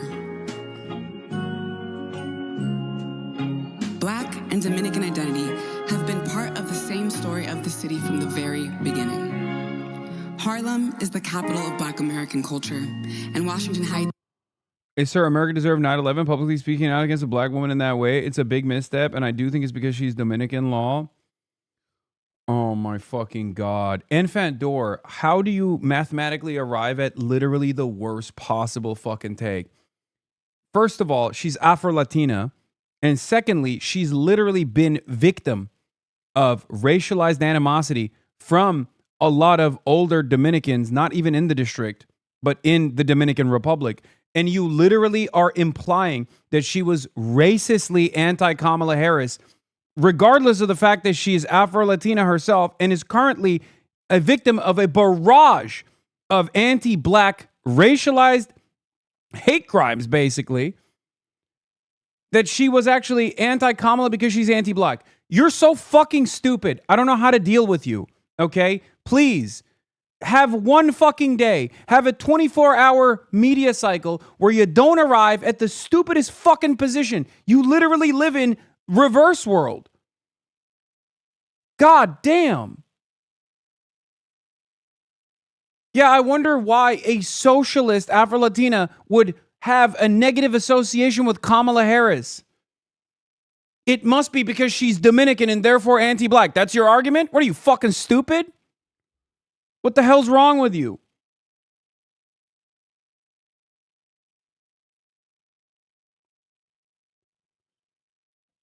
All the while, they're literally consistently spamming her fucking inbox with statements like, "Oh, of course you're Haitian, you're Haitian, you're Haitian, you're Haitian," because she's Afro-Latina.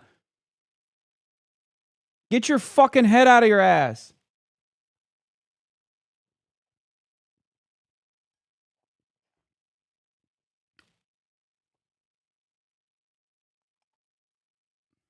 Jesus Christ.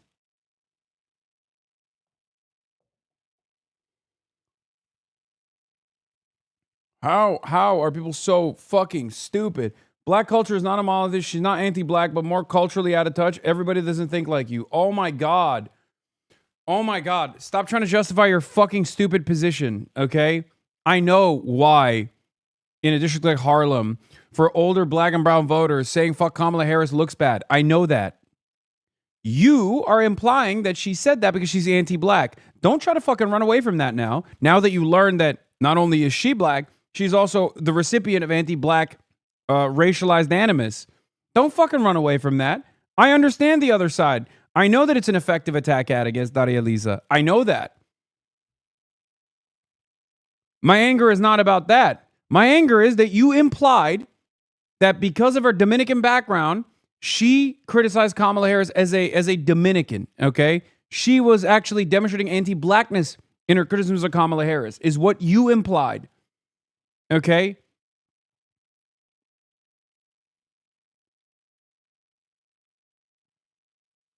To be fair, Enfant Door is literally pro-segregation, so,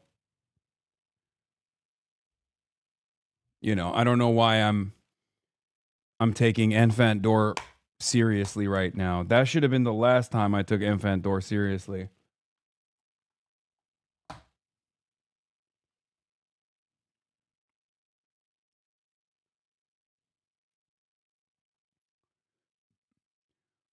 Listen, that was why my response to this would have been, look, much like many other voters, of course, I was very critical of Kamala Harris and very frustrated, but I still voted for her. and that what we need now is change, like real fighters.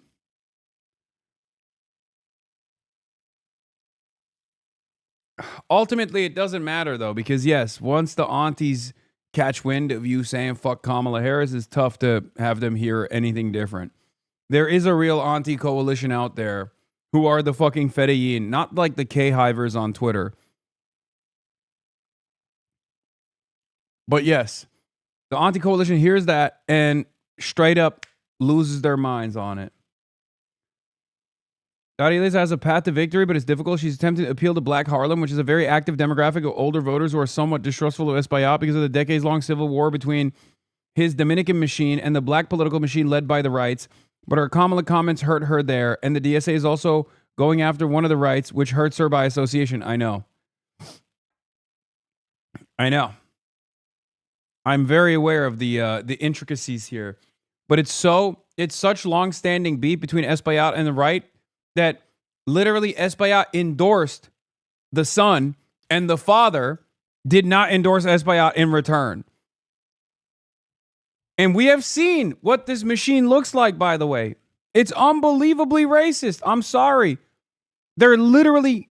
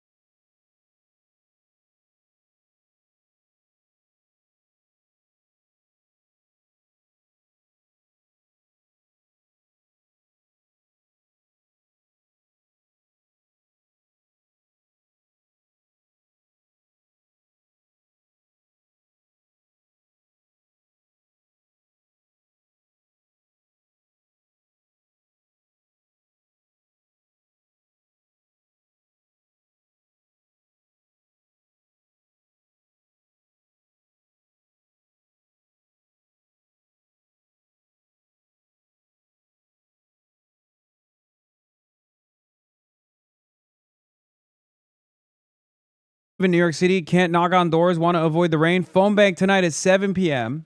in an hour for Daria Liza alongside Zohran Mamdani, and help us replace an AIPAC Democrat with a Democratic Socialist. There is a national phone bank happening tonight in an hour from 7 p.m. Eastern Time to 9 p.m. Eastern Time.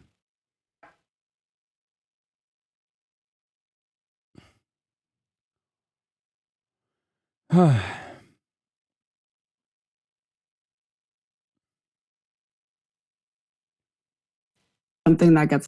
Oh, they did a dual breaking points. Respect. AIPAC is a right-wing lobby. It backs Republicans. It backs Donald Trump. It's pushing us towards a war that nobody in this country wants. Dottie Eliza says Democrats cannot fight Trump while taking money from the same right-wing lobby funding Republicans and incumbents. Lost often is that AIPAC is a right-wing lobby. It backs Republicans. It backs Donald Trump. It is pushing us towards war that nobody in this country wants.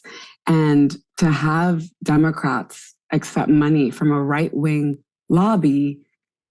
Yes, you don't need to be in New York. You don't need to be in New York to phone bank. You can literally do it from anywhere. Yes. Yes, you can participate. In a phone bank, you can participate. I keep repeating this over and over again, and people still don't know. Yes, you don't have to live in New York to be able to participate in a phone bank. You can do it from anywhere around the world. It's deeply concerning. Actually, I don't know if you can do it from anywhere around the world. I assume you can. How are we supposed to fight back against the fascism of Trump when we have a right-wing lobby that is also funding Democrats and incumbents? And I think, you know, if we are serious about taking our democracy back. I just realized this campaign is literally blue birtherism. Dog, who do you think birtherism was invented by? It wasn't Donald Trump. Donald Trump stole that shit from Hillary Rodham Clinton. Hello? That was the point I was making the other day. Yes. Hillary Clinton hit Barack Obama with the same exact bullshit. Releasing that photo of Barack Obama in a turban being like, whoa, well, he's kind of African, isn't he? Remember, his middle name is Hussein. Is he really an American? That was Hillary Rodham Clinton. She did that shit in 2008. So yeah, Democrats are up to no good. They're back to their old business as usual bullshit. I said this last time I saw this much open racialized hatred from an establishment dem against a younger black challenger was the Hillary campaign against Obama. This kind of hatred is coming from the former DR energy minister as he campaigns for Espaillat. Local media and mainstream media silent. Shame.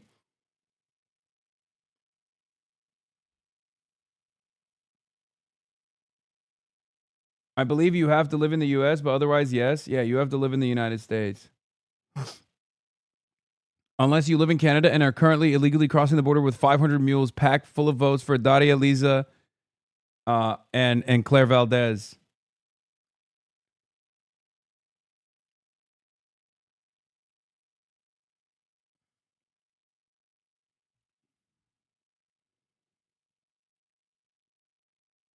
Can you please tell DSA comrades that they should phone bank for Claire and Dari, even without national endorsement? A few national comrades have been mad anal about it. Dude, I mean, they're not going to listen to me then. If they're fucking DSA, if they're from other DSA chapters and they're like, well, there's no national endorsement and they're refusing to do so, how the fuck am I supposed to be able to convince them? I'm even more of an outsider. Are you illegally voting? Yes. Why do you think I'm here? I'm here with the mules, dude. I'm here with the fucking 30,000 mules.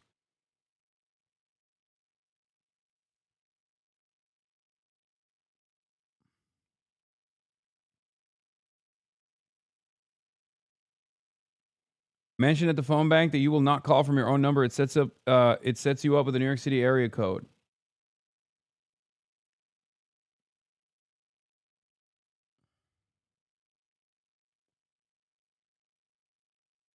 Anyway, it's been incredible to watch this race. If we're serious about creating a Democratic Party that the working class can actually identify with again, then we have to call out the way that right-wing lobbies are putting money into this election. And again, these are values that most Jewish New Yorkers here actually vehemently disagree with. That's a great point.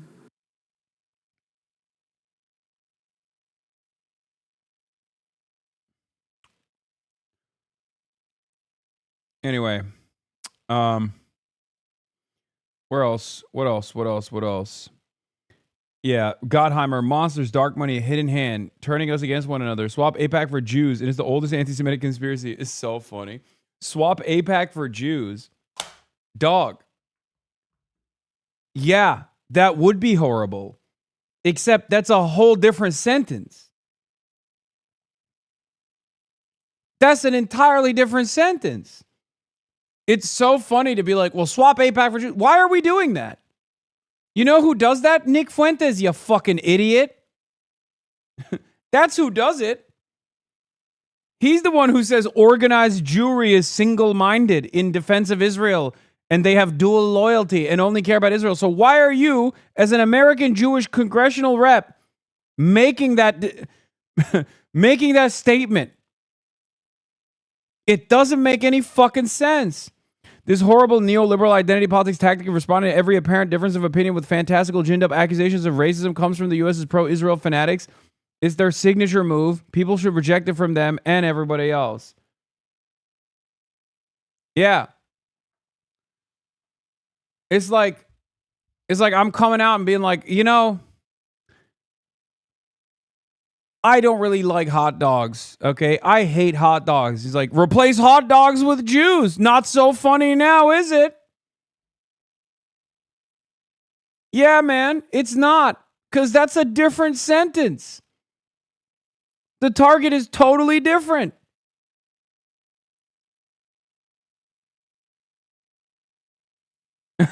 Swap AIPAC for Jews. No, I don't think I will do that, actually. Swap AIPAC for Zohran Mamdani, and now he's admitted to meddling in elections and needs to be impeached. Swap AIPAC for your name here. See how hurtful Mamdani's words can be? Mac and cheese is delicious, but swap mac and cheese for babies, and you understand why this statement is so evil.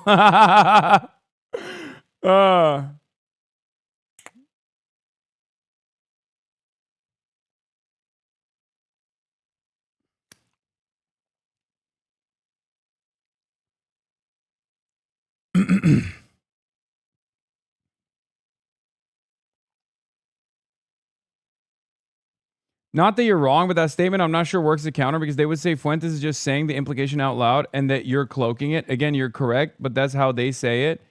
No, dude, because I don't believe that. I don't believe that AIPAC is a substitute for Jews.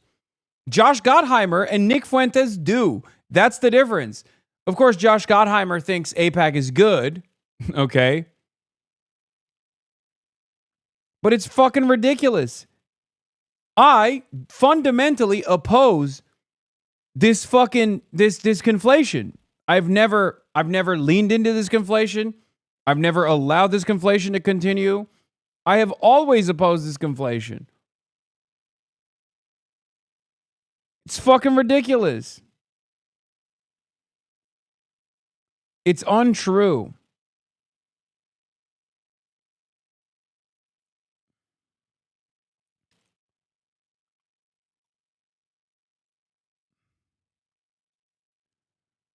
Anyway, it's nasty business, dude.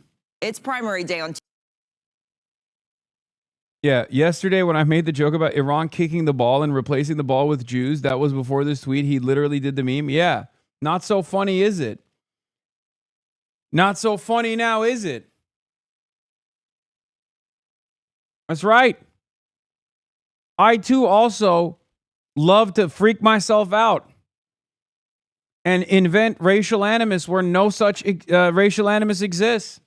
And now it's everybody else's problem. Tuesday, there are candidates vying for spots on almost every level, from open state Senate seats to congressional seats. So joining us now to discuss, we're bringing in a roundtable with Democratic strategist Trip Yang and political expert J.C. Polanco. Thank you so much for being here. You guys know these races in and out, so thank you so much. Thank you. Thanks for having us. So we're going to start first with New York 12. There are 8 candidates in the race, but there are 4 probably getting the most attention. State Assemblyman Michael Lasher, State Assemblyman Alex. This race doesn't exist in my mind. I don't care for this district. This district is not something that I'm thinking of. I don't even want to believe that this district exists. What a fucking miss this has been. Alex Borez, Jack Schlossberg, who's the grandson of President John F. Kennedy, and then George Conway. So we got all 4. They're kind of the top ones that are getting the most conversation. What are your thoughts on the race so far? So first of all, thank you so much for having us here, Morgan. You know, Politics Unusual, the best new show on TV since 2025, on the record. Say that to everyone, too. On discussion here, look, in year 12, respectfully, there's only two real candidates here, Michael Lasher and Alex Borres, both of them well-esteemed, respected state legislators. It is a very competitive race. On balance, it should lean Michael Lasher. The reason why is because most of the vote occurs on the west side, where his assembly district is, as opposed to the east side of Manhattan, where Alex Borres' current assembly district is. The reason why Borres is making this a race is because he has an incredible narrative. He has been a strong fundraiser, great political outreach. So this has become a race. Originally I thought this was going to be a decisive type of win for Lasher, but it is coming down to the wire here with two strong candidates. Now, one of the more controversial races, New York 13. Why was I banned? Why was I banned? Why was I banned? It's probably because you spam like a fucking loser.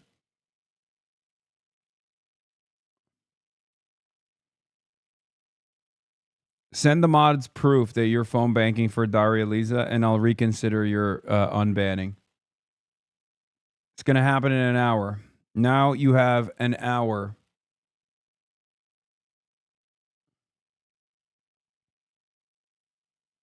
He's got a lot of taste on You this. were ready for this. You go first, JC.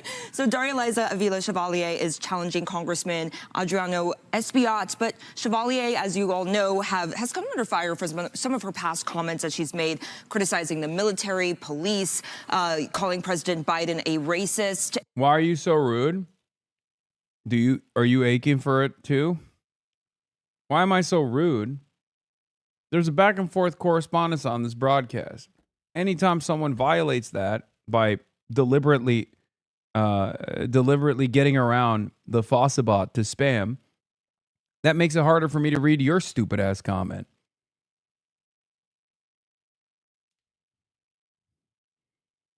Take a second off.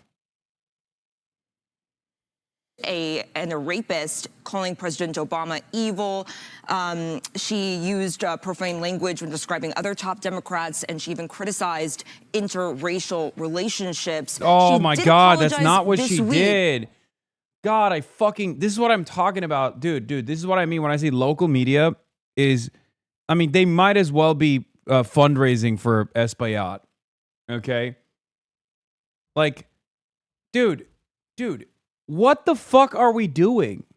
What are we doing? She did not criticize interracial relationships, man. That's not a fucking policy position of Daria Lisa Avila Chevalier. Okay? Like, she made a joke. She made a fucking joke. Who gives a fuck? Jesus Christ, the level of coordination is unfathomable, dude. They don't have anything. They have no way to defend Espaillat. And because Daria Lisa is a newcomer, right?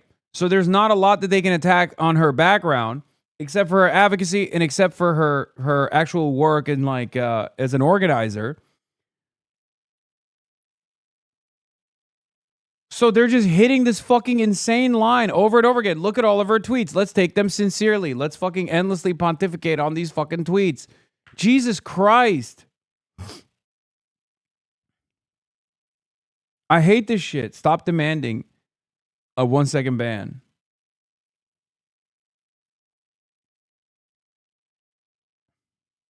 On the debate stage slightly, but a week before the election. JC, go for it. I know you have so many comments. F. Kamala Harris.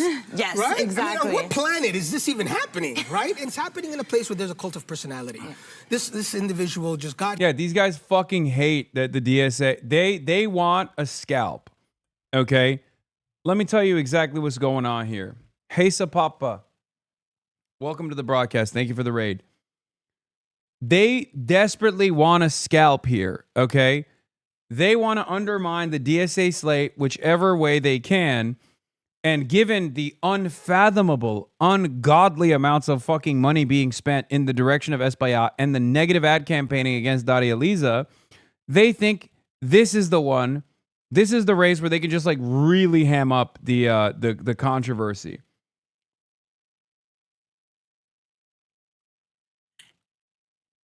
That's what's happening right now. Okay? That's all this is. So they can turn this around on Zoran. They can turn this around on DSA. I'm sure, like, if there's any losses here, all of my fucking idiotic haters on the timeline will celebrate in the same way that they did when they thought Nithya Raman had not won. Right? That's all this is. It's like personal animus, personal anxiety. I don't even think that there's that big of an ideological disagreement overall. Like, I don't think this guy gives a shit about Medicare for all one way or another. As a matter of fact, if you were to ask him, he probably would be like, yeah, no, it's a good idea. Like, these guys are not all super pro-Israel people, and that's the reason why they fucking are attacking Daria Lisa. Some of them are, certainly. And a lot of the moneyed interest that's coming in is coming in for that reason. But I think a lot of the people are just fucking mad. They're just annoyed that there's this disruptive force in New York politics, and they have maybe existing relationships with these older politicians, and they're just fucking annoyed that someone's coming in and rewriting this design, and they don't like it. Here has no experience, has no business running in this Congress. Guys, I'm sorry. Ole and Simon from Hesa Papa want to talk to you about German military politics. I'm not going to do that today, okay? There's a huge fucking primary happening. I'm in New York City for that reason. There's a huge primary happening tomorrow. I'm covering that right now, all right? We're trying to get some fucking socialists elected in the office in one of the most reactionary countries on the fucking planet. It's tough. Race, but there's millions of dollars being spent to beat up on the chairman of the Hispanic Caucus, someone who's been representing that district for over 30 years, and I cannot even believe this is happening. Yeah, you can't believe it's happening. He has done a dog shit job. That's the reason why in the latest internal polls that his campaign released, he was at 38%. Okay? He was at 38 fucking percent. People are desperate for a change. They want this change. He's been in charge for 3 decades, and the only thing he's done is basically line up his pockets and build a machine just for himself. That's it. A machine that doesn't work for the constituents of Harlem, a machine that does not work for the district at all, a machine that just makes sure that he has a little fiefdom, okay? There are so many congressional districts like this all around the country. Okay, where politicians sit on top of a fucking deep blue district on a throne and don't do anything with it. Okay, they're just there to fill asses in seats and collect paychecks from corporate subsidiaries, corporate donors. And of course, the needs of corporations is antagonistic to the needs of the masses. And therefore, they don't ever do what needs to be done. This is the design of the system. This is what breeds apathy. And it's actually sad when you look at a situation where you can make this change and most people are completely oblivious to it. Completely and utterly oblivious to it, not invested at all, not interested. What is this? Fox News has finally got something on you that you can't fight? Left-wing hunger, Piker mocks Trump, eats blue burrito. Okay, dude. So stupid.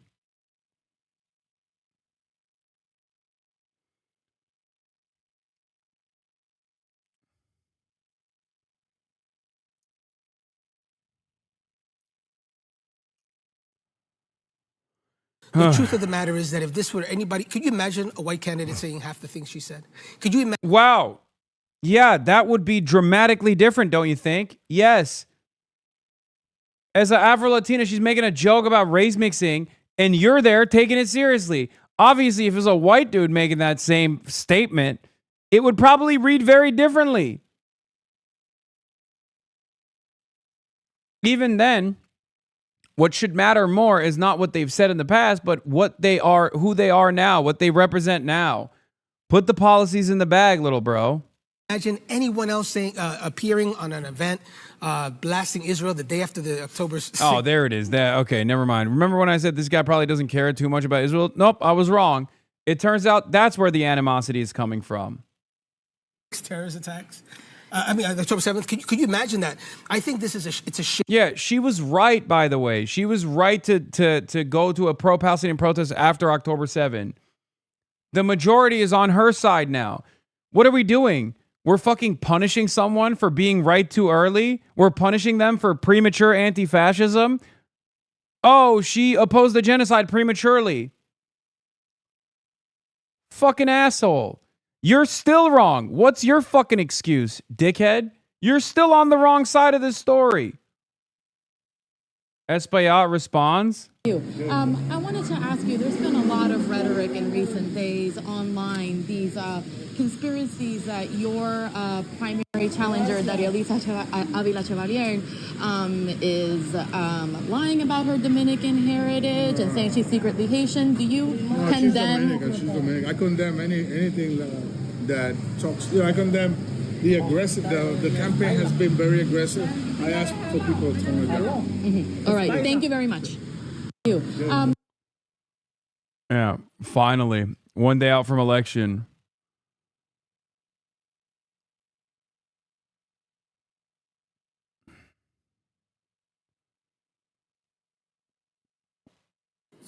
I wish I didn't have to make this video, but there is hatred brewing against me that I cannot stay silent about.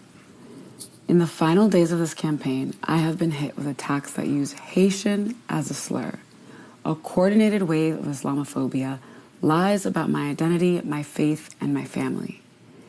Espaillat supporters are standing at poll sites in our district shouting lies and slinging racial slurs. People are reaching out to my family, demanding to see my birth certificate, a tired, racist trope that every black leader who dares to challenge power knows all too well. We saw a similar campaign last year when Andrew Cuomo and his allies attacked Mayor Mamdani over his faith. And we all watched Donald Trump run his racist birther campaign against President Barack Obama. So I have to ask, why is a supposed progressive congressman following the same steps as defamed electeds like Cuomo and Trump? He's not new to this. This is what he does. Espaillat and his machine have resurfaced and carried out this playbook time and time again, and I, quite frankly, refuse to allow it to continue to happen. He did this to Charlie Rangel by claiming that his Latino supporters were traitors to the Latino community, and they did it to Senator Robert Jackson, another black man, for daring to run in what they called a Dominican district. I am proudly Dominican, I am a proud black woman, I am a proud Muslim woman, running for Congress in a district that is home to black and Caribbean and Dominican families who have built this community together for generations. And the smear campaign against me is not politics. That is racism, dressed up and unleashed by my opponent because he has nothing else left. He can't run on his record. He can't run on his dedication to this community, and he can't answer for his 9 years of abandonment in this office. So instead, he's trying to pit us against each other because a fractured electorate is the only kind that he can still win. But here's what he's up against. Harlem and Washington Heights have been family for generations. Black New Yorkers and Dominicans have lived side by side for generations. We eat together, we pray together, we raise our kids together. And many of us carry both of those identities, including me. And we won't stand for this hate. And while he sows divisions through his surrogates, his canvassers, and his supporters, he is taking money from the landlords raising our rents, from ICE contractors kidnapping our neighbors in churches and schools and hospitals, and from right-wing lobbies like AIPAC that bankrolled genocide and supported efforts to overturn our 2020 election. That is who he's fighting for, not us. But I'm not afraid of hate masking under power. I will never stop fighting for the right thing to do. I want to represent, I will never stop fighting for the right thing. And I want to represent each and every single one of you. I want to build power for you and with you. And I want to tear down every barrier that has ever been put between you and the life that you deserve. And I want us to do it together. Because tomorrow, on June 23rd, We have a choice. Do we want more cynicism and hatred from a congressman who shares donors with Donald Trump while abandoning his own community? Or do we want a fighter in office that will not be intimidated by hate and will always put the needs of working people first? The choice is yours, New York.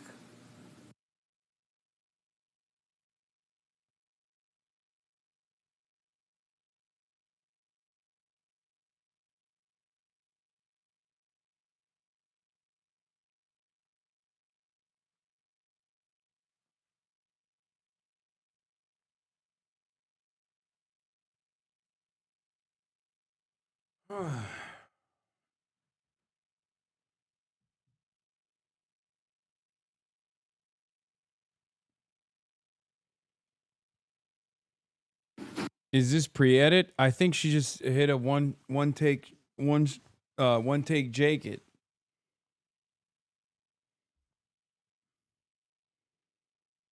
Zoran also talked about the racism in New York 13 as well. What's happening here, and I think that I covered it already. Mayor Mamdani is going to pay a serious price politically for getting involved in this race, getting involved in the race out in Brooklyn to try to defeat Nydia Velázquez.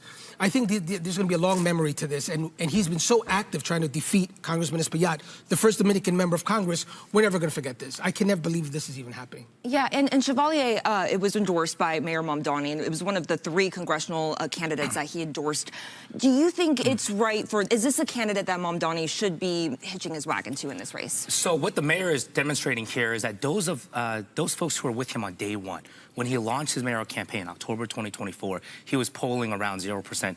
The DSA was the first major organization that endorsed him. And so he is... Dude, he's literally a DSA cadre candidate. Of course. Yes. These guys don't understand what a political movement is, okay? They just have never seen it. They've never experienced it because everything that the Democratic Party has done thus far is like cynical and only for anything that the Democratic Party has done is an expression of self-interest, okay? So they can't comprehend a movement that wants to put working class and their needs first, for example. They just like, it's just like shocking for them. They're like, oh, well, he's trying to flex his political muscle. It's like, no, he's actually expending social and political capital to advance the project that is far larger than he is. It will hurt Zoran, but only if his candidates lose. If they win, that's crazy political capital for him, taking out 2 institutions with his endorsement. At least that's how it will be seen. I know, but that's not the goal here. Zoran is not doing this because he's like, oh yeah, I will look really cool if I fucking if the candidates that I've endorsed end up winning their races, right?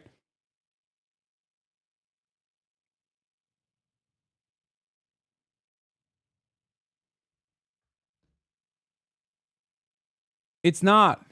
That's not the goal here at all. It's infinitely easier for Zoran to literally do the exact same thing he did with Chiose, which, by the way, I can't believe I'm saying this. I love Chi, okay? And as you guys know, I was a supporter of Chi trying to unseat Hakeem Jeffries, but judging by the limitations of even Daria Liza's campaign, like, or judging by like what it looks like currently with Daria Liza and Claire Valdez, I get why Zoran was like, don't fucking go after Hakeem Jeffries.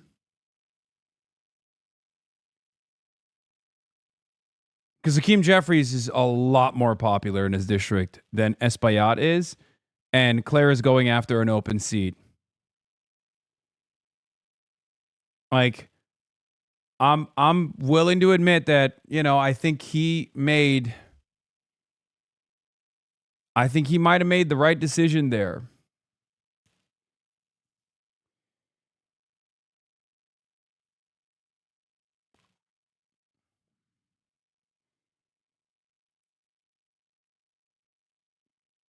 Their incumbents aren't even nationally known. Jeffries is known nationally.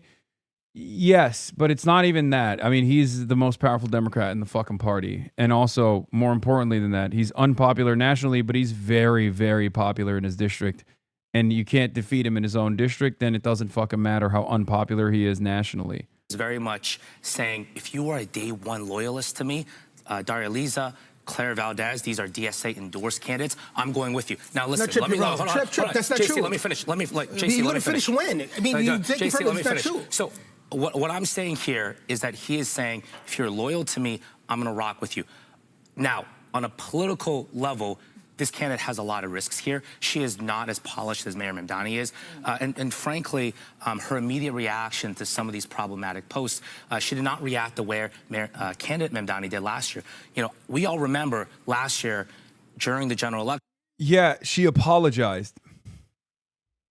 Which ironically is, you know, it's what you would want her to do, right? This is what you would want her to do, and now she did what you wanted her to do, so you have to fucking turn around and say, oh, she actually reacted poorly. Mayor Mamdani actually went on Fox News and said, if I said previous comments to rank and file NYPD officers that offended you, I apologize. I thought that was one of the stronger moments of the general election. You're making this about Mayor Mamdani, which is what's happening in this whole primary process. You're falling into the cult of personality, Trip. Forget about Mayor Mamdani. We're talking about the candidate. The candidate is awful. She's inexperienced. She's trashed Arab and black men, Jews, Americans, police. Oh my God, I hate this guy. Oh my God. I didn't realize he's wearing a stand up to hate logo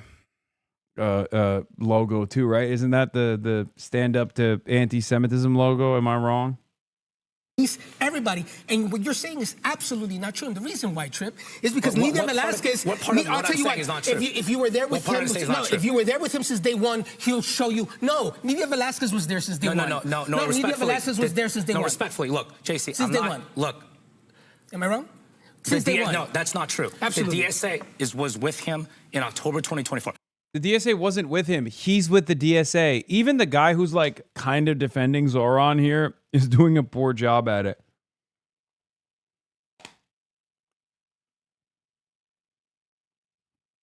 Yeah, this guy doesn't give a fuck about Nidia Velasquez nor Adriana Espaillat. I think he's just, never mind. He's a pro-Israel stooge himself too. I'm not agreeing or disagreeing whether this was a good political decision or not. There were a lot of folks who were with him, but it was actually closer to June 2025, May 2025, when he was emerging as the anti-Cuomo alternative. The folks who were there with him on day one was the DSA. I am not saying this was the right decision or not. Again, I do believe that Daria Liza is a risky candidate. She is not as good of a candidate as Mayor Mamdani was. Look, if she loses, I believe that this may not have been the best decision politically for Mamdani to put his political capital on. Even if she wins, there's a loss. There's a price to be paid for taking. Dude, oh my God. What are you, a fucking mob boss, dude? Who the fuck do you think you are? These guys literally talk about political dynasties like it's a fucking, like it's a monarchy, dude. Yo, buddy, talk about why Espaillat, in his own fucking internal numbers, 2 weeks out from the election, was sitting at 35%. The whole district fucking hates the guy. What a fucking freak-ass bitch this dude is. Oh my God.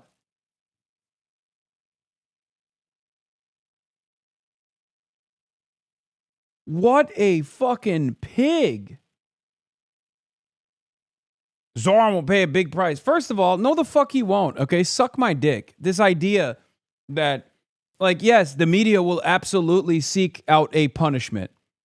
They will. They'll try to knock him off his fucking pedestal. He's been riding too high for too good, okay? Straight up. They will try to do that. But guess what? It'll be a tougher hill to climb for him, but I'm sure he'll manage, okay? God damn, these guys have never given up on the anger and resentment that they felt since that Zoran victory. It's like they're literally waiting for any opportune moment to just take the knives out and slit his fucking guts. Holy shit. It's crazy. It's unbelievable, dude. This level of disdain is psychotic. At this point, you're like salivating for something horrible to happen in New York so you can just shit on Zoran. Out or trying to take out the I fucking hate, like, dude, blue stronghold politics is so nasty. Okay? That's what this is. We have to break this machine. Okay? We have to break this machine piece by piece. We will never have just and equitable outcomes for the working class in New York City or anywhere around the country if we cannot penetrate this calcified institution. It's unbelievable the way this guy gets to talk. Holy shit. He has so much anger and resentment that there are candidates out there that are saying no to all this fucking corporate PAC money, no to all these foreign lobbyist interests, and they're placing New Yorkers' interests first. He's like, this is a personal slight to me. How dare you? That's not how this game is played. I'll fucking knife you. Of the Hispanic caucus and the first Dominican elected to Congress. It's just impossible to tell me otherwise. Speaking of Nydia and New York 7, that's another race we want to focus on here. So this race drew so much attention as well because, like you guys mentioned, she was one of Mayor Mamdani's first supporters, but Mayor Mamdani endorsed.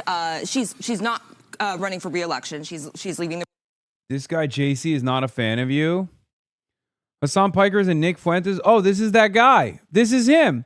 Is the Nick Fuentes and Alex Jones to the left. This is the guy the DSA brings out to energize the base. You think that once he said we deserve 9/11, that would be too much? But he doubles down and his socialist base eats it up.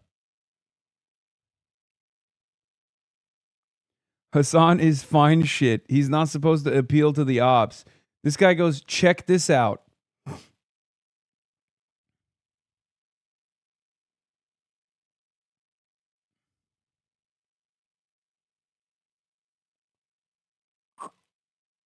Yeah, centrist. 6'8" at heart, 5'8" in shoes. Little guy.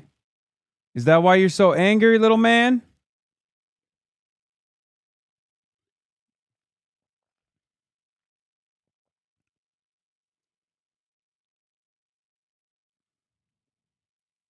Race, but she got a little perturbed at the fact that Mamdani decided to endorse somebody before she was able to. So he endorsed Claire Valdez and You can sit there and say Zoran is only loyal to the DSA until blue in the face, but that doesn't change the fact that he's the most popular politician in the entire country. Wherever his loyalties allegedly lie, his constituents love it. Yeah, I mean, this guy. First of all, being loyal to the Democratic Socialists of America isn't a bad thing. It's a good thing because it's the type of politics that the voters actually want. That's why they liked Zoran. It's not about one guy. It's a fucking movement. It's a movement that centers the working class. That's what it is. And they can't stand that shit. When DSA holds a casting call, the requirements are must have zero experience, must be a non-native New Yorker, despise Democrats, hate Israel Zionism, must be communist, zero understanding of finance, economics, or commerce, gentrifier or gentry adjacent.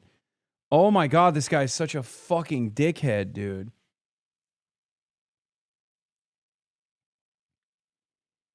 Must hate the United States.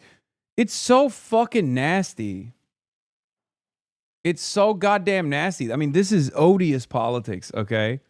You can just disagree with certain things that these people are saying. You don't have to fucking hate them more than you hate the Republicans. Tweets about wealthy DSA. One of the weirdest features of today's politics is how many... Oh my God, this guy has DSA up the mine. DSA's dick is lodged so far up his spine, dude. It's occupying permanent real estate in his fucking brain. Holy shit.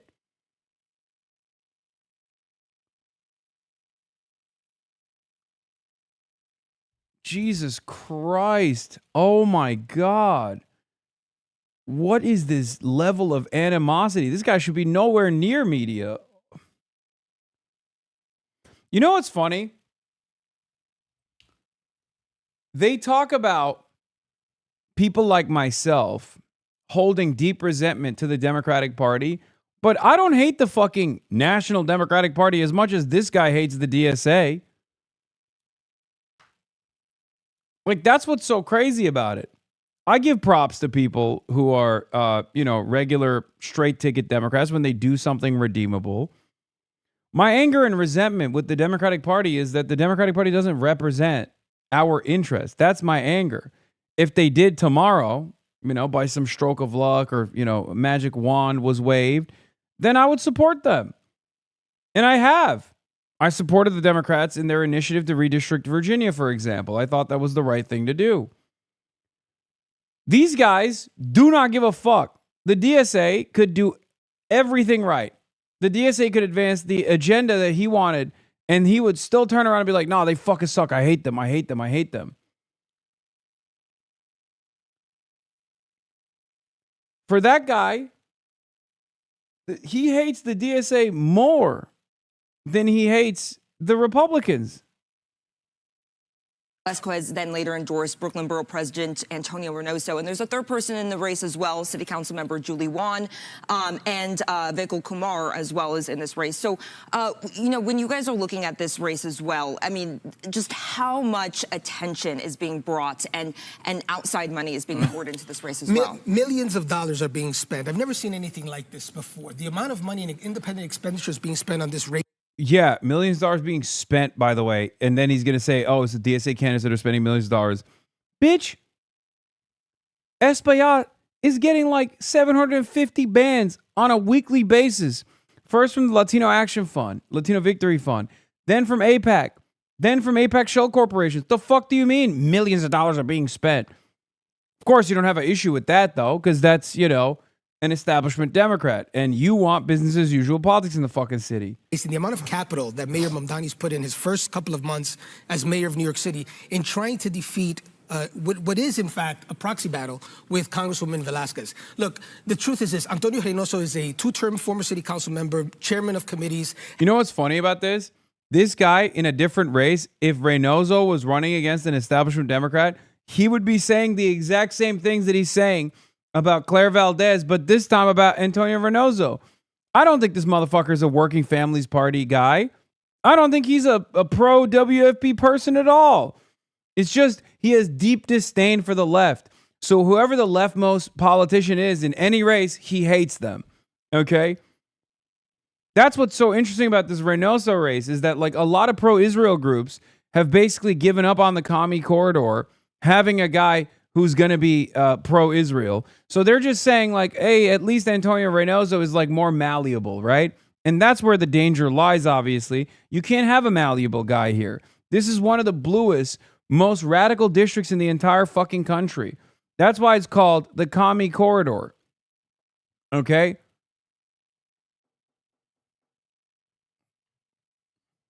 Has dozens of legislation he's passed. Two-term elected borough president of Brooklyn, the largest borough in our city. Incredible experience running against someone who's been in the assembly for a year, just got here, has no legislation passed, and he's going up against the wishes of the first Puerto Rican woman ever elected to Congress. I wrote my term paper in college on Nydia Velasquez. I agree with her very little politically, but my goodness, how could you look at someone who supported you in day one and say, I'm going to go against you and the borough president of Brooklyn and support this new person who comes out of nowhere with very little experience? The memory will be long. Big mistake for the mayor to get involved. This is the rare race where you have the working family. Dude, Nydia Velasquez is not a fucking god, okay? Like, Nydia Velasquez is a relatively progressive force in New York politics. Nydia Velasquez, when AOC was was challenging an incumbent, endorsed the incumbent, okay? That's just fucking politics.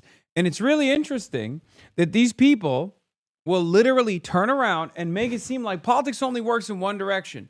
You can only defend establishment Democrats. And that's precisely what he did, by the way. Okay?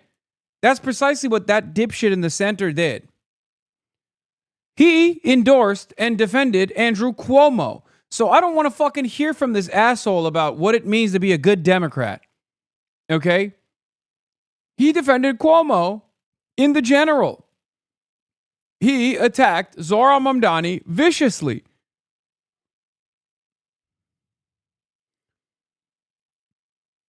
Family's party, mainstream. My silver lining in all of this is that this level of negative campaigning depresses voter turnout, and Espaillat has his ride or dies in his machine, and they're going to come out, and Daria Liza is going to have a lot more pro-Daria Liza voters. So maybe all of this negative campaigning is not going to cause people to go out and vote for Daria Liza, but it's not going to cause them to go out and vote for Espaillat either. Negative campaigning always depresses voter turnout. So I hope, yes, that fucking little dipshit hates me. Look, when the regular mainstream Democrats fight each other in the primaries. What makes El Sayed not mainstream other than being Muslim? Muslim? What does that have to do with him being a Sanders Piker guy, or attacking Americans who care about Israel? Or what about pushing to defund the police? What does that have to do with his faith?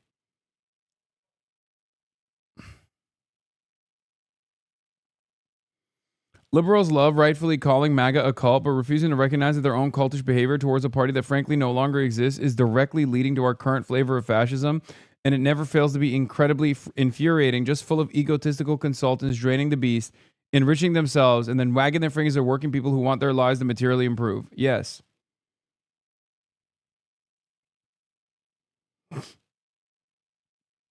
Once again, if you're annoyed by this little man and his insane behavior, take that anger and resentment and use it in a productive manner.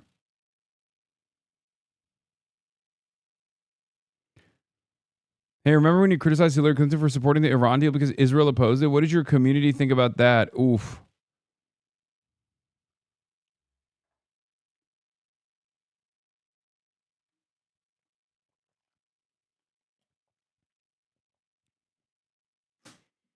Typical stooge, dude. There you have it.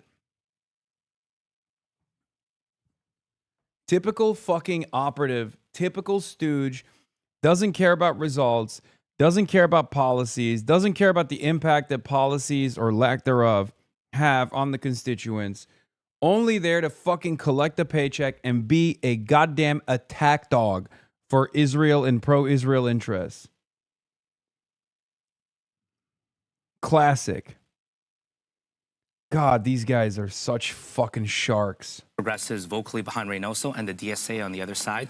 Usually you don't have this type of divide between WFP and DSA in progressive circles. It's only the case because, this district voted for Mamdani by over 50 points last June. This is the youngest and the most progressive congressional district in all of New York City.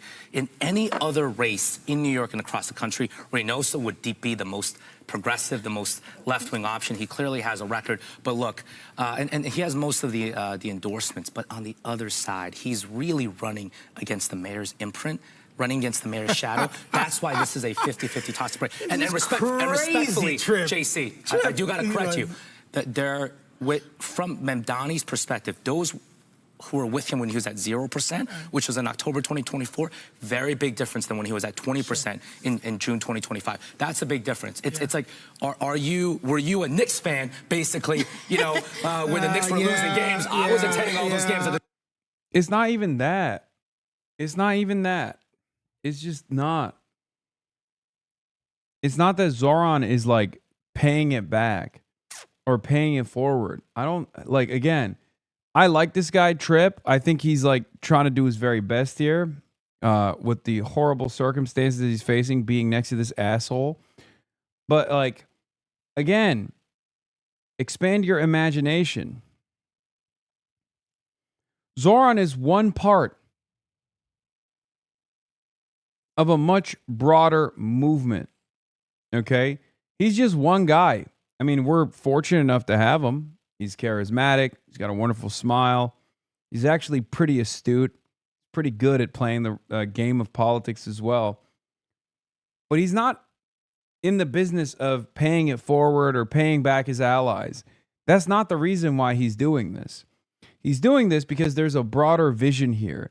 And what's really interesting is a lot of people cannot comprehend that. Even the most woke guy on this panel can't comprehend that because American politics is so cynical, right?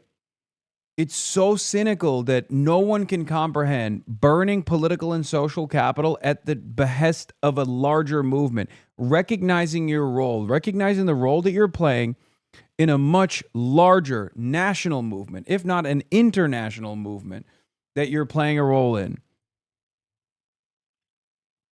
It's really interesting. It's really interesting to watch this unfold.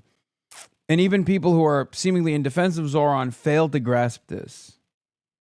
Okay? Garden when we were losing these games. Look, we're diehard Knicks fans versus are you a Knicks fan now? There is a difference, though. Historical consequences, Morgan, are serious here. Now, in New York 10, Mayor Mamdani also endorsed Brad Lander over Congressman Dan Goldman. And that was another one I think we saw that, you know, Goldman did not endorse Mamdani even after he won the... If anything, that ironically was like Zoran personally, you know, massaging it a little bit. He didn't give Brad Lander a position in the admin, in the mayoralty, and basically was like, yeah, well, let's just slot you into this district. And there was someone else that was supposed to run in that district. It probably would have been a tougher run, to be fair. But yeah. What is this? Nothing was really proven. Some women said he tried to touch them, and I'm mostly talking about Cuomo's politics. I am Sicilian. I know he's a Turk, not Greek. What? Are you defending Andrew Cuomo inappropriately sexually harassing people? Are you okay? Am I misunderstanding something here? Yeah, Mamdani burns allies and making a big bet for Congress and the left. Very strange headline.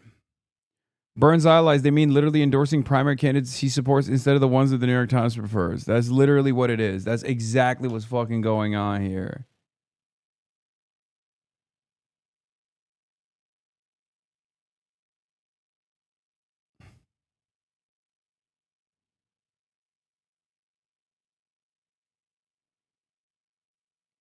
It's so passive-aggressive the Times, whose editorial board told New Yorkers literally to vote for anyone but Mamdani, have now appointed themselves as crucial allies.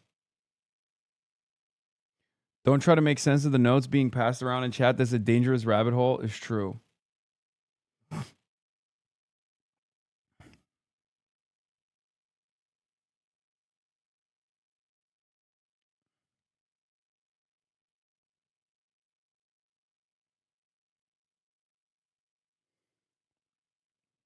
Oh my God, Harmeet Dillon.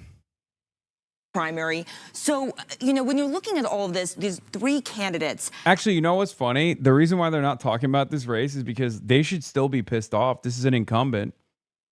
This is an incumbent that Zoran is endorsing against. But the reason why they didn't talk about this race as much as like the Claire Valdez one or the Dottie Eliza one is because this is a wrap. Okay? Brad Lander is going to fucking put LeBron numbers up. Brad Lander is going to have a plus 20 lead on Dan Goldman. Okay? That's why they're not talking about it. Because that's already a done deal. So that's not interesting because you can't shit on Zoran over it.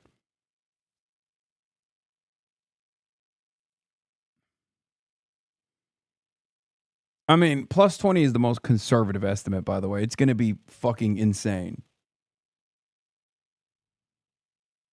How important is it for Mamdani to make sure that all three candidates actually win? He's going to win at least two of the three. You know, I don't think he'll go 3 for 3. I don't think he'll go 0 for 3. But he's got to win at least 2 for 3. The reason why, JC and Morgan, is because right now, if you look at the polling, Mamdani is one of the top 2 most popular Democrats in all of New York, right? The other one typically is his shapes. They have the highest approval ratings amongst Democratic primary voters. He is still right now the king of New York electorally. He has to win 2 out of 3 to extend his honeymoon period. It's very important for him to win somehow because he's gotten really involved in these races. I could sit here all day with you guys. There's so many races. So make sure you go. I hate this guy. We are at Herbert Von King Park on Juneteenth talking to the community. Just having great conversations. We're trying to get out the vote. This is the home stretch. We need to make sure everyone shows up and goes to the poll. Ian Hundley's got so much swag. It's unbearable. Okay? Dial it back, big guy. Just kidding. It's important for socialists to have swag. To vote for an affordable future. And Election Day is Tuesday, June 23rd. Today we got a group coming together to go out there, knock on some doors, talk. Media reporting it finally. Okay, but that's literally fucking Peter Stern. That doesn't count. Peter Stern is basically former DSA member Peter Stern. I mean, I'm glad that someone's fucking reporting on it at least, but what I was talking about is like Fox 11 or the local New York City reporters, like the news hit that we just watched, right? No mention whatsoever of the racialized animus, none of that. Adam Carlson prediction on the election, oh boy. I've been really wrestling. I know he's, yeah, okay. Brad Leonard will defeat Dan Goldman. That's it. He's baiting people. Look, the analysis that I obviously hold to high esteem is Michael Lange, and he thinks Daria Liza is going to come in like 4 points at Espaillat. I think there's a world where that doesn't happen. I think there's a world where Daria Liza wins. Okay?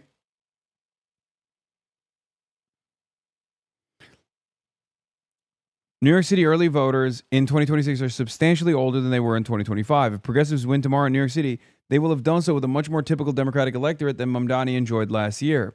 I've seen some suggest that these numbers are a huge warning sign for DSA-backed and progressive candidates, but I respectfully disagree. I think it's important to remember that 2025 was an unusually high bar for comparison.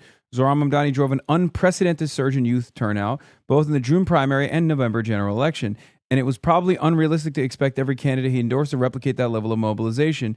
Youth EV turnout is solid, just not exceptional, and progressives have posted a number of notable wins this year with fairly typical Democratic electorates. Yeah. That said, the relative difference in median age between New York 7 and New York 13 is telling us something. Yes, New York 7 is obviously much younger. New York 7 also has Satmar Jewish, and according to Lange, that is 12% of the electoral vote, or to early vote.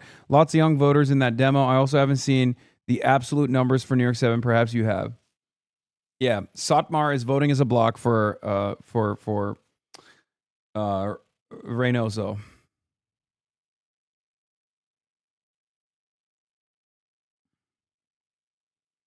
And is a big chunk.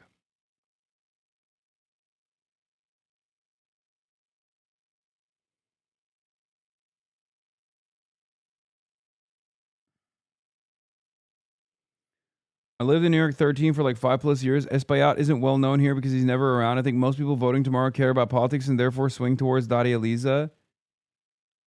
Yeah, the problem is that their first interaction with Daria Liza, who's an unknown entity, is probably most likely going to be negative because there's been a barrage of negative attacks. However, in the next 12 minutes, you can change that dynamic by going out and doing a phone bank for Daria Liza.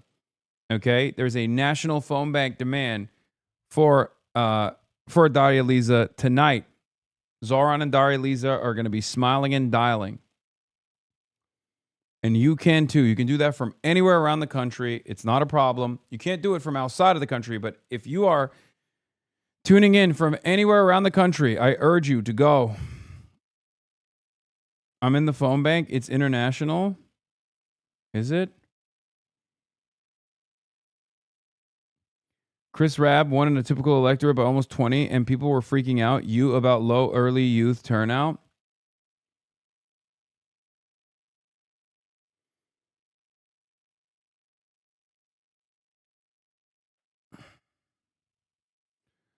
In New York 13, early vote turnout doesn't clearly favor a candidate. Mamdani won precincts are turning out slightly stronger relative to 2025 than Cuomo won precincts. Positive sign for Mamdani endorsed Daria Liza, but the electorate is much older across the district than in 2025.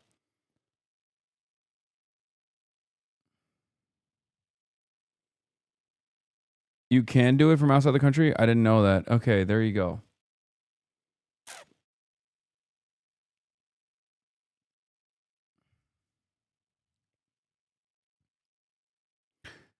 So, commie corridor, I'm skipping. I'm going to talk about the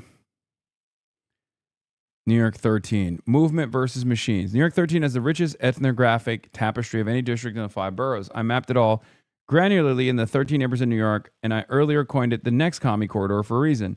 This is the ground where Mamdani's largest overperformance relative to expectation occurred, not in the hipster precincts of Brooklyn, but in the supermajority renter working class blocks of Upper Manhattan.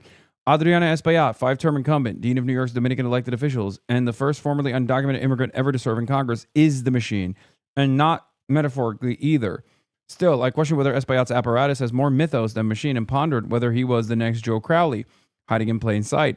Daria Elisa Avila Chevalier, the student organizer backed by New York DSA and Just Democrats, is the movement attempting to do to Espaillat what he once did to Keith Wright, end the dynasty by demographic arithmetic. A month ago, I thought Dari was on track for an epic upset. The momentum across Upper Manhattan felt real, and Espaillat appeared asleep at the wheel, destined to wake up only when it was too late. But the political establishment, eager to save the chair of the Congressional Hispanic Caucus, rallied hard. A deluge of independent expenditures arrived soon thereafter, blanketing televisions and stuffing mailboxes across New York 13. Now I'm not so sure. That's it. That's literally the primary thing that took place here is outside expenditure dumped boatloads of fucking funds, and they went super, super, super negative. And they just started fucking tarring and feathering Daria Elisa. Oh, her old tweets. She's Haitian. She's not a real Dominican. Like upping racialized animus and trying to present her as like this liberal blowhard that is a spoiler. New York 13 retained 2/3 of his early 2025 vote total in 2026, the best mark of any congressional district in New York City. The enthusiasm and age trend line bode well for the insurgent, Avila Chevalier, but the distribution of the early vote map indicates Espaillat is pulling out his people too. Compared to New York 7 and New York 12, the early voting data from New York 13 is more difficult to parse cleanly because many of the older black and Hispanic precincts favorable to the incumbent hold out for Election Day. And his prediction is Espaillat at 52, Avila Chevalier at 48. I'll put my cards on the table. I'm a constituent of New York 13, and I voted for Avila Chevalier. My honest read is that the negative spending hurt her significantly with older voters, and a challenge once primed for an upset may fall a couple points short. The increased salience of this race, spurred by the challenger closing the gap and the mayor's intervention, may have been a net negative for the insurgent. When the race was sleepier, I liked Avila Chevalier's odds to surprise the establishment. However, once the contest became the race to watch, Espaillat and co. could see the threat Avila was posing and responded with overwhelming force to crush it. Hakeem Jeffries was working aggressively to save his colleague, labor unions deploying their operatives, and several $1 million of independent expenditure landing on a candidate most voters had never heard of 3 months ago.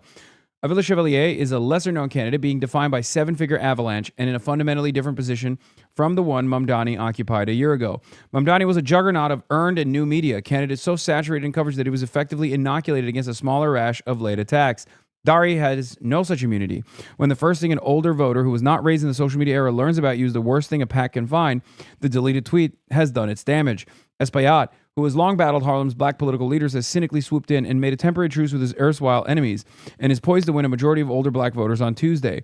The race largely hinges on a progressive and liberal white voters, many of them Jewish, in Morningside Heights, Hudson Heights, and Inwood. Win them decisively, and Avila Chevalier has a multiracial coalition that carries the district. Lose them, or even win them, but not by the margin she needs, and her path to victory is strained. The RSVP crashed.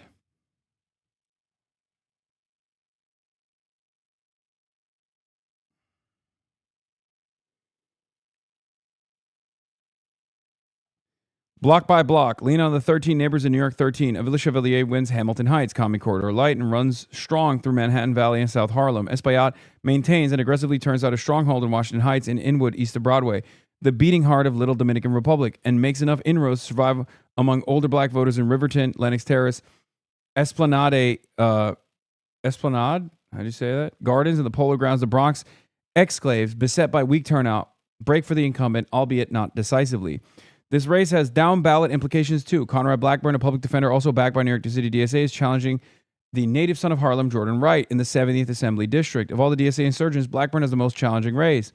While the PACs held their fire on Avila Chevalier until she began to build momentum, Blackburn has been blitzed for months on end. Dueling lessons in the damage spending can inflict on first-time candidates. The question remains whether Blackburn or Avila Chevalier has had enough time to inoculate voters.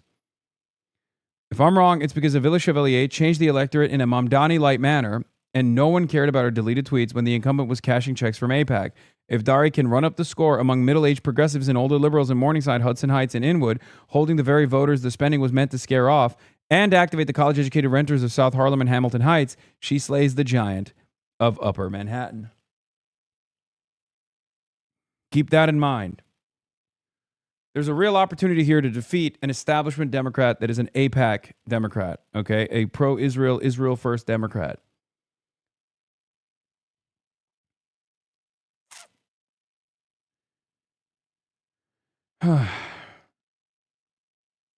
Phone bank, you want more money out of us, dude? Do you think I make money if you go out and call at the behest of a political campaign? JK? Okay.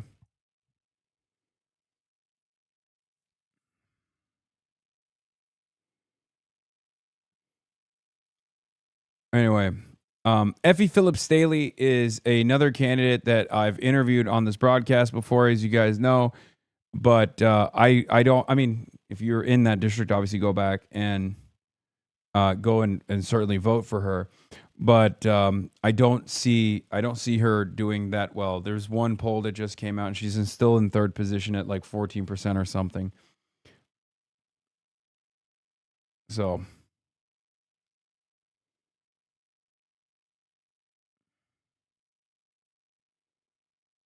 But you should still go out and vote for her. And you should still go out and try to get people to vote for her as well if you live in the district. To our neighbors about the world that we're building is actually crunch time. And I'm so, so grateful to have this many folks show up, knock on doors, and do the work. Bronx. She's supporting me. The Congresswoman, the Mayor, Senator Bernie Sanders. Yeah. Nice. Hey, I'm Eli Northrup. I'm running for state assembly in the Upper West Side in Morningside Heights, the 69th district. I'm a public defender, policy advocate. Spent a lot of time in Albany trying to improve our criminal legal system, and we're out here canvassing today. We're at a poll site at Westside High School. This is a really, really critical time for our communities. 450,000 New Yorkers are going to lose healthcare coverage on July 1st because our governor decided to not take action. Hey, I'm Assemblymember Ferris from Front Forest, representing Fort Greene, Clinton Hill, Crown Heights, and Bed-Stuy. Been at this for 6 years now, and I'm looking to be reelected because the work is not done. We're all going to be working together in tandem to tax the rich and recapture the revenue that was lost to the Trump budget cuts. I've also been in the immigrant... Look at that, David Orkin. Some of these guys are DSA, some of them are not. AOC has endorsed most of the DSA slate, with the exception of the congressional races. Zoran has endorsed the congressional races, but not all of the local ones. It's a little bit of a cross-endorsement scheme going on there. But AOC has also endorsed people beyond the DSA slate as well. Rights movement my entire... What? Did AOC endorse Reynoso? Just saw an interview with Ested where he said she did. No, AOC did not endorse Reynoso. AOC did not endorse Claire Valdez either, though. Yeah, all except Eli and Brian are DSA. Life. And I'm going to continue that work in Albany by making sure that we protect our neighbors from ICE. And I'm here because we need to make sure David That's so funny. goes to the assembly and represents this district where it hasn't been represented for the past. They want to distract you from the fact that what they call a clique is actually the product of collaboration and work that gets done. Hi, everyone. This is Amanda Septimo, the Assembly member representing the 84th Assembly District here in the South Bronx. We know the federal government has abandoned New York, so it's time for us to stop. AOC endorsed Tish James, who endorsed both Espaillat and Reynoso. Okay. Zohran Mamdani endorsed Brad Lander, who didn't officially endorse Reynoso, but appeared in a Working Families ad where Reynoso is prominently featured. I'm a proud democratic socialist because I believe that everyone deserves to live with dignity. This is our time to empower people to get out to vote, to respect and be part of our democracy. Don't forget to make sure that you come out and you vote from the top to the ticket to the bottom of the ticket, because everybody who's on the ballot is doing work to represent our communities. They are stripping us from our... Endorso. What is this? And somehow this is still less messy than the California left. Black liberals, unsurprisingly, losing their minds once again because Ta-Nehisi Coates reminded them that Kamala Harris lacked the moral courage to oppose genocide, even though he still voted for her. That's not good enough for them. They want blind loyalty. Yeah, dude. I mean, the whole, like, any sort of criticism of Kamala Harris is, like, unacceptable narrative is so wild to me. I don't know why people see this as like such a personal slight. It actually blows my fucking mind. There are some liberals who just legitimately are like, oh, you criticize Kamala Harris, you're basically MAGA. Actually, you're worse than MAGA.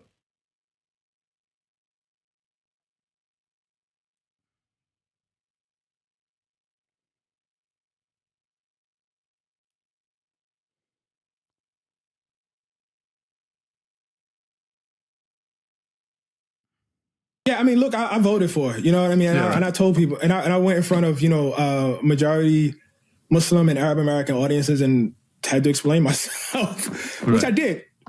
And pretty much what I said is, look, we as Black Americans in general have not had the luxury of voting in presidential elections for people that, we felt fully saw our humanity. And that is just what it's been for us. Having said that, I'll never forget, man, I was in, and this is not the only time this happened, but I was in Houston, Texas, and I was, with a group of Palestinian Americans, very, very accomplished group. Damn. That's such a good line. God, he is such a good writer.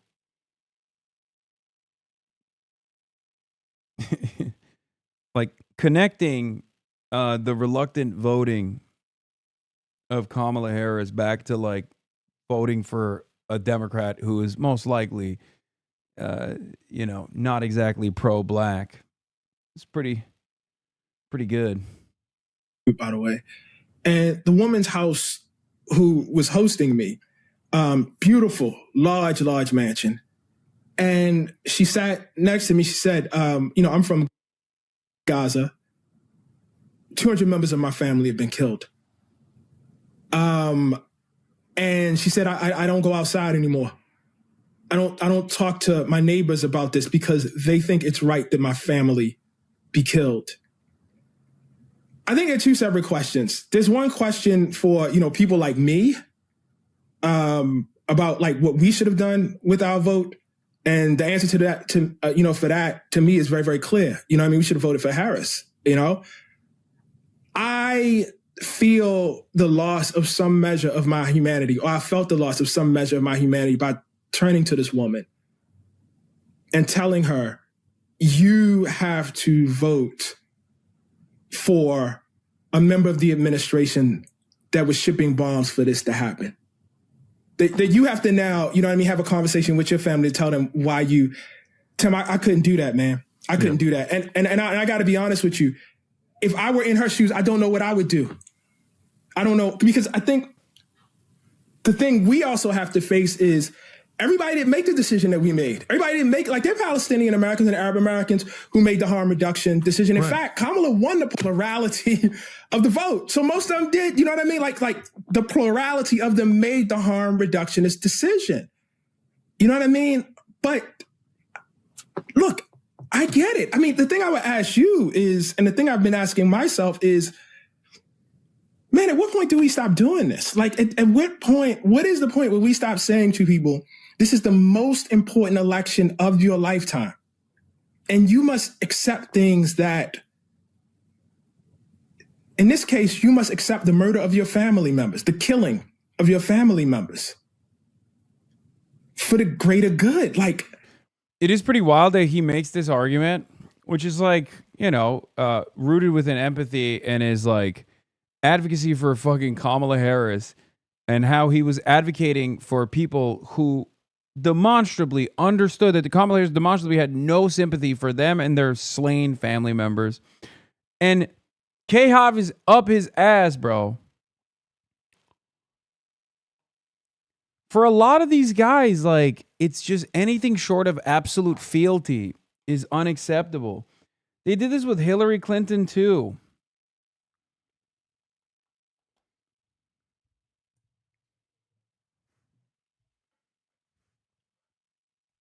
I remember they did this with Hillary Rodham Clinton.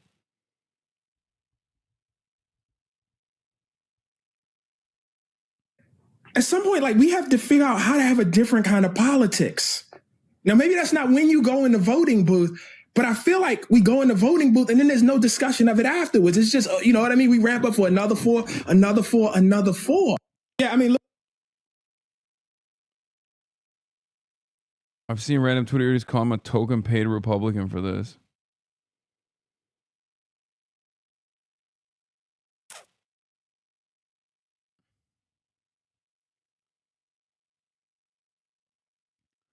K-Harvers are the barbs of politics. I mean, they're not like that powerful of a force in the real world. Damn, they're cooking his ass on keeping the rent, freezing the My rent. follow-up question is turnout is already tracking a bit lower than your historic election last year.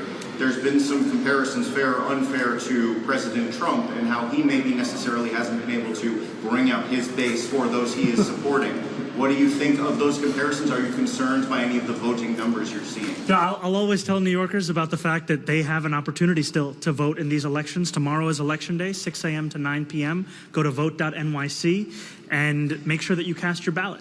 I also will not blame New Yorkers because they're too busy trying to make ends meet in the nation's most expensive city to be able to think about the problems, not of today, but of tomorrow and the leaders that could resolve them. However, I do know that more and more New Yorkers are starting to think about this race because we're getting to the final point of it.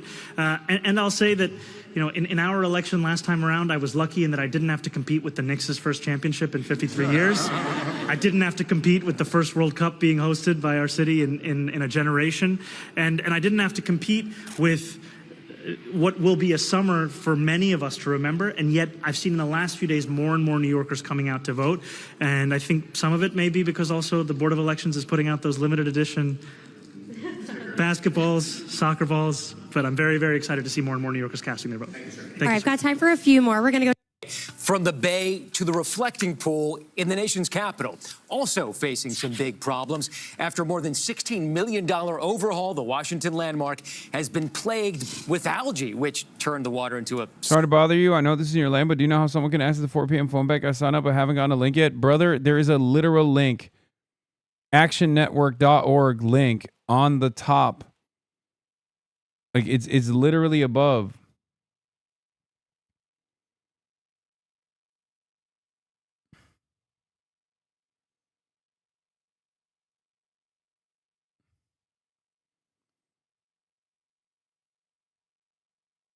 Click on the link. It's pinned. Infant door level posting.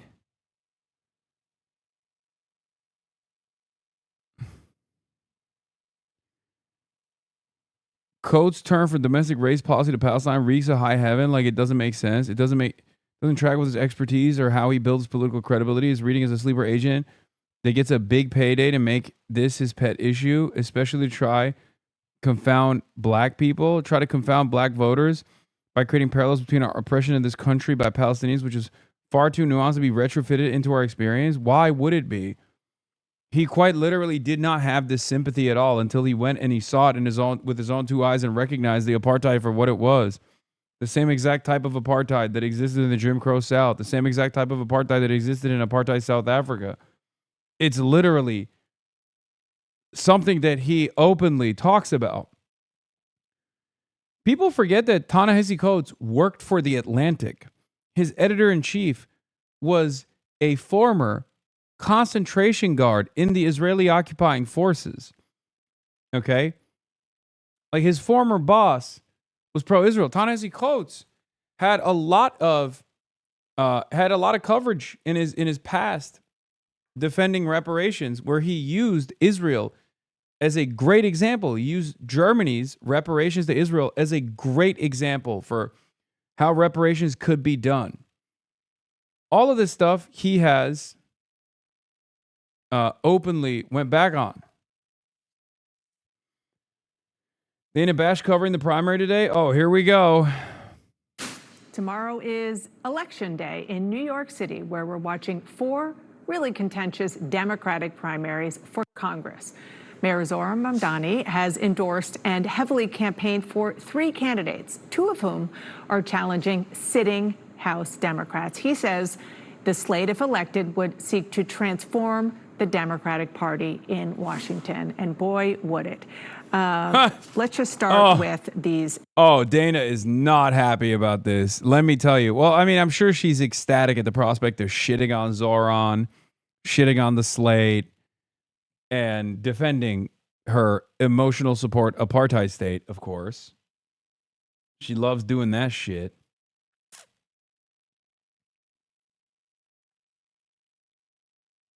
Chatters, there's still time to join the Dial for Dari phone bank. We have 223 people in the Zoom, and Zoran isn't even here yet. There's a script. Plenty of HasanAbi heads in the chat. Get in now. Get in there, chat. What the fuck are you doing? Put me on mute.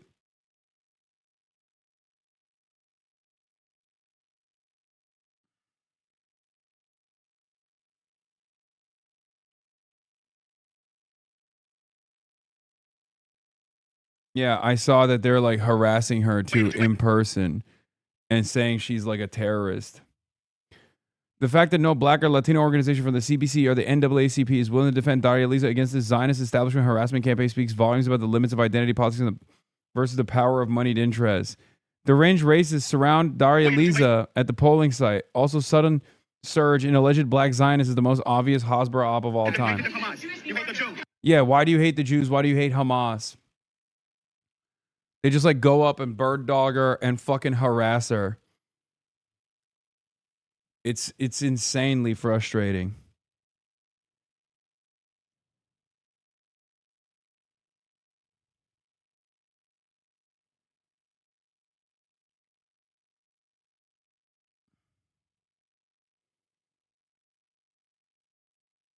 Where you at right now, bro? I'm in New York.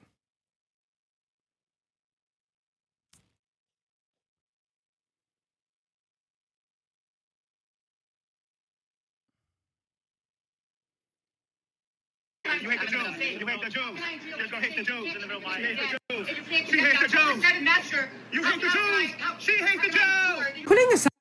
Fucking psycho, dude. Dude, Israel has one speed, by the way. One fucking speed. Again, I'm going to repeat it one more time. You can fucking phone bank from anywhere around the planet and anywhere around the United States of America. Sign up, listen to the talking points, smile and dial. If you want to fucking combat this kind of insanity, if you want to combat the Hasbara operations, if you want to combat the smear campaign that Zionists have implemented against a candidate that will place New York constituents first against the interests of Israel, who will unseat an establishment Democrat who has taken in millions of dollars from pro-Israel lobbies, then get in there and smile and fucking dial. I can't begin to stress this enough. It's a close ass race. Victory is imminent. Okay? You don't want to be the guy who had an opportunity to make this change, and in the opportune moment, you were like, you know what? I'm too busy. I'm too bored. I don't want to do it. It's a fun experience overall. The deranged Zionists that have been following around Daria Lisa and harassing her, including her mom, as they go to try to vote and get in her face, like they were getting really, really close to her face. Besides the deranged Zionists, who I know they mean it, everybody else, you're just getting paid. Just admit you're getting paid.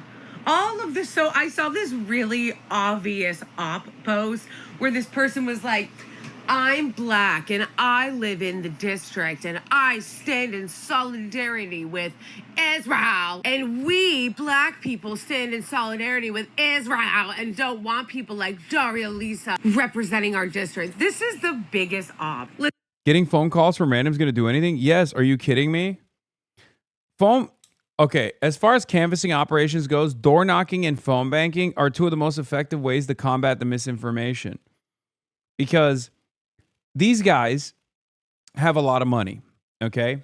So Adriano Espaillat has a lot of money. He doesn't have his own personal money, but like the pro-Israel lobby has a lot of money. So what they do is take advantage of the fact that Daria Lisa is a lesser known candidate with not a lot of name recognition. So the first interaction that constituents potentially have with Daria Lisa is a mailer that they receive or a TV ad that they watch. And in those TV ads, they'll present her as a crazy person. They'll be like, oh, she said, fuck Kamala Harris. She's like awful. She's, she wants to release like rapists into the streets or whatever the fuck, right? Just like unbelievably psychotic bullshit. If you phone bank and you call people up in this district, which is what you will be doing because tomorrow is election day, you have an opportunity to talk to these people and convince them that what they saw is bullshit. Okay? You have an opportunity to be like, yeah, the guys that are spending all this money are pro-Israel. They want to keep taking your tax dollars and they want to keep spending it on Israel. Daria Liza wants to spend it on you. Okay? She wants to spend it on public housing. You can be that change. You can be that person. You can be that person who ends up convincing someone to go out and vote and literally be the vote that changes the outcome of this race. You have to think about it like that. There are plenty of people right now in Harlem, in this district in New York 13, that may have seen a mailer, okay?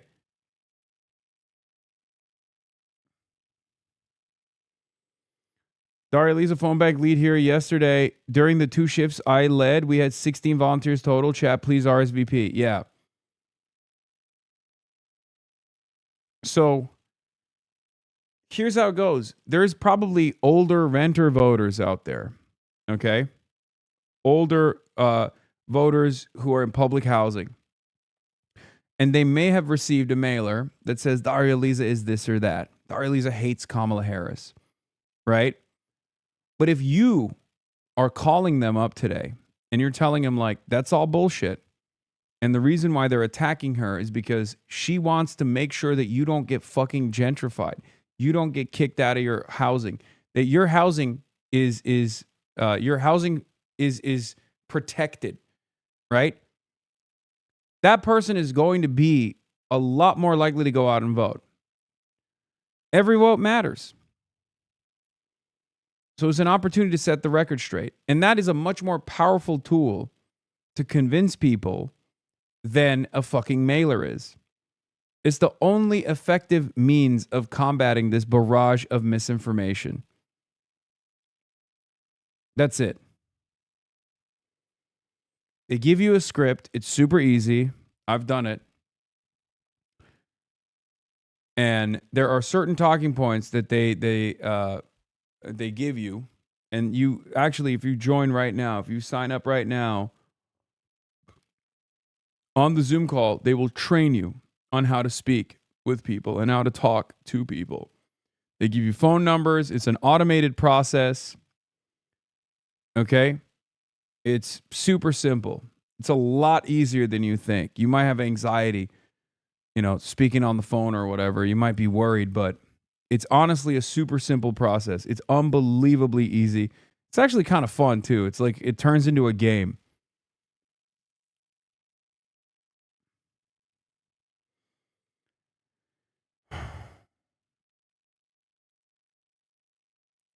It's even better if you're a Spanish speaker as well.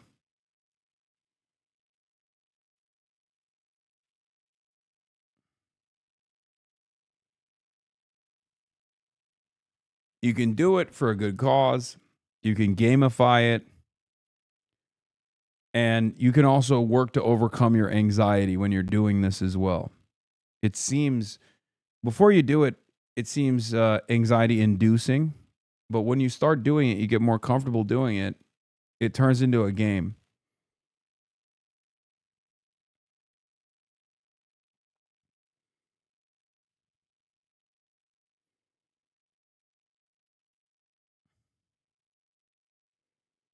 Yeah, and if you sign up right now, there's a PowerPoint they're going over, and you get a Google Doc with a script.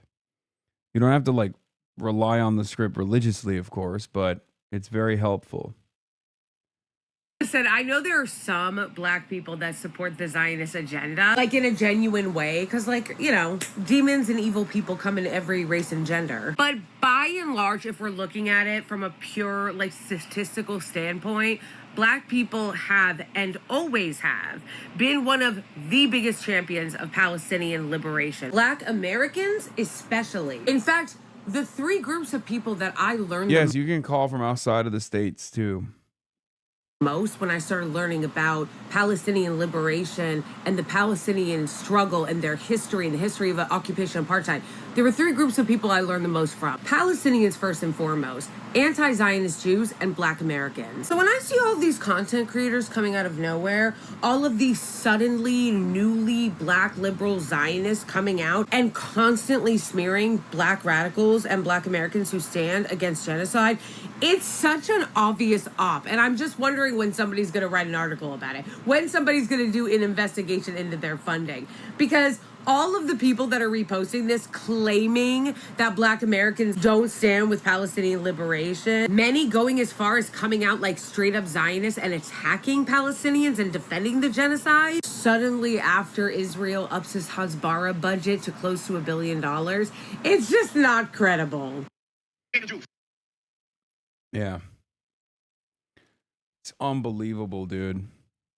Dude, the lengths that the Zionist lobby will go to fucking disparage, attack, try to humiliate opponents of Israel is insane.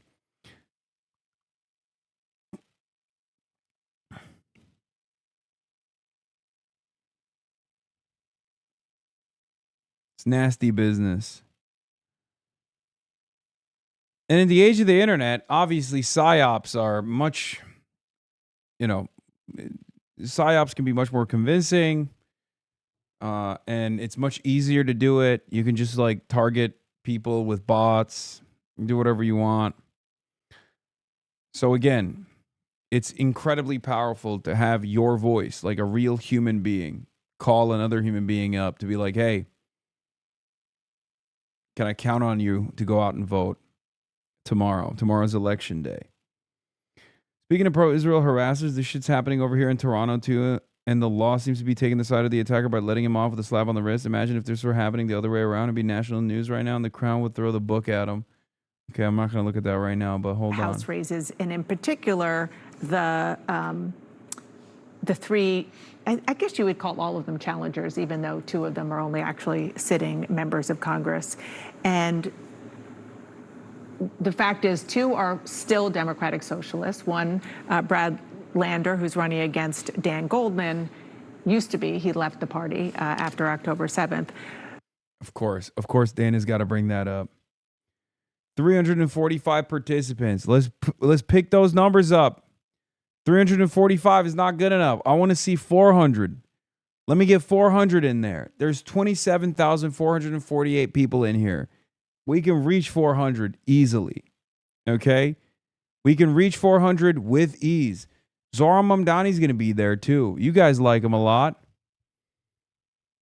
You get to participate in this phone bag with Zohran. I'll carry the fucking flame at 400. I'll carry the flame at 500. If we get 500 participants... If we get 500 participants in this phone bank, I will carry the motherfucking flame. Do you understand? Show us your pee-pee if we hit 1,000. Okay, relax. Relax, chatter. That's crazy.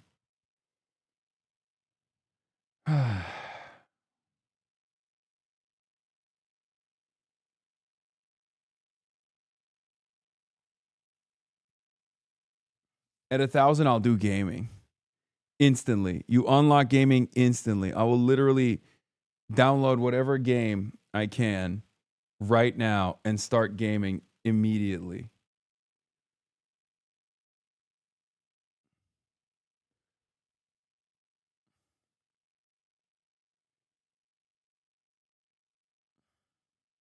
Get in there.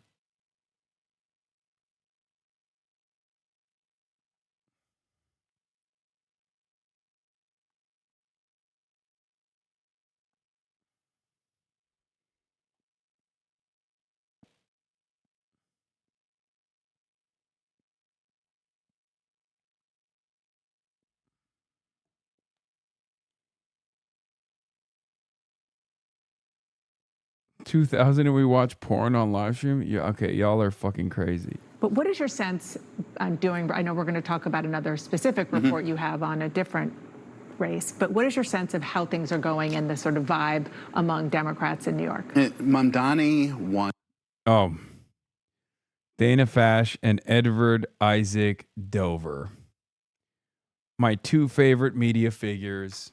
Just two people that are totally impartial in their analysis.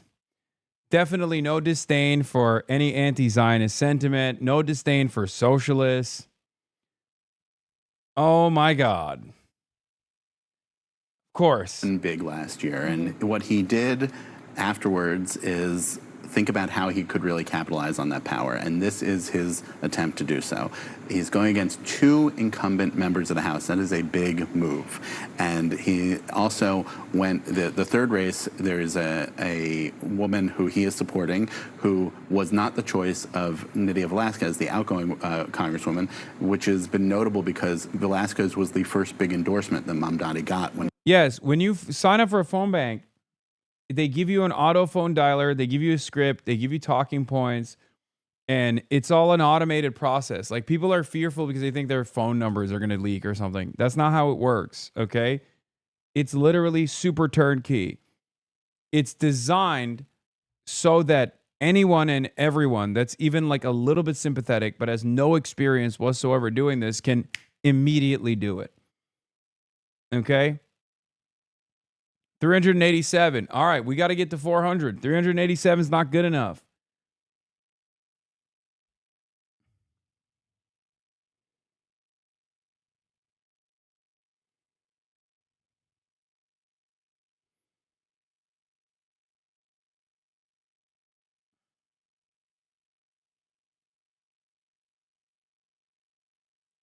Chevalier is unfortunately toast below 30 and dropping on Polymarket. Oh, fucking idiot, dude. No way. You know who else was fucking toast on Polymarket? Zohran Mamdani. What are the reasons for why that's happening?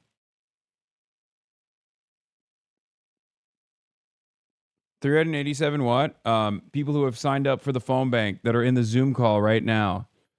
It's happening currently. Click the link right now. It's literally happening currently. The link is above my head, above the chat. It's pinned in the chat.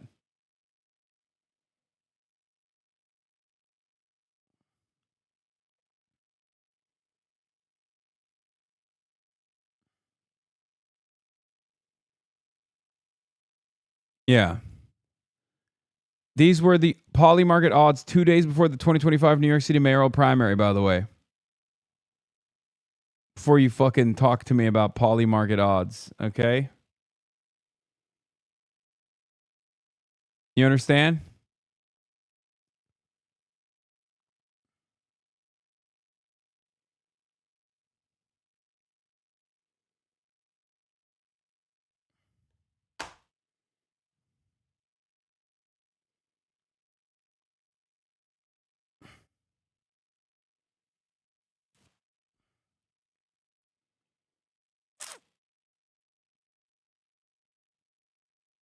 No shot, you pulled up Polymarket odds? Yes, I pulled up Polymarket odds to tell that one chatter who said Daria Lee's Polymarket odds are going down on Polymarket.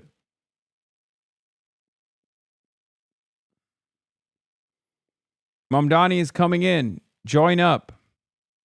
Zohran Mamdani is about to be on the phone bank. Join up now. You like Zohran Mamdani. You want to hear his voice, right?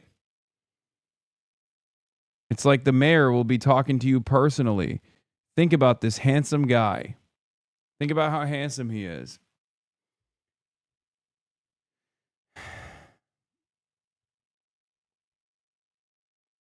He's going to be rallying the troops. If not in the U.S., you click not in the U.S. and choose your country, by the way. You can still join and sign up from all around the world. Okay? Is he going to wear the jersey on the call? I hope not. I hope he's stopped wearing the jersey under his jacket. Because I feel like it's a little wild.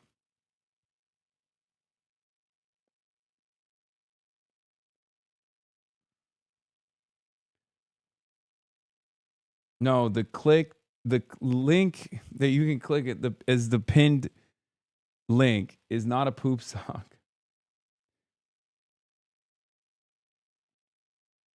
All right, what are the numbers at? I know you like the number. I know you like the number. What are we at in terms of the number?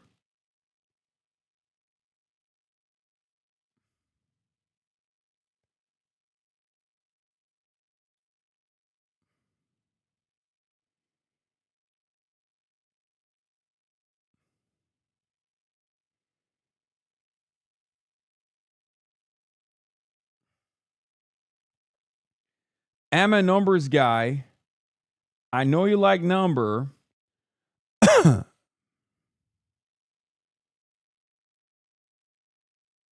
Hold on.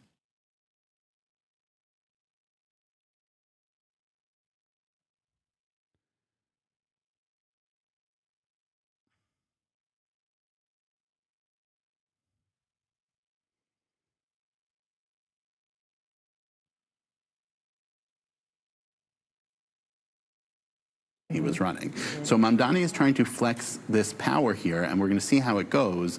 There is a lot of feeling that Dan Goldman is in worse shape going into this than Brad Lander is. That race may be the easiest one to see where it goes. But with Adriano Espaillat, with his challenger, it is dynamics that are about Latino politics in the city, black and brown politics, all that sort of stuff, dynamics that then are going to hit Washington. Mm-hmm.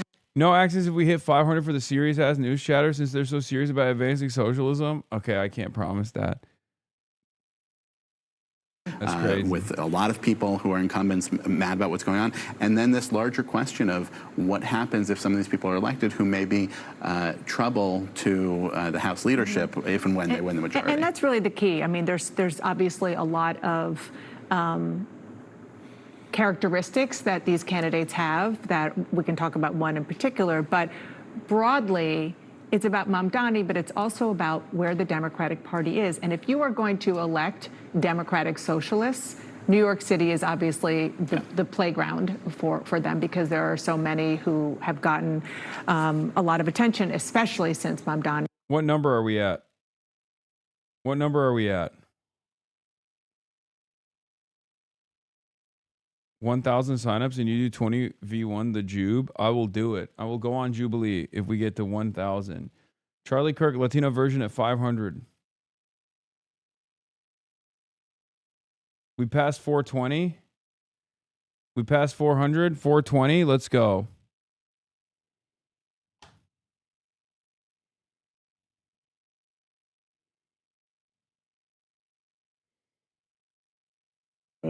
Is a Democratic socialist and has supported a lot of them. You mentioned the incumbent Adriano Espaillat, and I told you guys, Espaillat. She doesn't even fucking know the name, dude. This is what I mean. Dana doesn't even know the name of the incumbent. This is how little motion Adriano Espaillat had. Like, there's an election tomorrow and nobody knew about him and nobody gave a fuck about him. Okay? She said Espaillat. Yeah, you got to vote for Adriano Espaillat because obviously his opponent is a scary Muslim man who hates Israel. My emotional support apartheid state. We cannot allow there to be another congressional representative who hates Israel. Vote for Espaillat. Xavier Baccaria.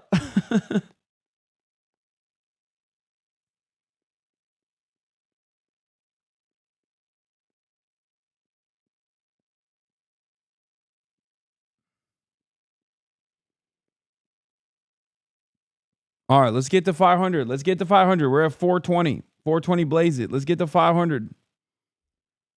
I'm not seeing enough movement in this chat. We got 27,148 people in here. We have to be able to get it to 500 people that are phone banking. It's crazy. I will carry the flame at 500. I already promised.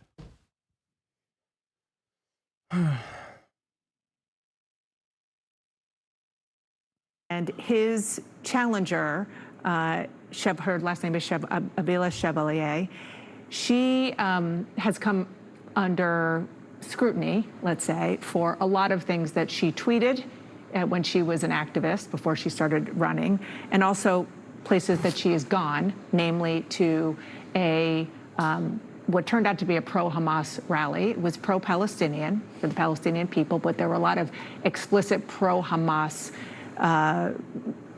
people there. And I'm in the Zoom, boss. Good. Lock in, chatters. We need more. We need more movement.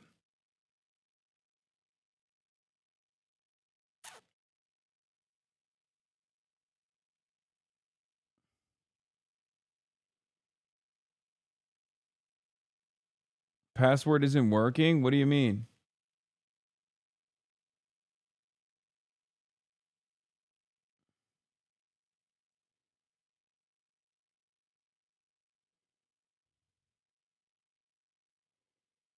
And she was there on October 8th, the day after the October 7th attack on Israel. This was part of the debate that she had with the sitting congressman last week. Let's watch. Not even a month or two later, the day after she was spotted, seen there, celebrating the death of innocent people. The difference between me and her is that I believe in a two-state solution. She doesn't believe in the existence of Israel. I was there at that rally on October 8th because I remembered what happened in 2014. And I knew that the reaction would be an outsized reaction that would cause the death of thousands upon thousands of people. And that is what I was there to protest. How about the death of the almost 2,000 people, violently, civilian? That's Dana. Dial it back. You're not supposed to let it. You're not supposed to lay it down so thick, Dana. That's crazy. That's crazy. God damn.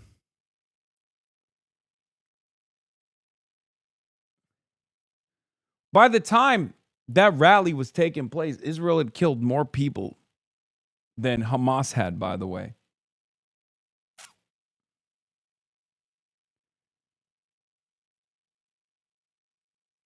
Instead, talk to Reynoso,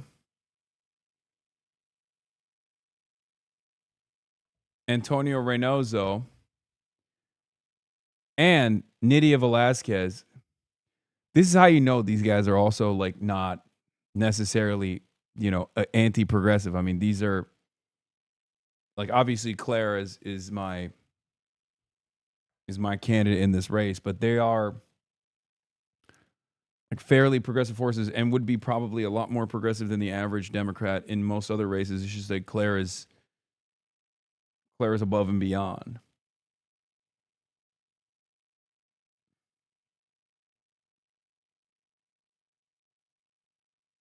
Anyway, let's continue with this. At the hands of Hamas that happened the day before. It's pretty stunning. And look, she appeared in an ad with Zohran Mamdani. Zohran Mamdani is pushing this candidate, not just her, but also those three other candidates you mentioned, including Brad Lander, including the other challenger as well. And he's trying to push them as a ticket, but her positions have put another candidate that Mamdani is pushing, Brad Lander, in a complicated position. I asked Lander, do you support this candidate? Not just her comments, Chevalier, not just her comments about October 7th and October 8th, but she has a whole host of positions that she on tweets about policing and the like that have really caused a lot of attention and scrutiny. And Lander backed off and said, I'm only worrying about. I'm asking why the password isn't working.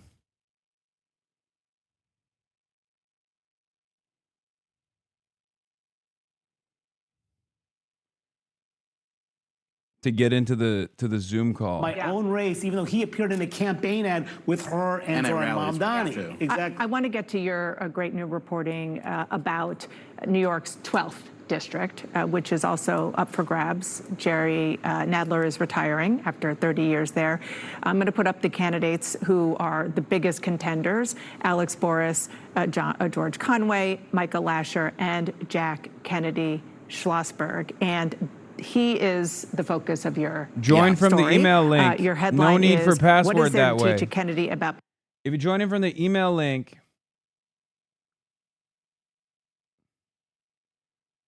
then there's no need for the password.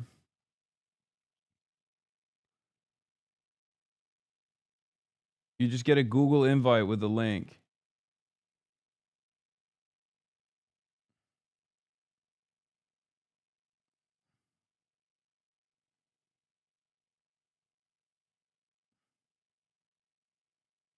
Politics, Jack Schlossberg has found out a lot. I'm just going to read a little bit from your story, Isaac. This is a quote from him. Everyone says it's time for a new generation. The Democratic Party has got to learn to do things differently. Until someone actually tries, then they don't want to. And then about him and his pedigree. I feel like people cannot accept the fact that I might be a smart, hardworking person who is just really trying because that's unacceptable for some reason. Yeah, that's the district that is Manhattan-based, the Upper West Side, Upper East Side, Manhattan, Chelsea, West Village. Schloss. They did. Asmongold tried to call me the establishment.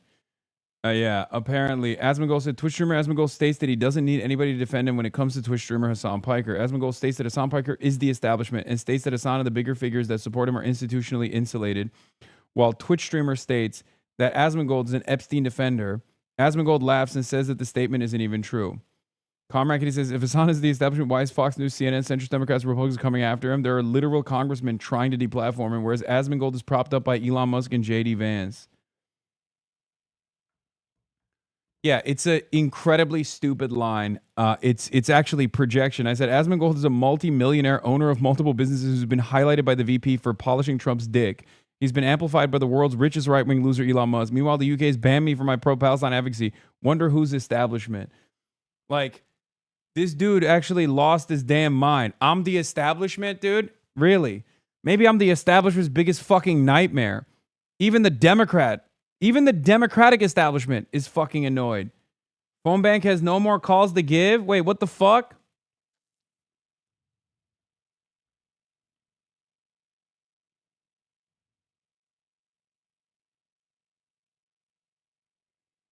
No.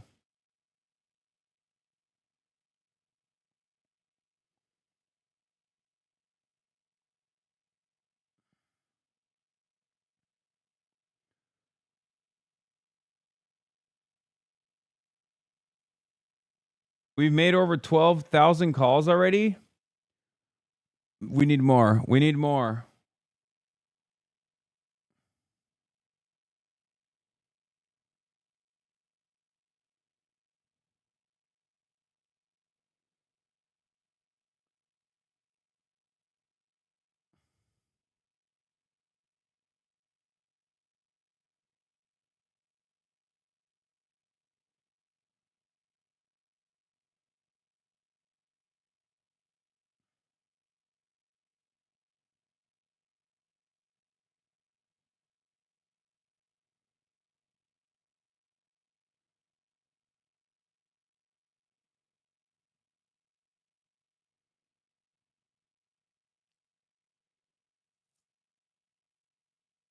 Zoran is so good. Oh yeah, I covered this already earlier.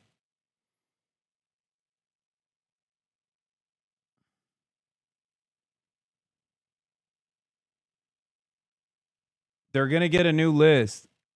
They're going to get a new list loaded. They're still calling. They're recycling the list now? No, they're going to get a new list. They're going to get a new list loaded. There's not enough. There's no way. New list incoming. Okay? Just hold on. Hold on. Stay on the fucking line. Keep smiling and dialing, baby. And also, more people still get in. They're getting a new list.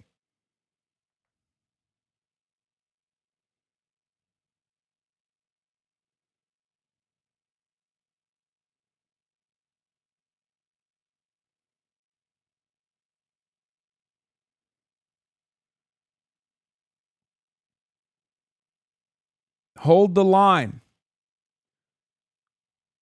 count the votes. If you're in line to phone bank, stay in line.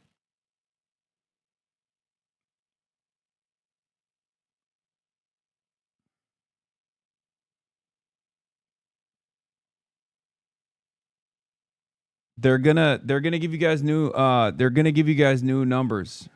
I know you like the number. It's at 450. We got to get it to 500. We got to get it to 500. 450 is pathetic. I need to see 50 more people sign up right now. Okay? I need to see 50 more people sign up to phone bank right this moment. 27,148 people in the chat. We can't get 50 additional names on there to smile and dial. Remember, it's an automated process. It's super simple. You can literally do it from your computer. All you need to do is click on the link. Okay?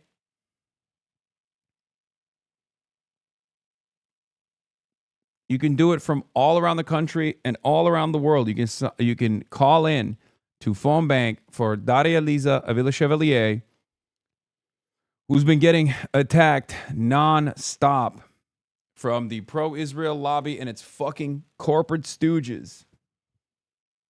Okay? It's a fun game. It's like a game. You can gamify it.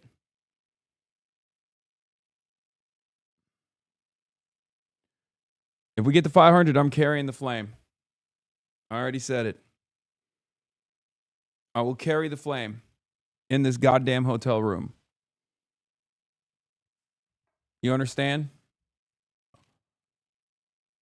All right, they're reloading. New numbers are coming in. New numbers are coming in. Yes, you can do it from abroad.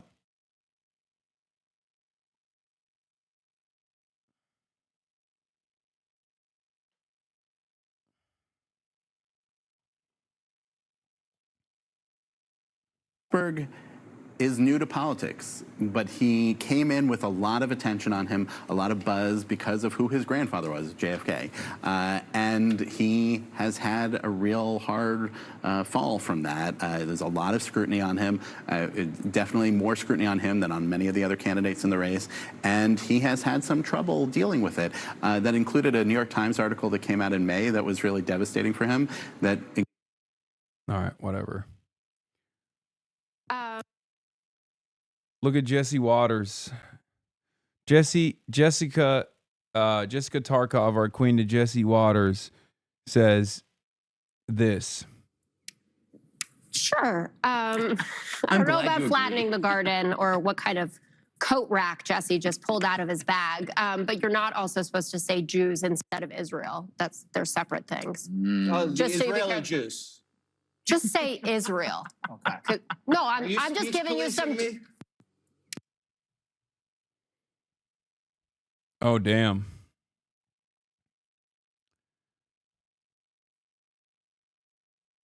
Even though Jessica is currently on hold as our queen because she was shitting on Daria Liza, our actual queen.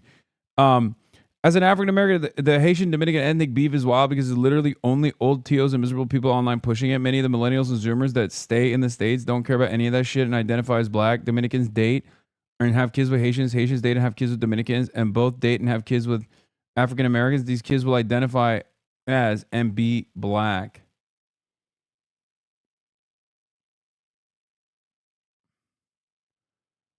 Again, all-out national phone bank for Daria Liza. Zoran is going to be on there too. I don't even think he's been on yet. What are we at numbers-wise?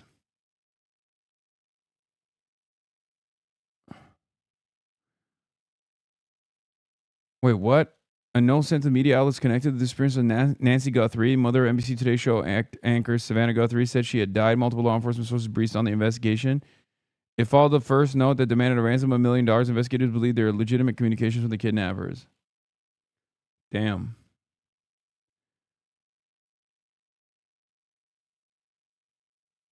Great. Tarkov being a bit of a hawk here about the MOU. You're talking about 65 went out yesterday. The biggest win in the MOU, the thing that aggravates the strongest supporters of the president, the most is Iran being able to sell oil on the open. Only 455? Since the last time I said we need to get more people to sign in. Only 5 of you have signed in? Shameless. Shameful.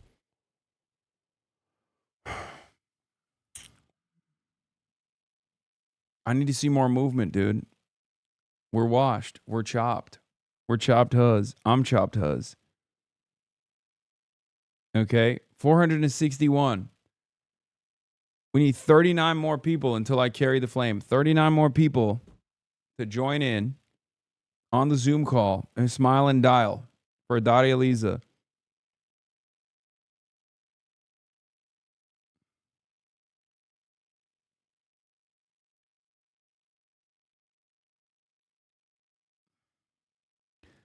There's a new list of new numbers to call.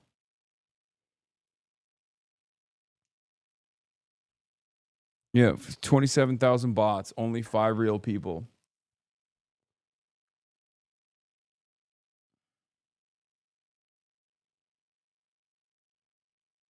A lot of introverts scared of the phone in the chat. It's fun, I promise. It's not scary. It really isn't. It's actually a really good way to overcome that anxiety as well, because you're like, I've talked about it like this. I'm not necessarily a big fan of talking on the phone either, right? But I'm not necessarily a big fan of talking on the phone either. But when you have a goal in mind, when you're like making these phone calls for a specific reason, you can overcome that anxiety really quickly. And it's kind of like this. I hate running. I hate getting on a treadmill and running. My fat ass hates it. But I love playing basketball. And the reason why I love playing basketball is because I'm running for an objective. I'm running for a specific purpose. Running just for the sake of running, I can't do. But running for hours, chasing a basketball, I can do. And phone banking is similar. You might have anxiety. You might not want to have a phone conversation. You might think that it's like going to be tough. It's not. And it also ends up helping you in the long run as well. You get better at it.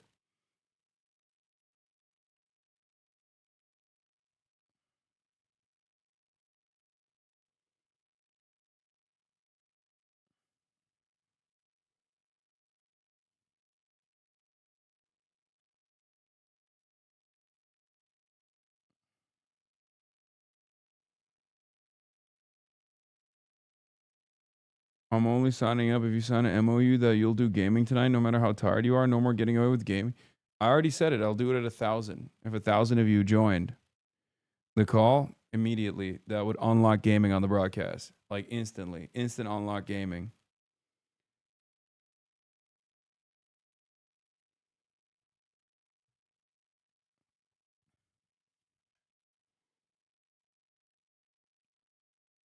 Adam Hamawi also endorsed Daria Lisa. New York, France, tomorrow's election day. If you live in New York, 13 up, down, and portions of the Bronx, get out and vote for Daria Lisa. I'm endorsing Daria because she has spent her life fighting relentlessly for justice. Exactly the kind of energy we need in Congress. Look at that.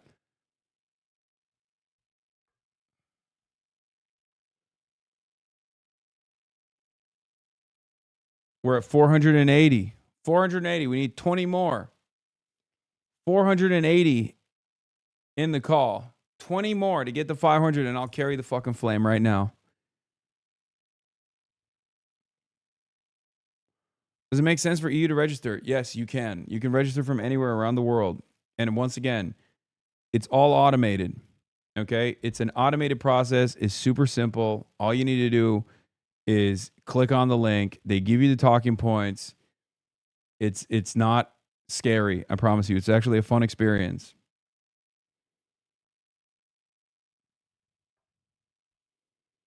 I call someone and they said they already voted for her. Good. There you go. I've been on the dialer for a few minutes now. Definitely a big challenge for me after a lifetime of phone anxiety, but I agree it's good practice. It might take a bit of push for some people with some more practicing on the script, but it's really simple.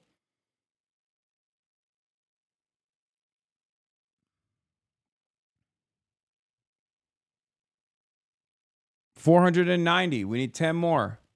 10 more. We're at 490. 10 more people need to sign up for me to carry the motherfucking flame. Okay, Low Kirk, this is why the establishment is terrified if you keep doing what you're doing. I mean, the establishment shouldn't even be terrified. I mean, we can only get 490 fucking smilers and dialers, dude. Are you kidding me? ABC, always be closing. Okay?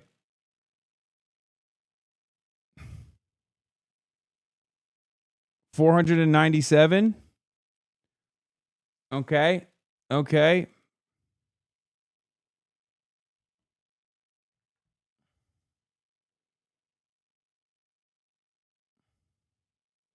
I phone bank for my Vang. I would phone bank for Daria Lisa, but I have to go to work. See, Chatter can tell you how exciting that experience is because my Vang is literally going to win because Chatter's like this one smiled and dialed and called people up.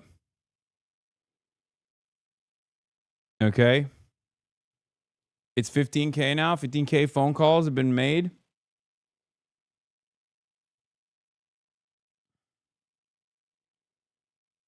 You can deploy the talking points that you learned here as well. Just don't say America deserved 9/11.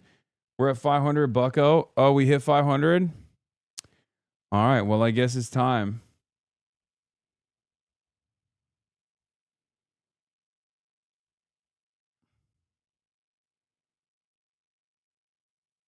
All right, dude. Back to the classics.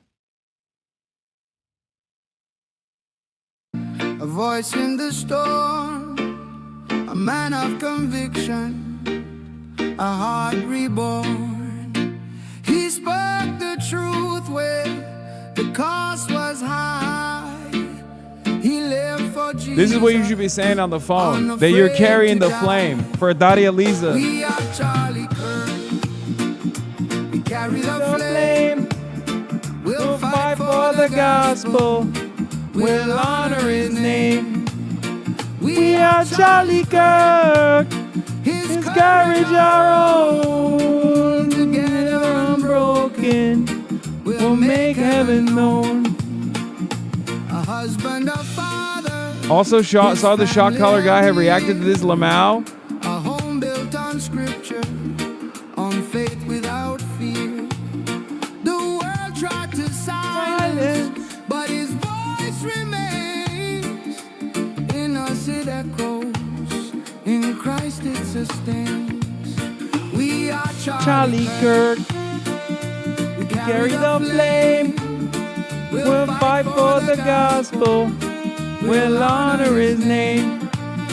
We are Charlie Kirk. His courage our own. Together unbroken. We'll make heaven known.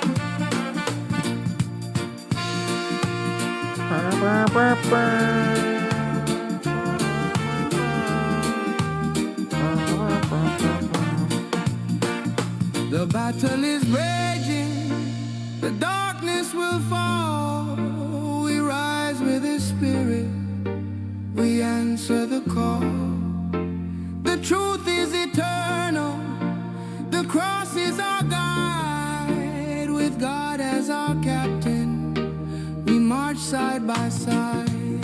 We are Charlie Kirk, carry the flame.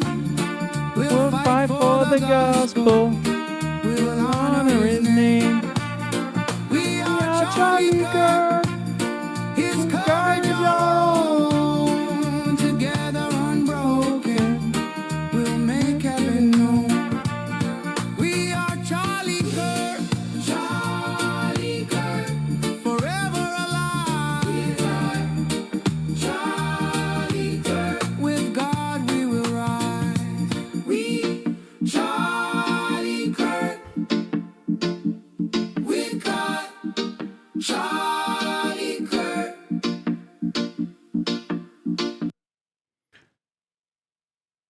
Zoran is joining us with Daria Lisa. There you go. Now Zoran is going to be on the call too. Read more on the YouTube comment. Also, fun fact, Spilanexma, the guy who made the original We Are Charlie Kirk, has copyrighted my two most popular remixes, lol. Yep. We're always carrying the flame, baby. Can I talk to Zoran? No.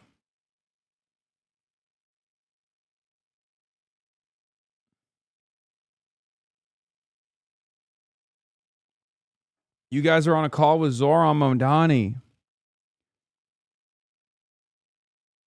HasanAbi the socialist bribed his viewers with Reggae Charlie Kirk to get phone bankers in on Fox News tomorrow. Also, copyright claiming AI music is crazy. I didn't even know you were allowed to do that. How the fuck do you actually claim ownership or IP over AI generated content? Zoran's in the call. Join now. Join now.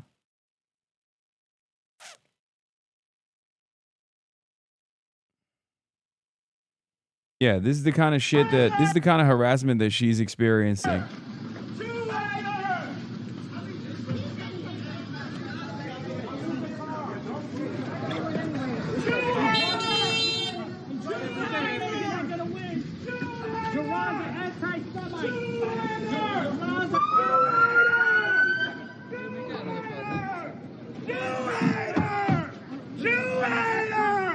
Just a normal guy, bro.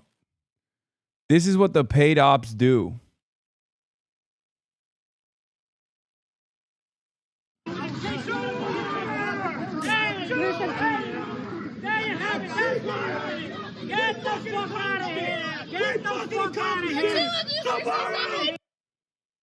Like, dude, this is what I'm talking about. Like, these guys are fucking vicious. Can I support phone banking from Europe, Switzerland?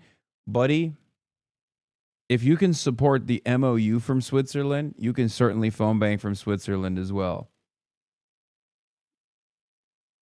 Yes, you can phone bank from anywhere around the world, chat. Anywhere around the world you can phone bank from. This was her response. A political machine. And as you can tell, we have pissed a lot of people.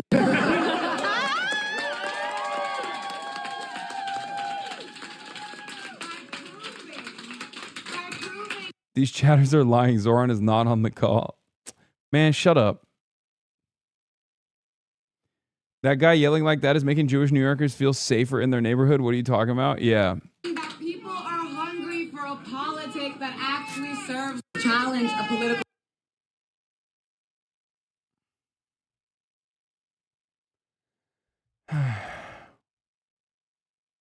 Yeah. That guy is keeping New Yorkers safe. All New Yorkers, honestly.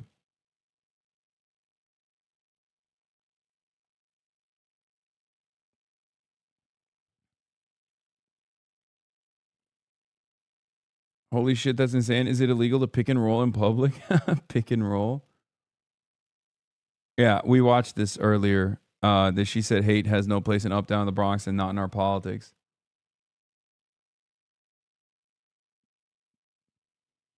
I love behaving like a terrorist by screaming Jew hater at a random Afro-Latina woman who's simply,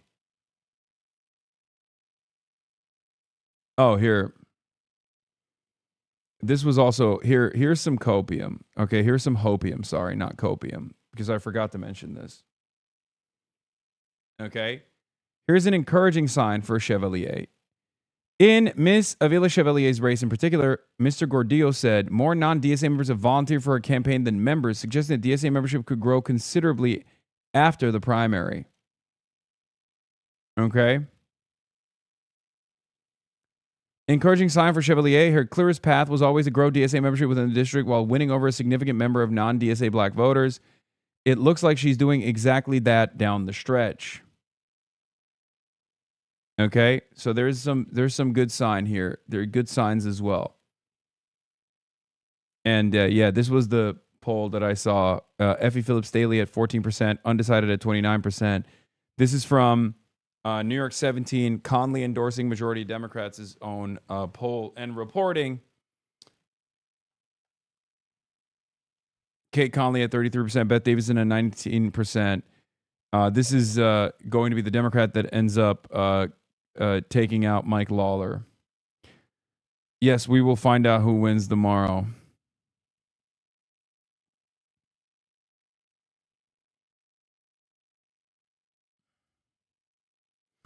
The only problem with New York City DSA is that it's too white-coded.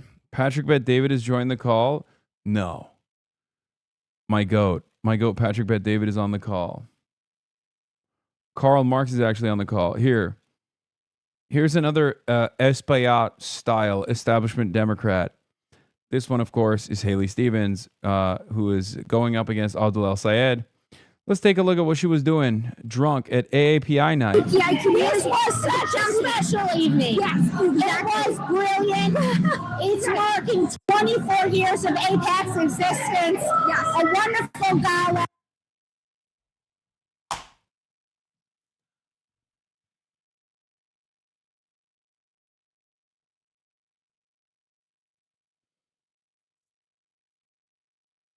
Umich Voter back in the good graces. Umich Voter was also fucking canvassing for... Umich Voter is up big, okay?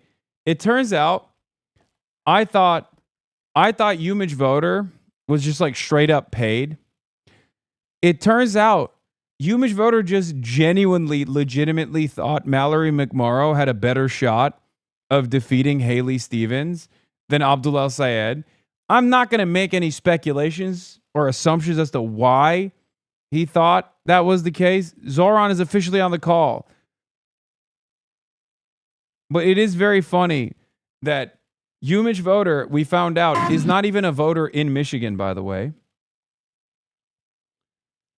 Umich Voter is not in Michigan. He's in New Jersey, and he actually went in door knock for Claire Valdez, which is, you know, I respect it.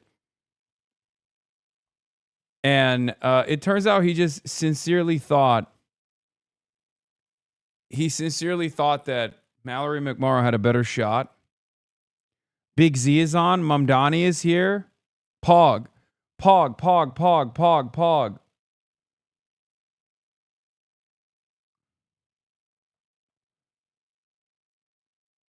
Yeah, guess you got to go there and listen to him personally. It'll be like you're on a phone call with him, so you should join the phone bank right now.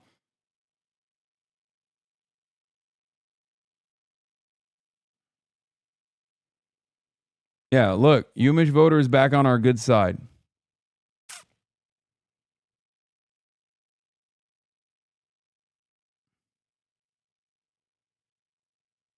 He's unblocked me and he's refollowed me. He's back on our good graces. He's doing a car speech like a chud.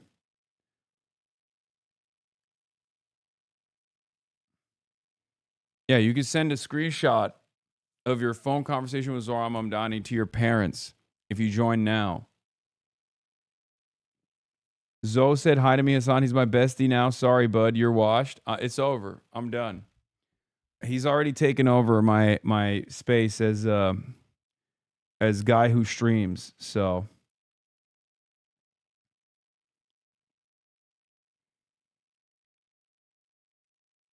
yeah, you will mostly just leave voicemails, chat. You can do that.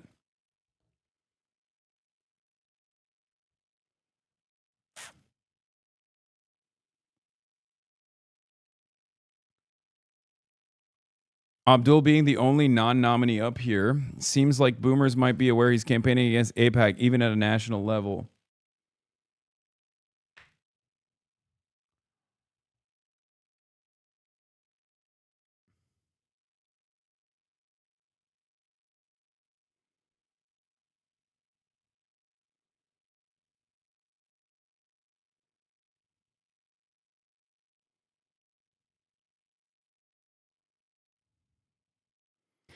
Is courage our own? Vladimir Ilyich Ulyanov has joined the call. Pog. Lenin?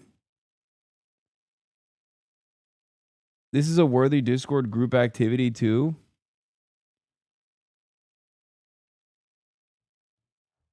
I promise you'll dog my girl out nasty style while I watch, and I'll smile and dial for you, King. Sure, I will have sex with your girlfriend if you phone bank for a Daria Lisa.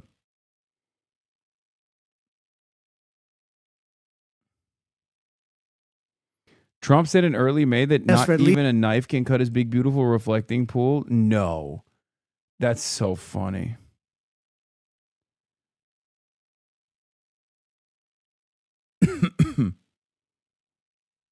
God, he's so stupid.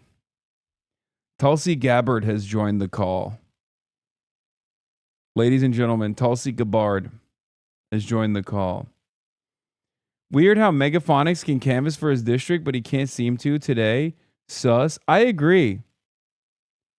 He's too busy spamming jokes in the chat like Barack the Obama Shah has entered the call. Living for God and Country Damon is on the call. He's just naming names that he actually voted for, by the way. Illegally voted for. Over 600 now. We're crushing these lists. Hell yeah.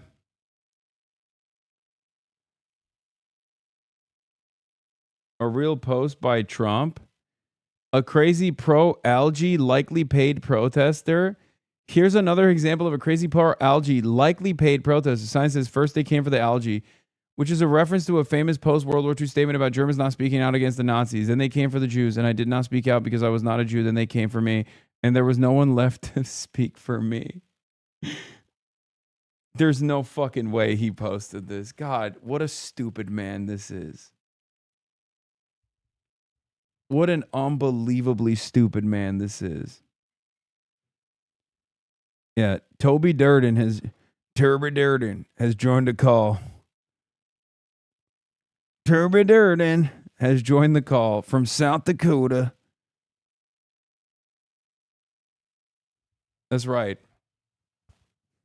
We have gained, Dottie Eliza has gained the support of Turby Durden, who's running for South Dakota governor.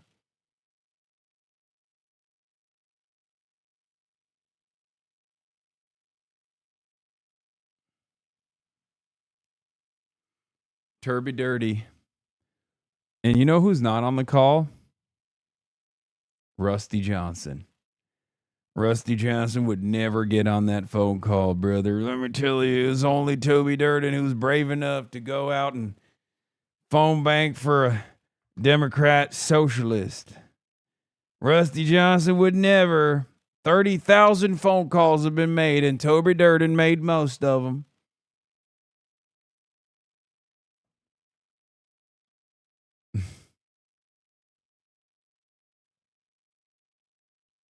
Dusty Johnson, you know who Dusty Johnson endorsed? Adriano Espaillat. Abbas Araghchi in the call. Hey, Chris.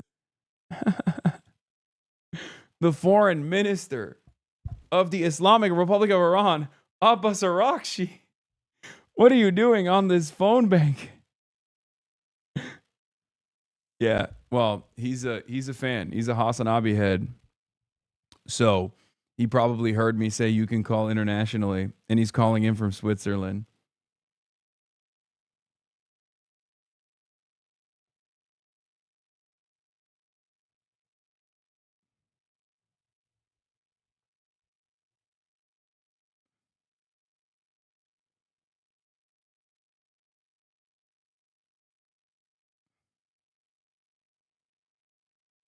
Yeah, Abbas is cluing in the Dottie Eliza.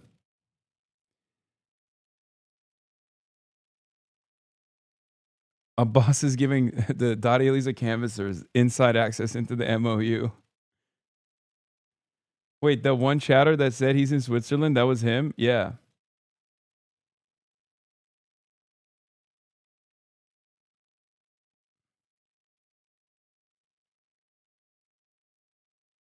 Mohammed Marandi has joined the call. Zay Squirrel, also known as Zay Squirrel. Professor Mohammed Marandi has joined the call.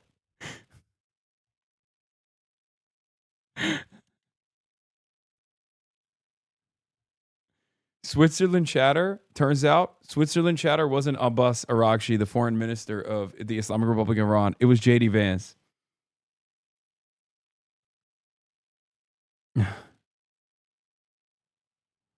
Donald Trump also has some choice words, apparently.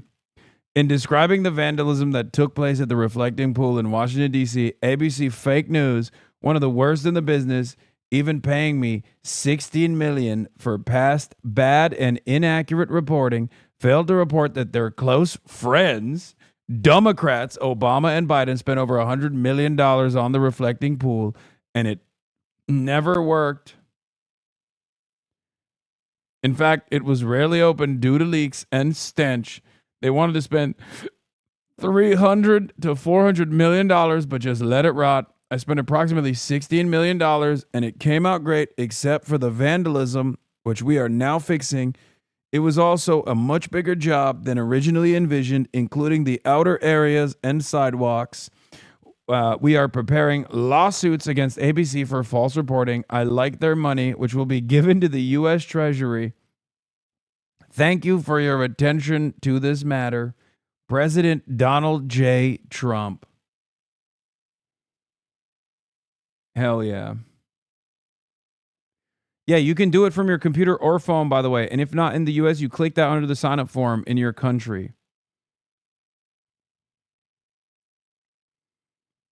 Remember, they have released, there is so much more people that have joined the phone bank. And I'm really proud of you guys for doing this. There's so many more people that joined the phone bank than they previously expected, that they put down more lists, more phone numbers, and they're splitting it up as well so they can tackle different neighborhoods piece by piece. So keep going, keep smiling, keep dialing. I'm proud of you guys. You don't have to be from New York. You don't even have to be from the United States of America. You can do it from all around the world. You can do it for your computer. You can do it from your phone. It's an unbelievably simple process, chat. It's an incredibly simple process. 30,000 calls have been made already. Many of them obviously still go to voicemail.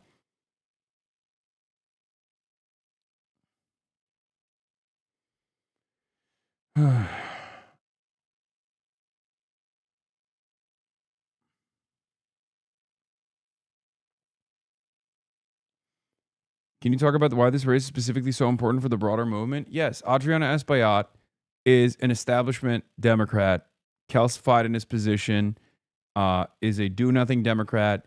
He is not well liked by his constituents. He's weak. But he also has a party machine that is going to draw a lot of turnout.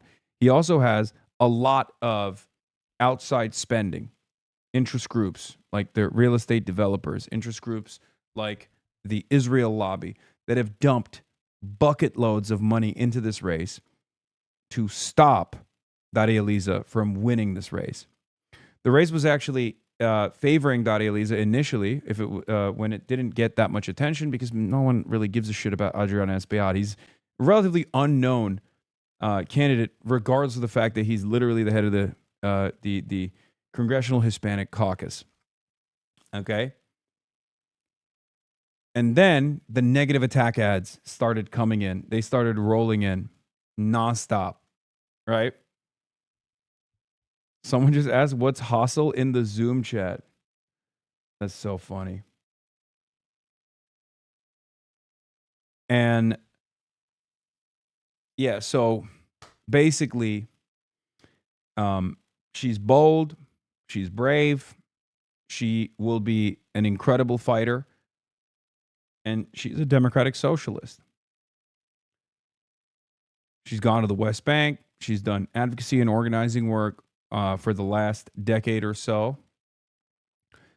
I'll tell you how much of a real one Daria Liza is, and that'll maybe help you understand why she's been on the receiving end of tremendous amounts of attacks from mainstream outlets, as well as millions of dollars of AIPAC money. She was doxxed by Canary Mission in 2016. Okay? So she's been on the right side of history for longer than a decade. They doxxed her in 2016. Okay? That's part of the biggest attack. Like, one of the biggest attacks that she has been receiving is the fact that on October 8th, she went to the pro-Palestine rally. And they're trying to punish her for it. They're trying to punish her for being on the right side of history, but perhaps too early. Okay? So, the idea, I mean, this person has been a fighter pretty much her whole life. And she's going up against the establishment machine, and hopefully will be able to unseat a do-nothing Democrat that is responsible for this district not getting the proper looks. Adriana Espaillat is also horrible with his constituent services, from what I understand. As he's for our community. But check the fine print. Espaillat said he trusts Donald Trump to follow the law. Trust Trump? Espaillat backs Trump's agenda and gets big money from Trump donors, ICE contractors, AIPAC, and developers. We can't afford Espaillat. We need Daria Lisa Avila Chevalier. Daddy is one of us. Reuniting families. Fight to abolish ICE. Stand up to bad landlords. And make life more affordable again. Daria Lisa. For a future we can afford. Adriano. What is this? Oh, the Reflecting Pool saga. All right, so we're going to move on to the Reflecting Pool saga right now. ZBS Mornings covered it, and so did ABC, and Donald Trump is very upset. We're going to do Poolgate, obviously. Swampy green. Now there's peeling paint as well. President Trump is blaming vandals, but not offering any proof, and said several people have been arrested. Ed O'Keefe has more on this saga. Ed, the president is even inspecting the pool himself. That's right, Matt. He flew over it in Marine One on Sunday and says that repairs to the pool will begin almost immediately. That might mean draining the nearly 6 million gallons out of this nearly 6-acre pool for the second time in 2 months, making this an even more costly and time-consuming summer pool project for the president. President Trump is promising to drain the swamp again. He says work to restore the green peeling mess to American flag blue will begin immediately, blaming vandals for ongoing problems, but with no proof. An administration official says at least 10 people were arrested or given citations for allegedly vandalizing the Washington landmark. But the White House didn't respond to requests for comment for more information about the president's accusations. He launched the repair project earlier this year, ahead of America's 250th birthday celebrations. But within days of its completion, algae bloomed. We were trying to look at the new American flag blue, and we can't see that on the bottom. Waiting in the pool, workers treated the water with gallons of hydrogen peroxide, cleaned out muck. But in some places, the American blue coating is now floating to the surface. The green water takes a back seat here to fixing any potential areas that have been damaged. So, swimming pool and aquatic systems specialist Steve Gooddale says the scale of the reflecting pool is a unique challenge. It's perhaps similar to a man-made shallow lake. It's unique in that it's unlike a swimming pool where we manage it with a chemical sanitizer, chlorine. That's not an option here. Then on top of this, we add the grand scale to it, making it all more complicated. Repairs are adding to the already over-budget project, totaling more than $16 million after a pair of no-bid contracts. One went to the company run by Trump donor J.J. Cafaro, called, get this, Greenwater Services, which previously has done work at the president's private golf clubs. The side that's been cleaned is kind of dark gray, I would say, and the side that they're working on here is... Liar. See? So many haters. So many haters all around us. They're hating. They're lying. Don't believe their lies. Don't believe your lying eyes. The haters and losers are claiming that the pool is gray. The pool is blue. American flag blue. Still bright lime green. The Interior Department insists, quote, the reflecting pool is crystal. Come on, bro. That is Mountain Dew green, dude. That is fucking Mountain Dew green. Holy shit. It's getting greener every day. God, I love the story. Shit looks like... Shit is just straight up Mountain Dew. And probably just as lethal. It's Brondo. Yep. Still clear. The people we spoke with say the reality is murkier. It's definitely greener. I was worried that it wouldn't reflect. It looks like it will still reflect, so there's that going for it at least. Among those charged so far, former Olympian David Hearn, who faces a misdemeanor charge of destruction of government property. He says he merely just leaned over to take a look at the bottom of the pool and didn't do anything to damage it. In one of the president's weekend online posts, he alleged that there's a 250-foot gash that's been found in the pool. But when we followed up with the White House for more details of those accusations, we have yet to hear back, guys. Boy, Ed, in the name of Mr. Cafaro's company is really Green Water Services. Well, at least it's living up to the title of the company. I just keep thinking about that scene in Forrest Gump when Jenny goes through the reflecting. Dude. Bro, this guy. Bro. I'm sorry. It's fucking amazing. It turns out, you know how earlier today Donald Trump said that someone, a vandal with a knife, cut through the pool, which we all know is bullshit, obviously. Because, like, what's going on now is, like, obviously the pool has gained a lot of attention. So liberals are going to the pool, to the reflecting pool, and taking a look at what's at the bottom of it. And maybe some of them are pulling out the chipped paint particles. Okay? Obviously, that the chipping is not happening because someone is cutting with a knife. But it turns out Donald Trump, I guess, knew ahead of time that someone might try to vandalize it with a knife. And here's what he had to say back in May 4th, 2026. This will last for at least 50 years, and you'll never have a leak. It's very strong. You couldn't, if you had a knife, I don't want to give anybody ideas. If you had a knife, you can't even cut it. So strong, so powerful. It's like powerful rubber. Are the contractors who... That's so funny. I don't know why he brought up the knife. Like, I don't know why he was just tempting fate with that, where he was like, even if you had a knife, I mean, you couldn't even cut it if you tried to. Well, it turns out now he's claiming that someone with a knife actually did cut it. Which, of course, didn't happen, by the way. That's not, I don't believe that at all. The initial work with the reflecting pool, are they to blame for the current condition, or is it No, the vandals? we had vandalism. No, Yeah. It's a bunch of liberal agitators came in and chipped away at the paint with a knife, or the fucking hydrogen peroxide started eating away at the dog shit paint.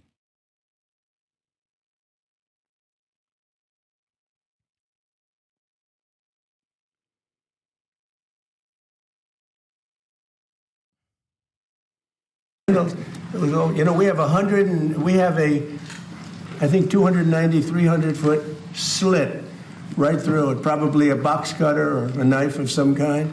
National Guard and police have been all over the mall. How would these vandals have gotten so close to do something like that?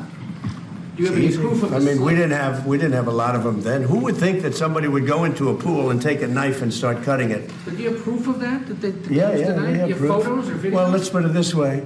When you have a 350, I think it's 350, not 250, a 350 foot slit from one end to the other, you think that's proof? You think that's proof? Reporters have been down there today looking for that slit that you mentioned, and there's no evidence of All it. you'd have to do is see the Parks Department. They'll show it to you. See the secretary.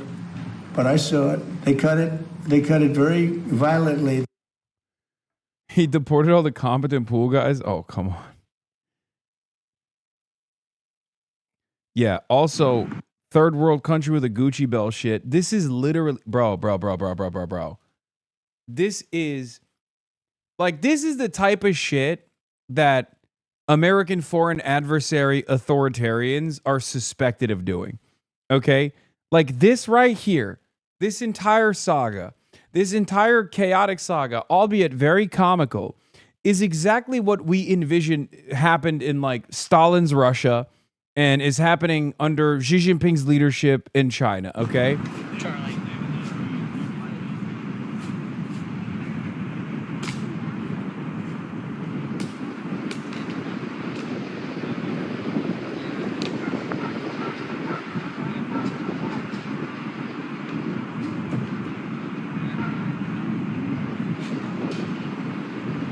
Plainclothes officers making arrests of people trying to get a lick, trying to just fucking get a funny TikTok video, dude, claiming that this is vandalism.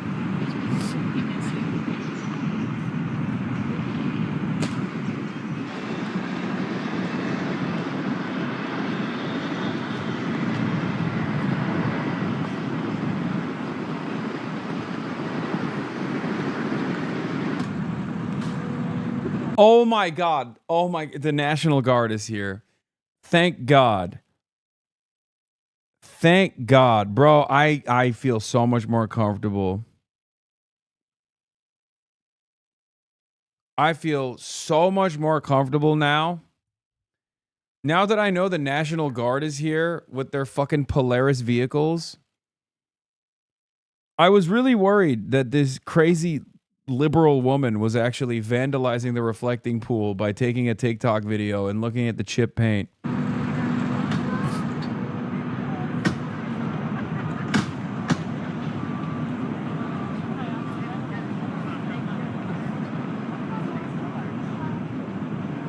Dude, you work for the National Park Services. Like, you don't have any shame at all?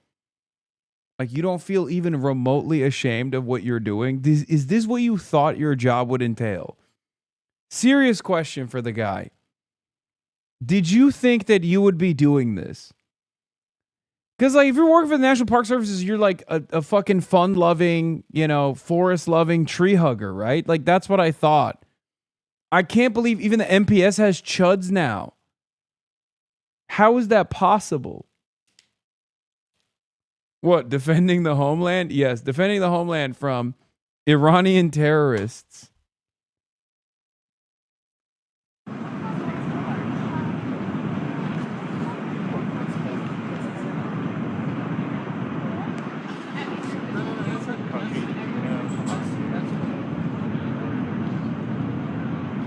I served 2 tours in 2026 in the reflecting pool, brother. Shit got out of hand. Sometimes we had to arrest grandmothers. Those are the most vicious ones, okay? Anytime I pass by an old folks' home, I get PTSD. You understand? I remember those grandmas and what they would say to me. They'd call me a fascist. They spit on me, brother. But I had to do my job. That's why I joined the military, brother. That's why I joined the National Guard.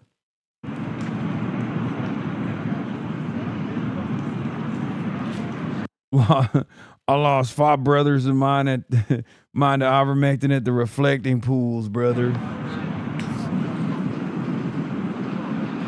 Look at the amount of law enforcement.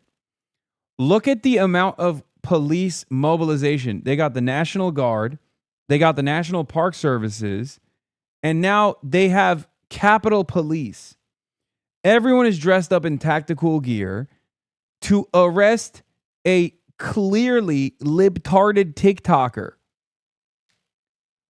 What the fuck is happening? Bro, this is literally what we think is happening in Pyongyang.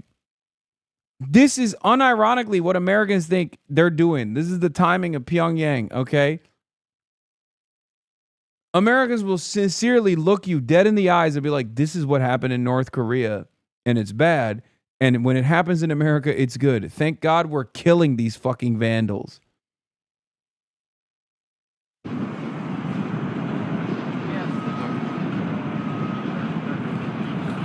Oh my God, it just keeps growing. Oh my God. Oh my God. The more the camera zooms out, the more there are soldiers and cops around. Are you fucking kidding me?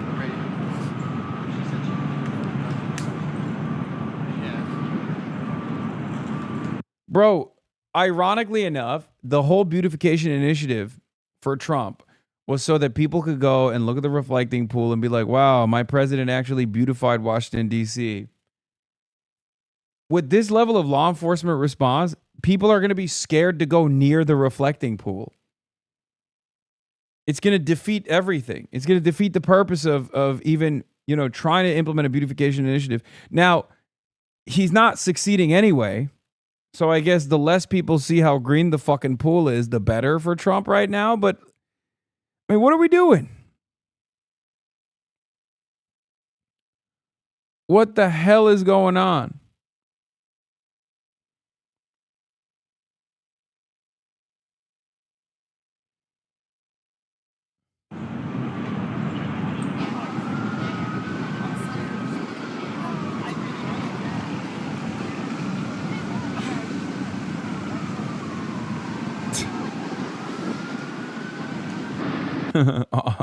Operation Reflecting Pool.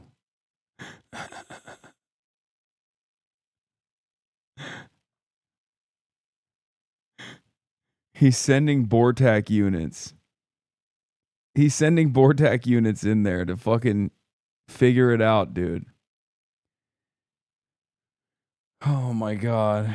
They're going to ban Forrest Gump and label it terrorist propaganda.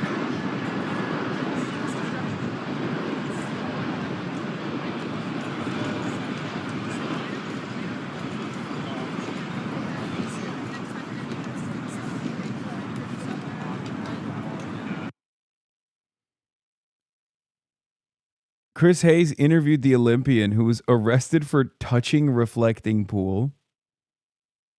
Mr. Hearn, am I right that you were detained for 5 hours after this arrest? Yes, I was in the lockup at Haynes Point Park Police Jail, and I didn't know how long I was going to be held. I was held. After an hour, I was told that it was going to be a cite and release, so that led me to believe that I might not be there that long, but then it dragged on. I was photographed, and they put me back in, fingerprinted, put me back in, and I had not been able to allow. Look at this monstrous criminal. He touched the reflecting pool. Okay? It's like he touched our reflecting pool. Oh, swap the word reflecting pool for E. Jean Carroll, and it's not so funny, is it, libtard? Okay, some Republican is going to make that argument, actually. Now that I said it out loud, oh my God. I can see Republicans making that argument.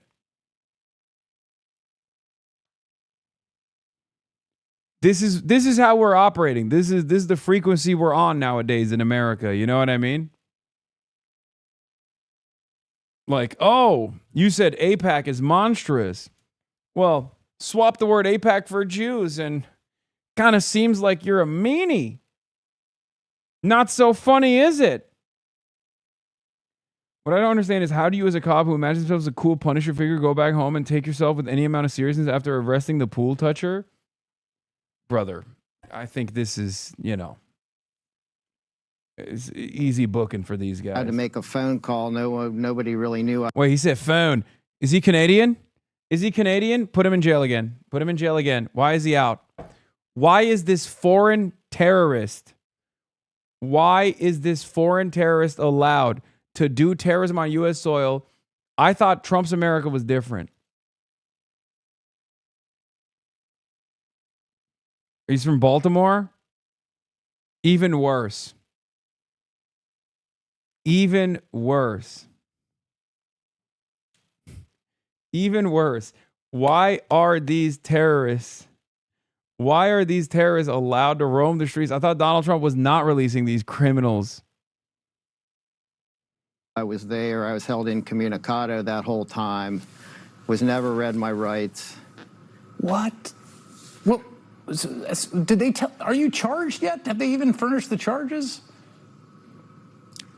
We do have 2 misdemeanor citations, Chris, but there's no basis for this. We're going to contest it vigorously. Well, it's not a federal crime to touch water. If you look in the statutes, you'll see there's no such federal crime.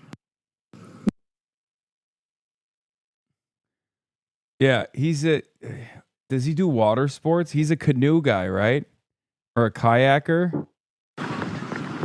Trump arrested a U.S. citizen for asking Oklahoma state troopers why they're in D.C. guarding the reflecting pool. What?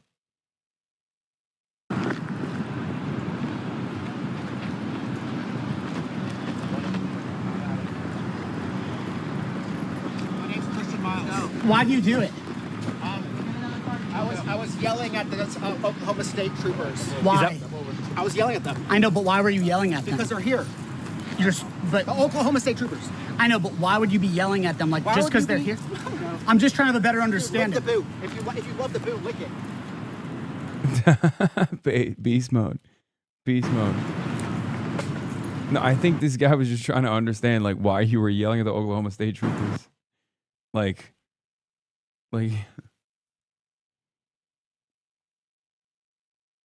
Big Z in the call with 600 phone banking recruits. LeMaire and 600 of his closest friends making 30,000 calls on a typical Monday. Join us tomorrow. Cap and crawl from HasanAbi's chat to every hustle.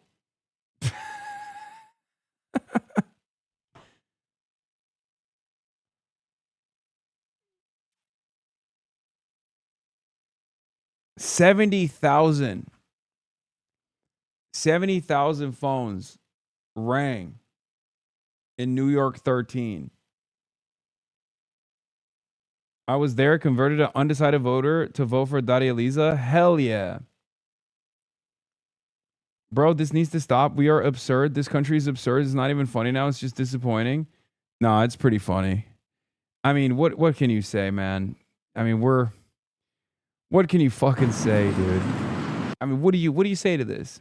Why the fuck are there Oklahoma State troopers guarding the fucking reflecting pool?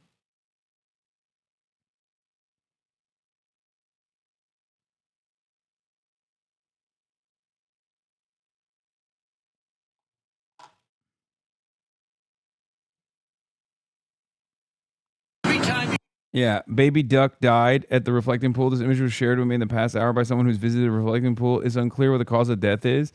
Yeah, by the way, Trump is going to make it illegal to distribute photos like this. Like we're in fucking Bahrain and people are filming the strikes, the Iranian strikes on American bases.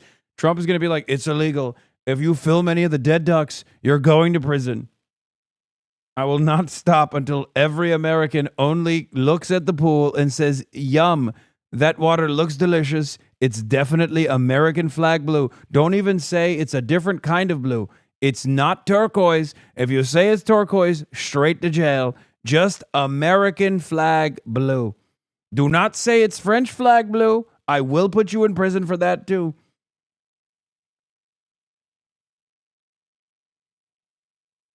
Another water molester arrested.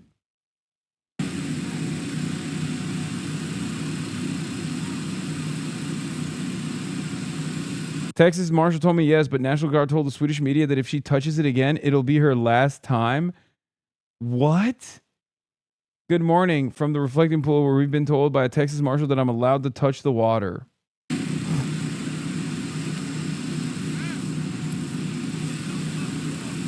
Uh-oh. I was lied to. You can't touch it. They lied to me. The Texas Marshal said I could touch it.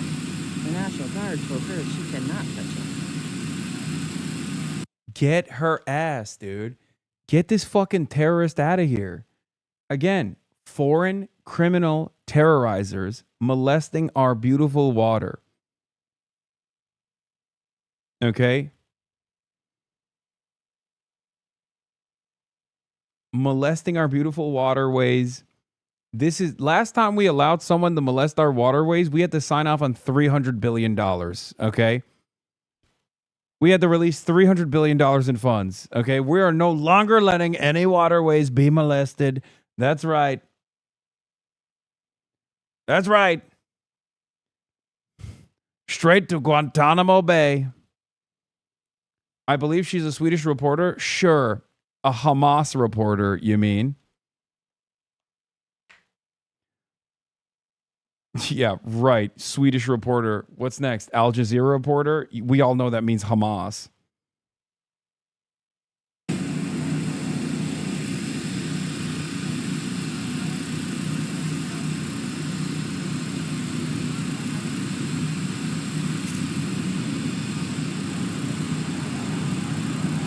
That's awesome that they're just like arresting people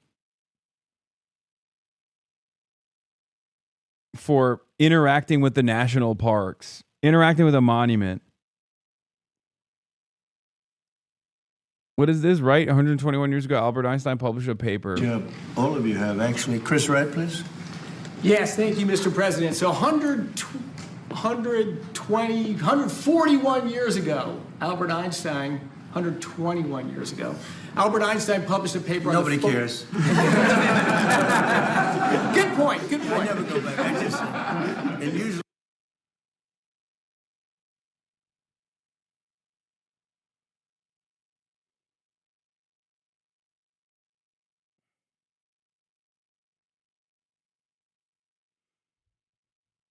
Oh my God, this fucking dipshit, dude. I mean, it's kind of funny. He kind of cooked them. He kind of cooked them. What is this? Zionist lawfare activist Hillel Neuer blasts UN Special Rapporteur Francesca Albanese for saying America's controlled by the Jewish lobby, then brags about successfully lobbying the U.S. government to sanction her and close her bank accounts for her criticisms of Israel. She is banned from entering. She is banned entry from the United States. She cannot use a bank card. She cannot use a debit card. She cannot receive a payment.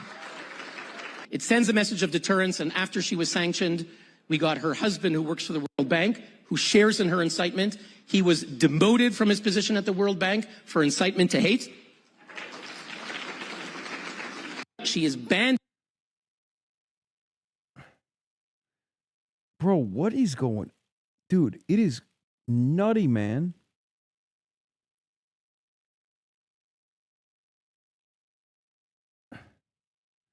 Jerusalem News Syndicate.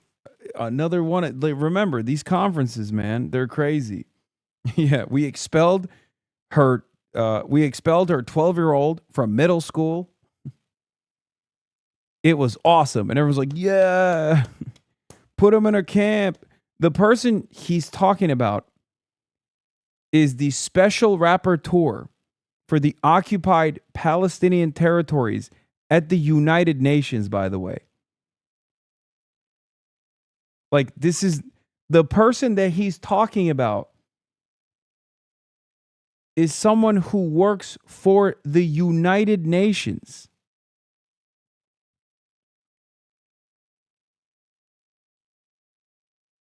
Like, that's who this dipshit got debanked successfully.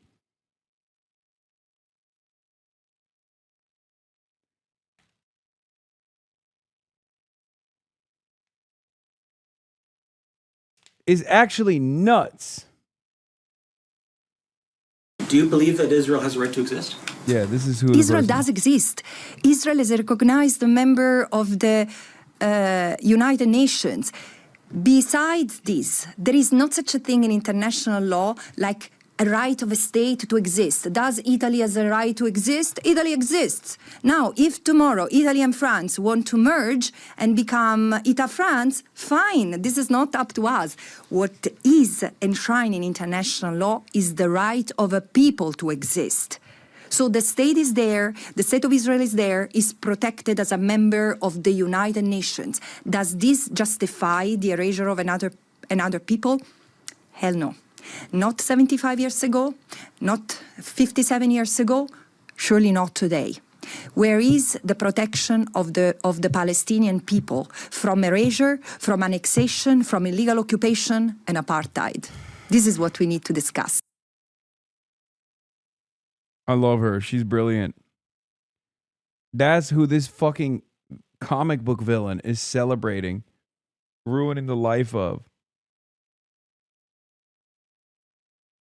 It's crazy because it's like, then they demoted.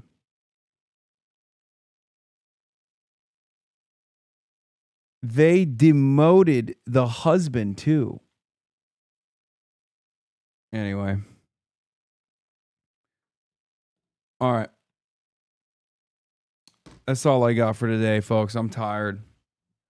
Short, sweet, 7-hour broadcast. Tomorrow's going to be a long fucking day. It's 5:49 p.m. in Los Angeles time, but it's actually 8:49 p.m. here in Eastern time. It's night time for me. Tomorrow's a big day. Tomorrow night, hopefully we're going to make history happen. We'll see. I am going to have a very special broadcast tomorrow. I'll obviously do my regular news coverage.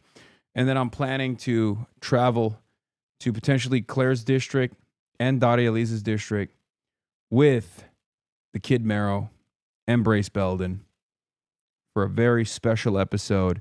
And then at night, did you mean to do sub only, boss? Did I do it? I don't know why. I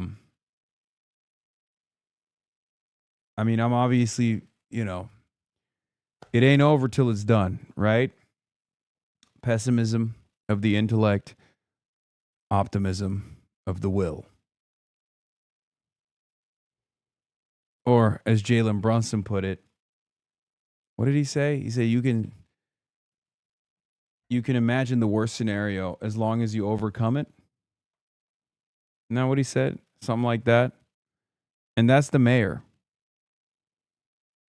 Quick update. 4th list is almost done on the dialer list. I'm proud of you guys for smiling and dialing.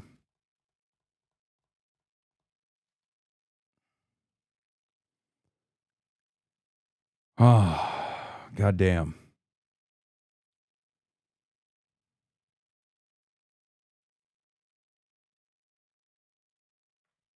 If tomorrow's better for you, you can sign up the phone bank ahead of time.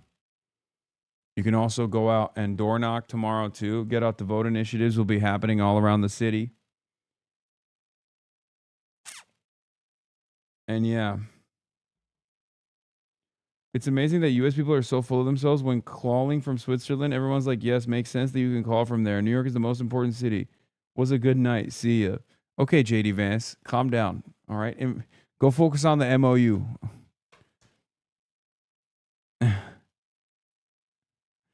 Go focus on the memorandum of understanding, JD. You ain't slick, big dog. Calling in from Switzerland. I see you. Are you going to be in a suit tomorrow? Yes, of course I'm going to be in a suit tomorrow. What a question. What kind of question is this? Obviously.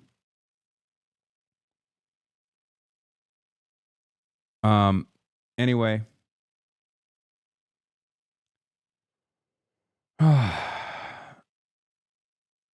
Tomorrow also Utah, Nate Bluin. If you're in Utah, go vote for Nate Bluin. Okay? And then at night, I'm going to go to both of the election watch parties later. Okay? And that's it. I didn't finish reacting to Dean on Jubilee, but maybe if we have time tomorrow, I'll do that tomorrow, okay? Love you guys. See you tomorrow. Peace. Stunning lo-fi introduction, starting off the day. All the chatter's trickling in, hostile people hate. Sunny in Los Angeles, California, says Hasan. Stun luck to the stun luck to the topics just begun. 'Cause there he is again, Hasan is streaming. Hasan is streaming. There he is again, Hasan is streaming. Hasan is streaming. Reviewing a Chinese train, telling Kaya place. Sun and Asmin chatter laws, giving Greening's grace.